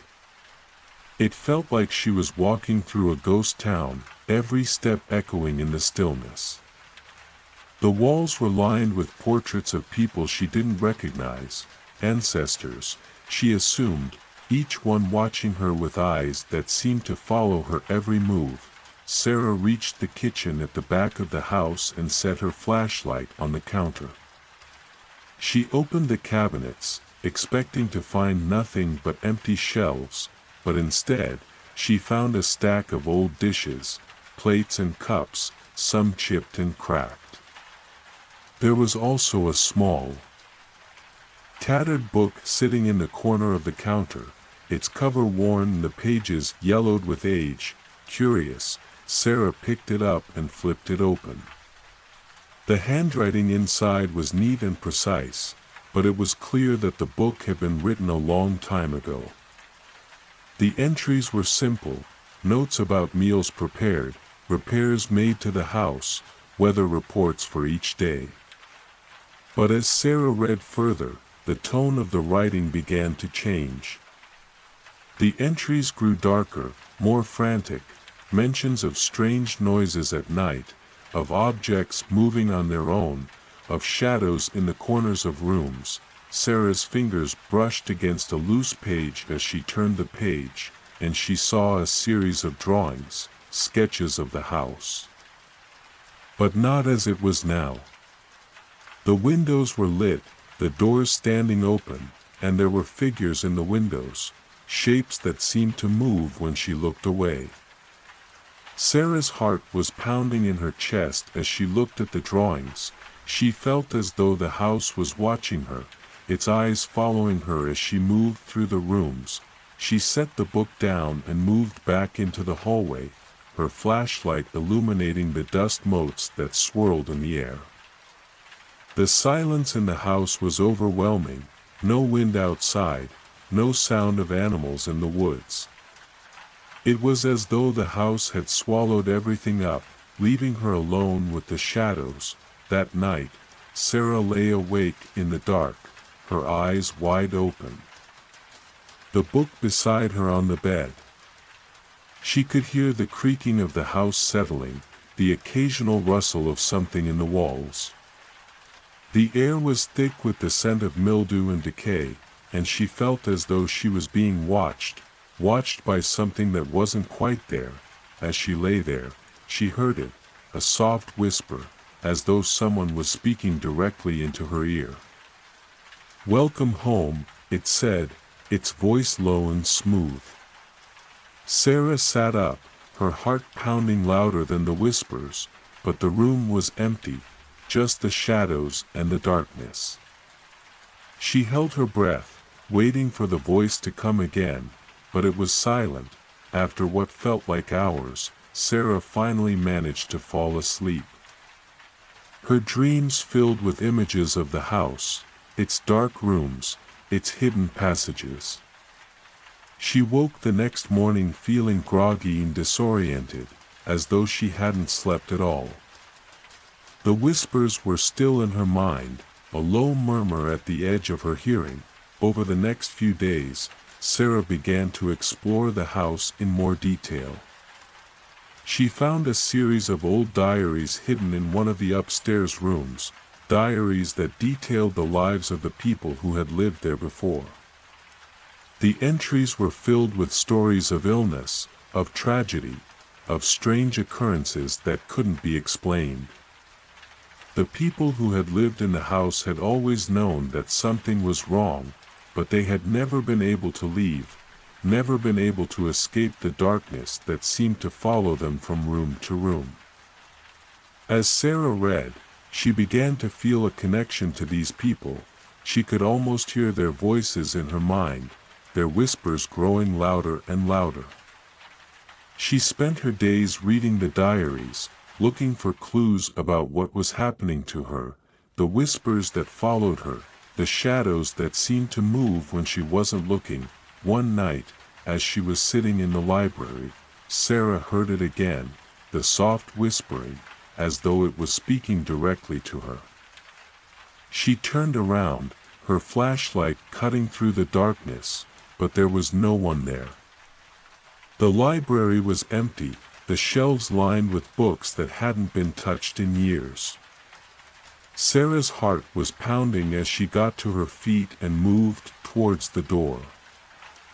Her eyes scanning the shadows, as she left the library, Sarah noticed something. There were faint scratches on the door, as though something had been trying to get in. She reached out and touched them, her fingers tracing the lines.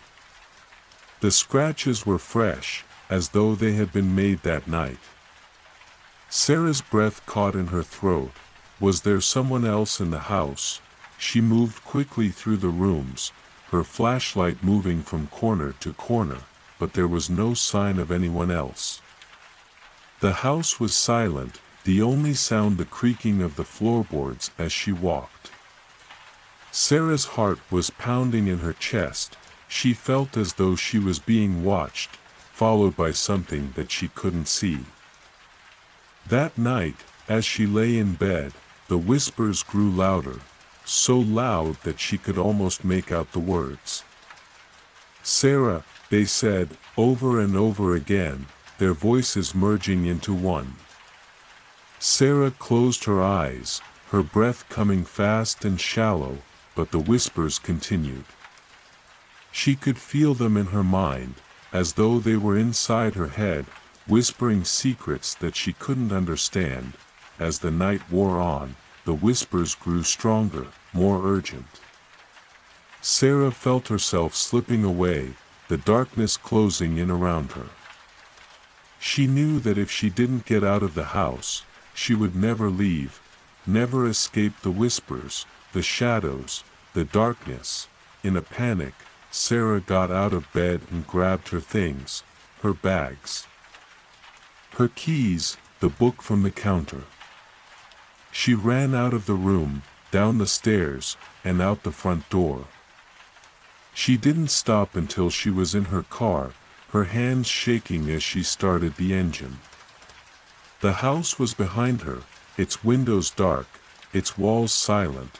As she drove away, Sarah looked back at the house on Hilltop Road, its silhouette against the night sky. She knew that she could never go back, that the house had a hold on her, that it would always be with her. The whispers would follow her wherever she went, a constant presence at the edge of her hearing. Sarah never spoke of what happened on Hilltop Road again. She moved away, found a new place to live, and tried to forget the whispers, the house, the darkness. But sometimes, late at night, when the wind howled through the trees, she would hear it, the faint whisper of a voice, calling her back, calling her home, and she knew, deep down, that she would never be free of the house, never escape the shadows that lurked in the dark. The House on Hilltop Road, Part 2. Sarah had been back in the city for nearly a week when she couldn't ignore the pull any longer. The whispers had started again, soft, insistent, as though they were right in her ear. She had tried to dismiss them, to tell herself that it was just her imagination playing tricks, but the truth was that she felt an inexplicable connection to the house on Hilltop Road. It was a connection she couldn't ignore, no matter how much she wanted to. One evening, as the sun set and the shadows began to lengthen, Sarah made a decision. She packed a small bag with essentials, clothes, a flashlight, and the old book she had found in the kitchen, and drove back out to the house. The road seemed longer this time, as though it was swallowing her up inch by inch. The closer she got, the more her heart began to pound, as if the house was calling to her, urging her to return. When she reached the old Victorian, the air around it was still. The trees seemed to close in tighter than before, as though they were guarding a secret. Sarah parked her car and took a deep breath, her hands trembling. She wasn't sure what she expected to find, but she knew that she couldn't leave until she had uncovered whatever it was that had drawn her back. This time, when she approached the door, there was no hesitation. Sarah pushed it open and stepped inside, her flashlight sweeping across the dark interior. The house felt colder than she remembered, the air thick with dust and a musty odor that seemed to hang in the corners of every room. Sarah moved cautiously through the hallway, her eyes scanning for any changes, any new signs of life. She found them in the library, of all places, a stack of diaries sitting on the old wooden table. The spines were cracked and faded, but the covers still had the same delicate patterns as before. Sarah picked one up and opened it, her fingers brushing against the brittle pages. The handwriting was familiar, the same neat script as the book she had found earlier, but the entries were different this time. They were frantic, almost hysterical, filled with stories of strange occurrences in the house, objects moving on their own. Whispers in the dark, doors that slammed shut for no reason. Sarah flipped through the pages, her eyes scanning the writing. There was a pattern to the entries, each one ended abruptly, as though the writer had been interrupted. She came to a page that was almost completely blank, except for a single line in the middle, "She's coming for me. I can hear her in the walls." Sarah's breath caught in her throat as she read it again. She knew who had written it, knew that it had been the previous owner of the house. Someone who had never escaped the darkness. The air in the room grew colder as Sarah closed the diary and set it back on the table.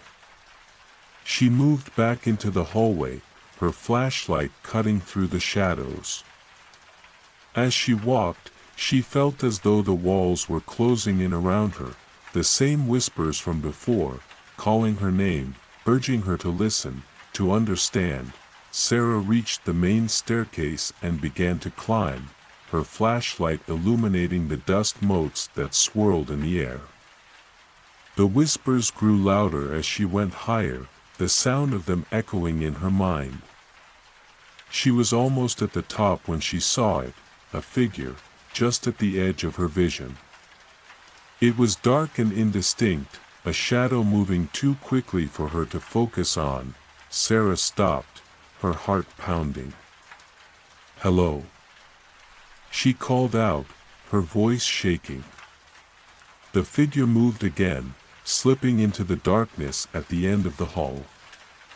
Sarah took a step forward, her flashlight moving from side to side, but there was nothing, just empty space.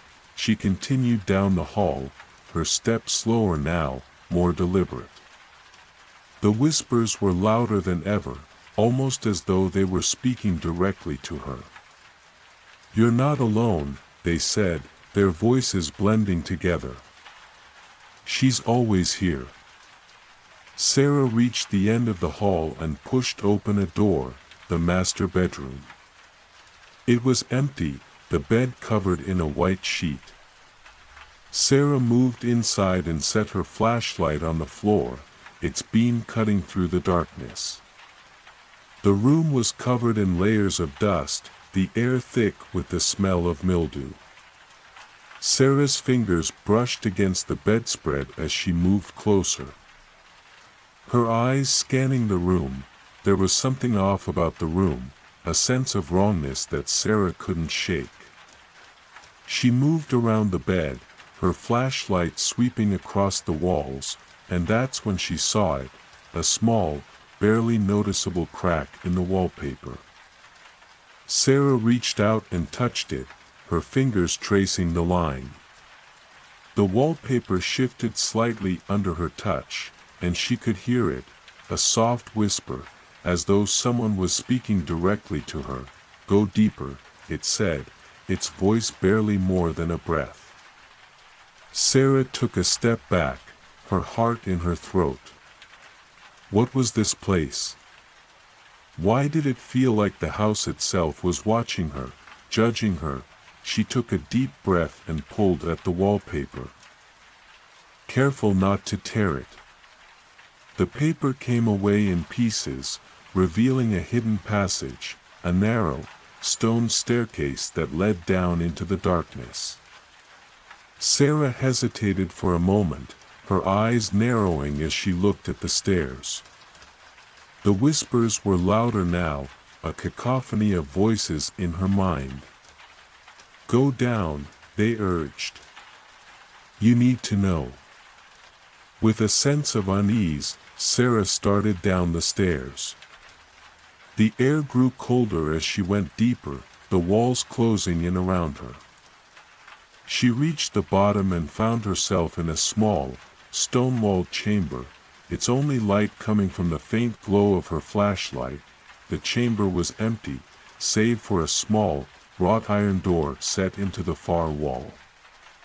Sarah moved closer and ran her fingers along the edge of the door. The iron was cold and smooth. There was no lock on the door, just a simple handle. Sarah hesitated for a moment before reaching out and turning it slowly. The door creaked open, revealing a small, dusty room. Sarah stepped inside, her flashlight sweeping across the space.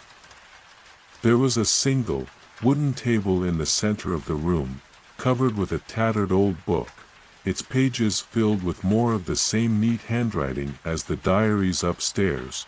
Sarah moved closer and picked up the book, her hands trembling as she opened it. The writing was clearer this time, detailed entries about the house, its history, the strange occurrences that had plagued the people who had lived there.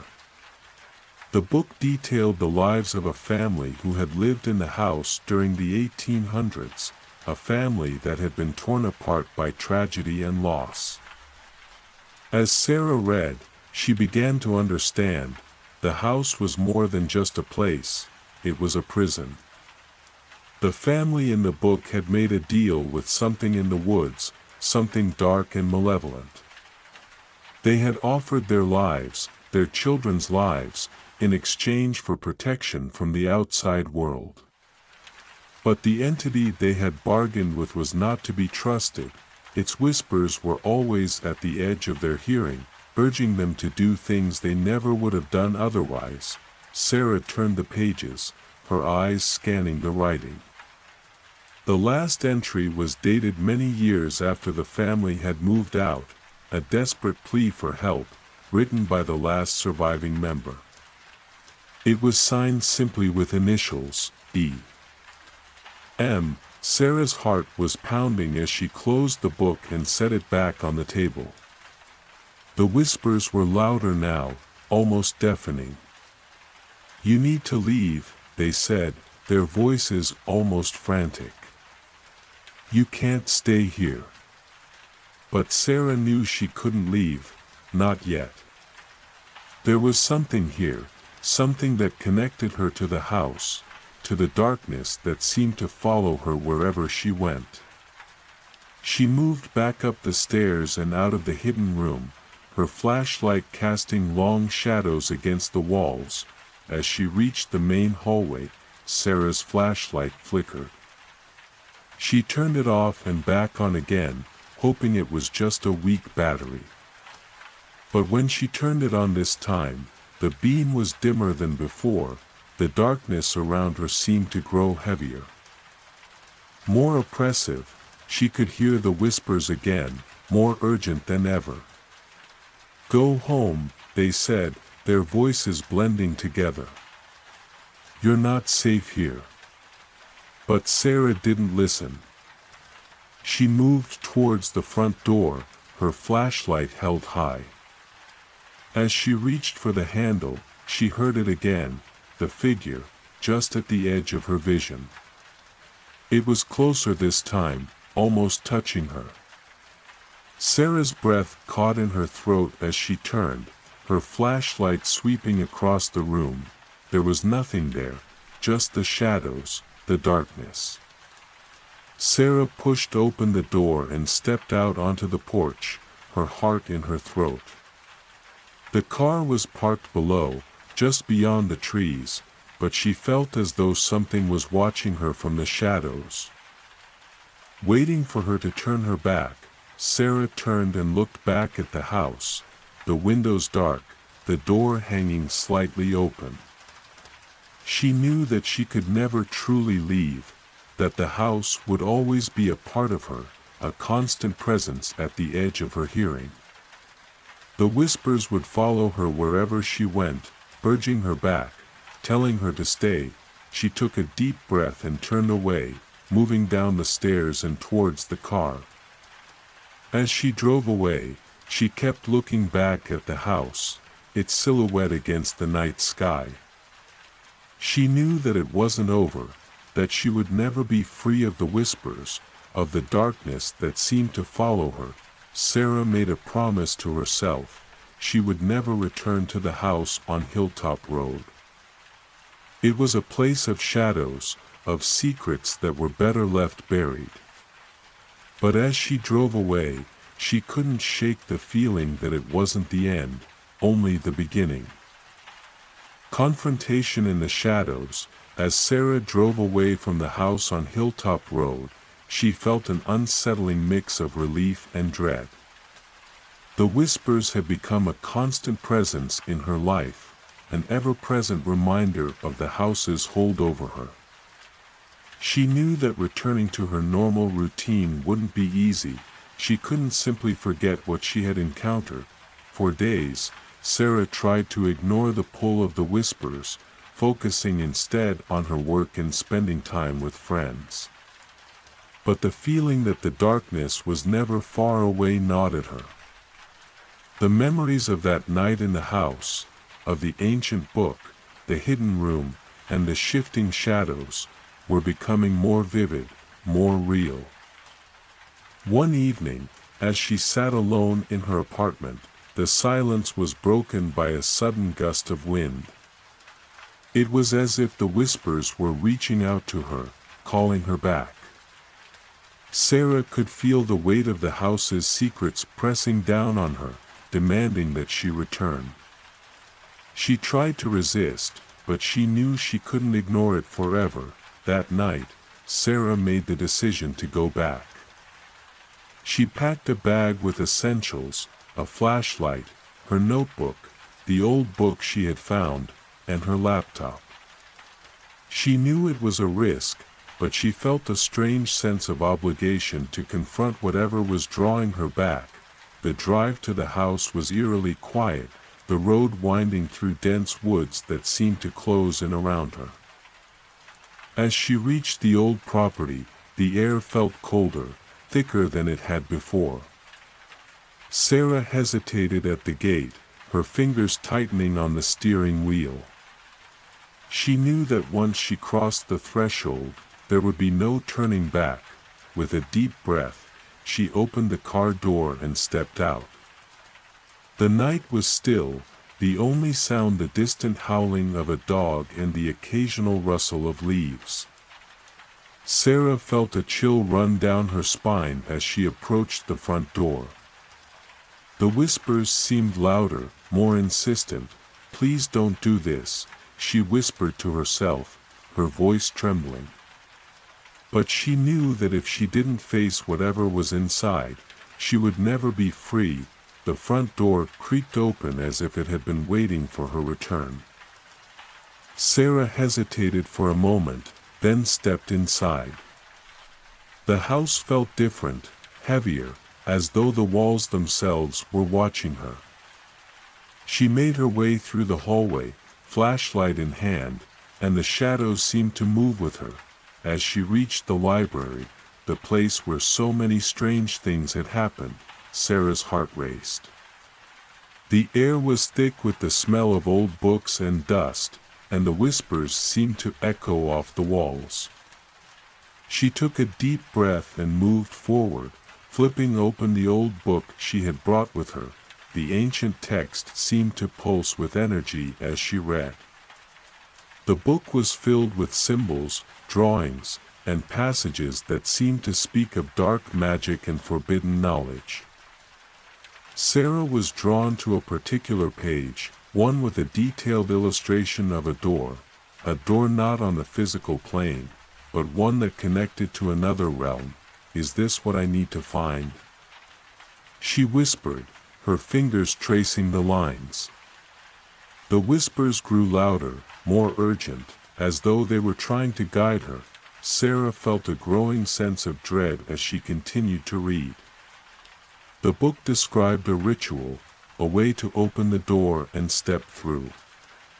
She knew that this was what had drawn the previous owners of the house back, their desperation to escape the whispers and the darkness that seemed to follow them.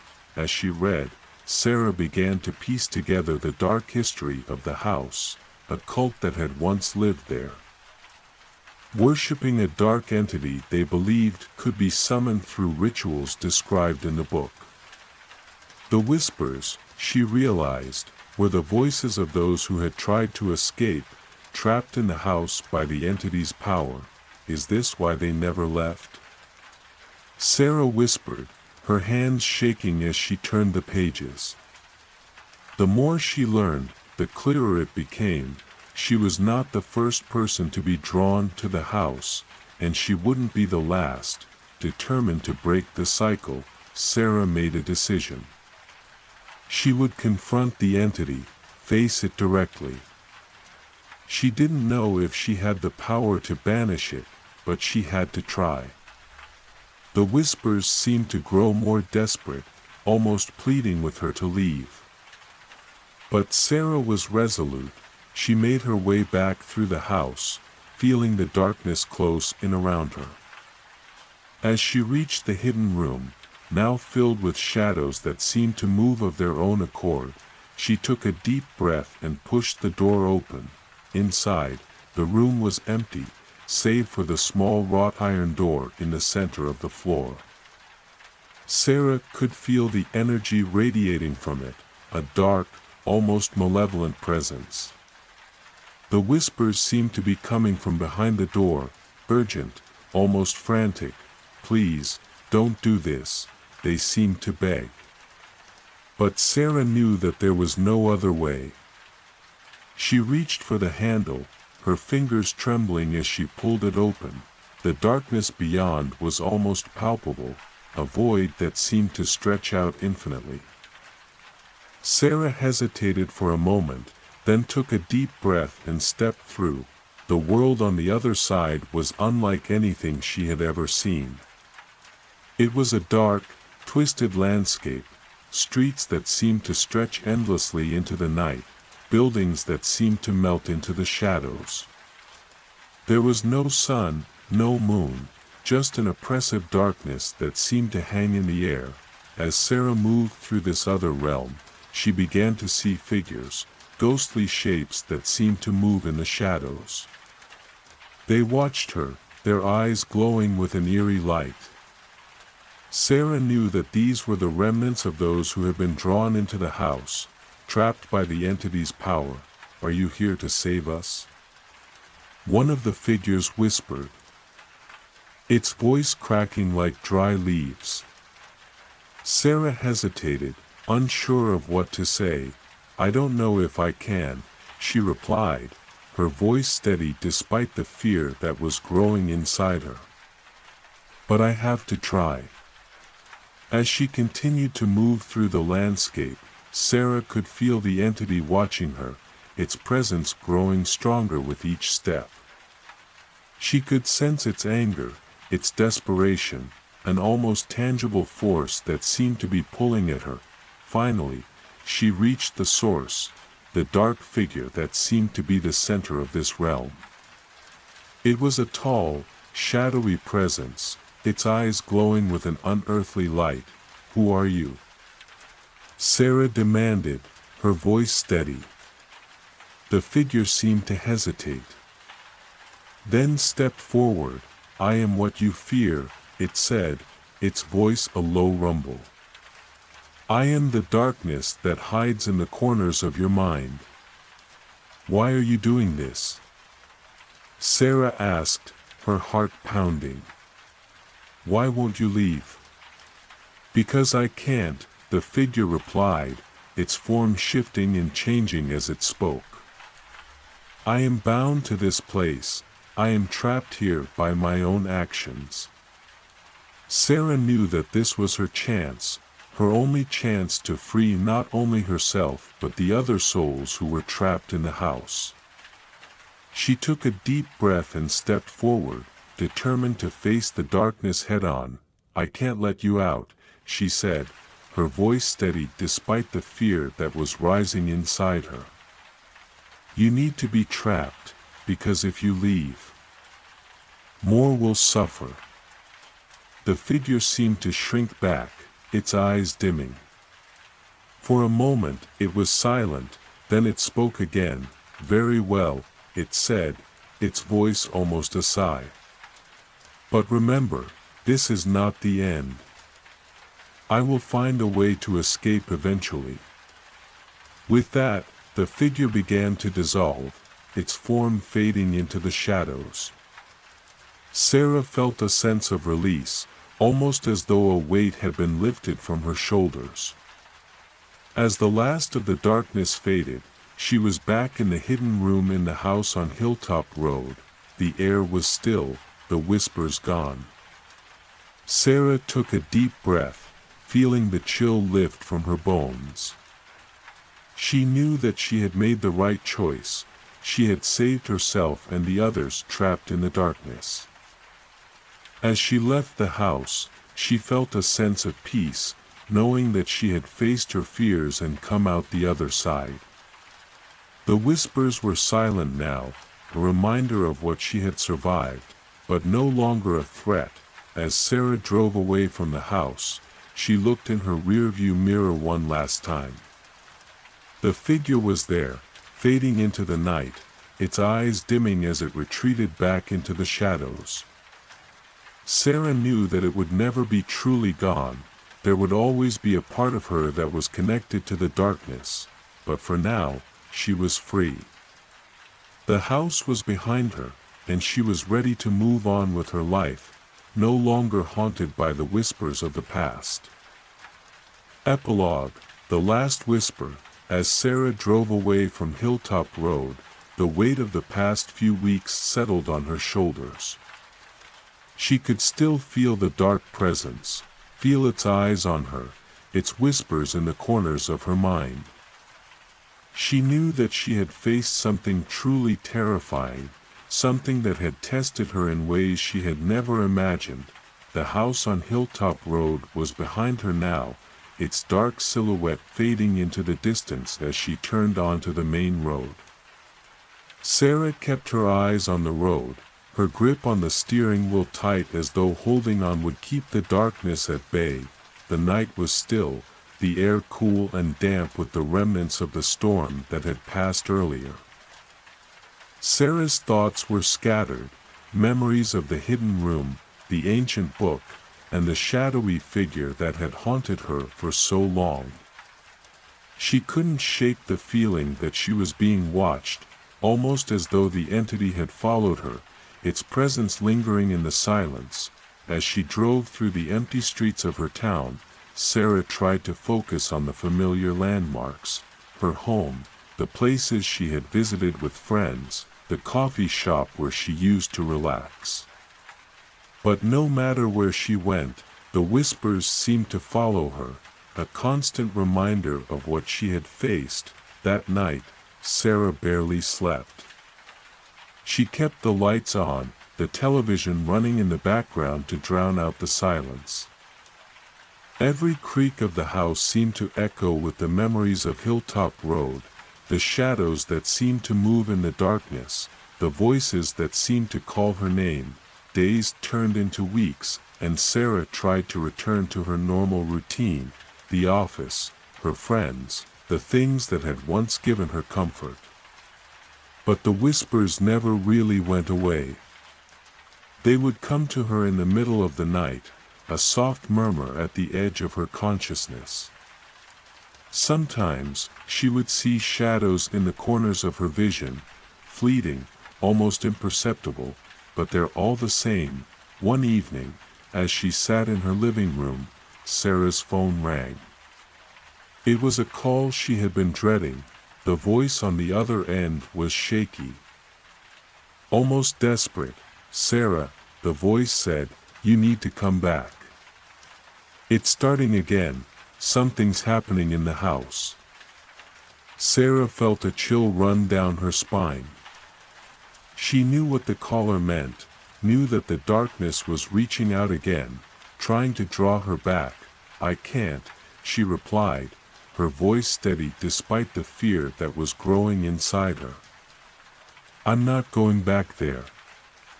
Please," the voice begged, "you have to help us. It's getting stronger, whatever is there, it's getting out." Sarah hesitated for a moment, then made a decision. She knew that she couldn't ignore this, couldn't leave those who were still trapped behind. She made a promise to herself that this time she would be ready. The drive back to the house on Hilltop Road was tense, the familiar road now feeling like a path to the unknown. Sarah could feel the darkness closing in around her, almost as though it was trying to pull her back, keep her from reaching the house. The whispers were louder now, urgent, almost frantic, as though they knew that this would be the final confrontation. When Sarah reached the house, she took a deep breath and stepped out of her car. The air was thick with a sense of foreboding, the night silent except for the rustle of leaves in the wind. Sarah could feel the darkness waiting for her, could sense its presence in the shadows that seemed to move as she walked up to the door.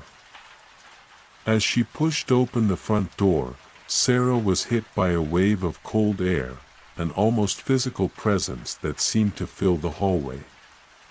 The whispers were louder now, almost deafening, as though they were coming from every direction. Sarah knew that this was it, the final confrontation. She made her way through the house, the shadows seeming to close in around her. As she reached the library, the place where it had all started, Sarah knew that this was the heart of the darkness, the place where it had first been awakened. With determination, Sarah made her way to the hidden room, the door now ajar, as though it was waiting for her return. She took a deep breath, then stepped inside. The room was just as she remembered it, the walls lined with books, the air heavy with the smell of dust.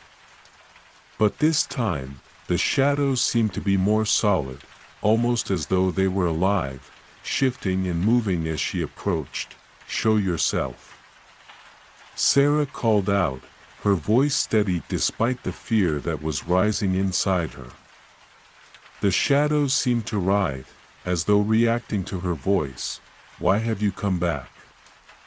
A voice whispered, the sound echoing in the stillness of the room. Sarah felt a chill run down her spine. It was the same voice, the one that had haunted her for so long. "I came to end this," she replied, her voice steady despite the tremor in her hands.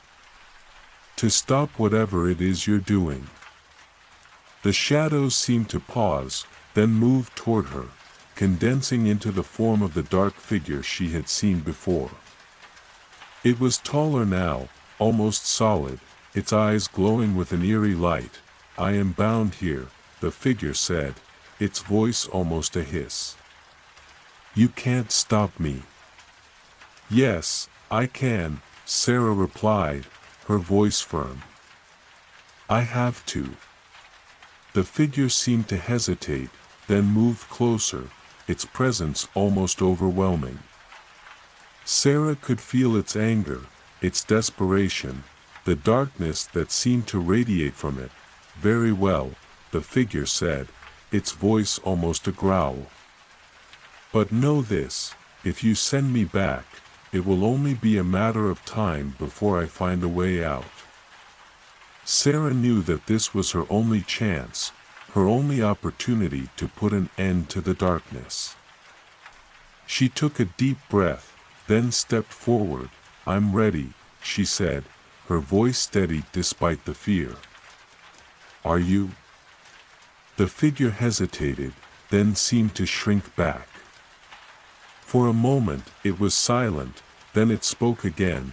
"Very well," it said, its voice almost a sigh. "But remember, I will always be there, waiting." With that, the figure seemed to dissolve, its form fading into the shadows. Sarah could feel the darkness lifting, the oppressive weight that had been on her shoulders for so long slowly disappearing.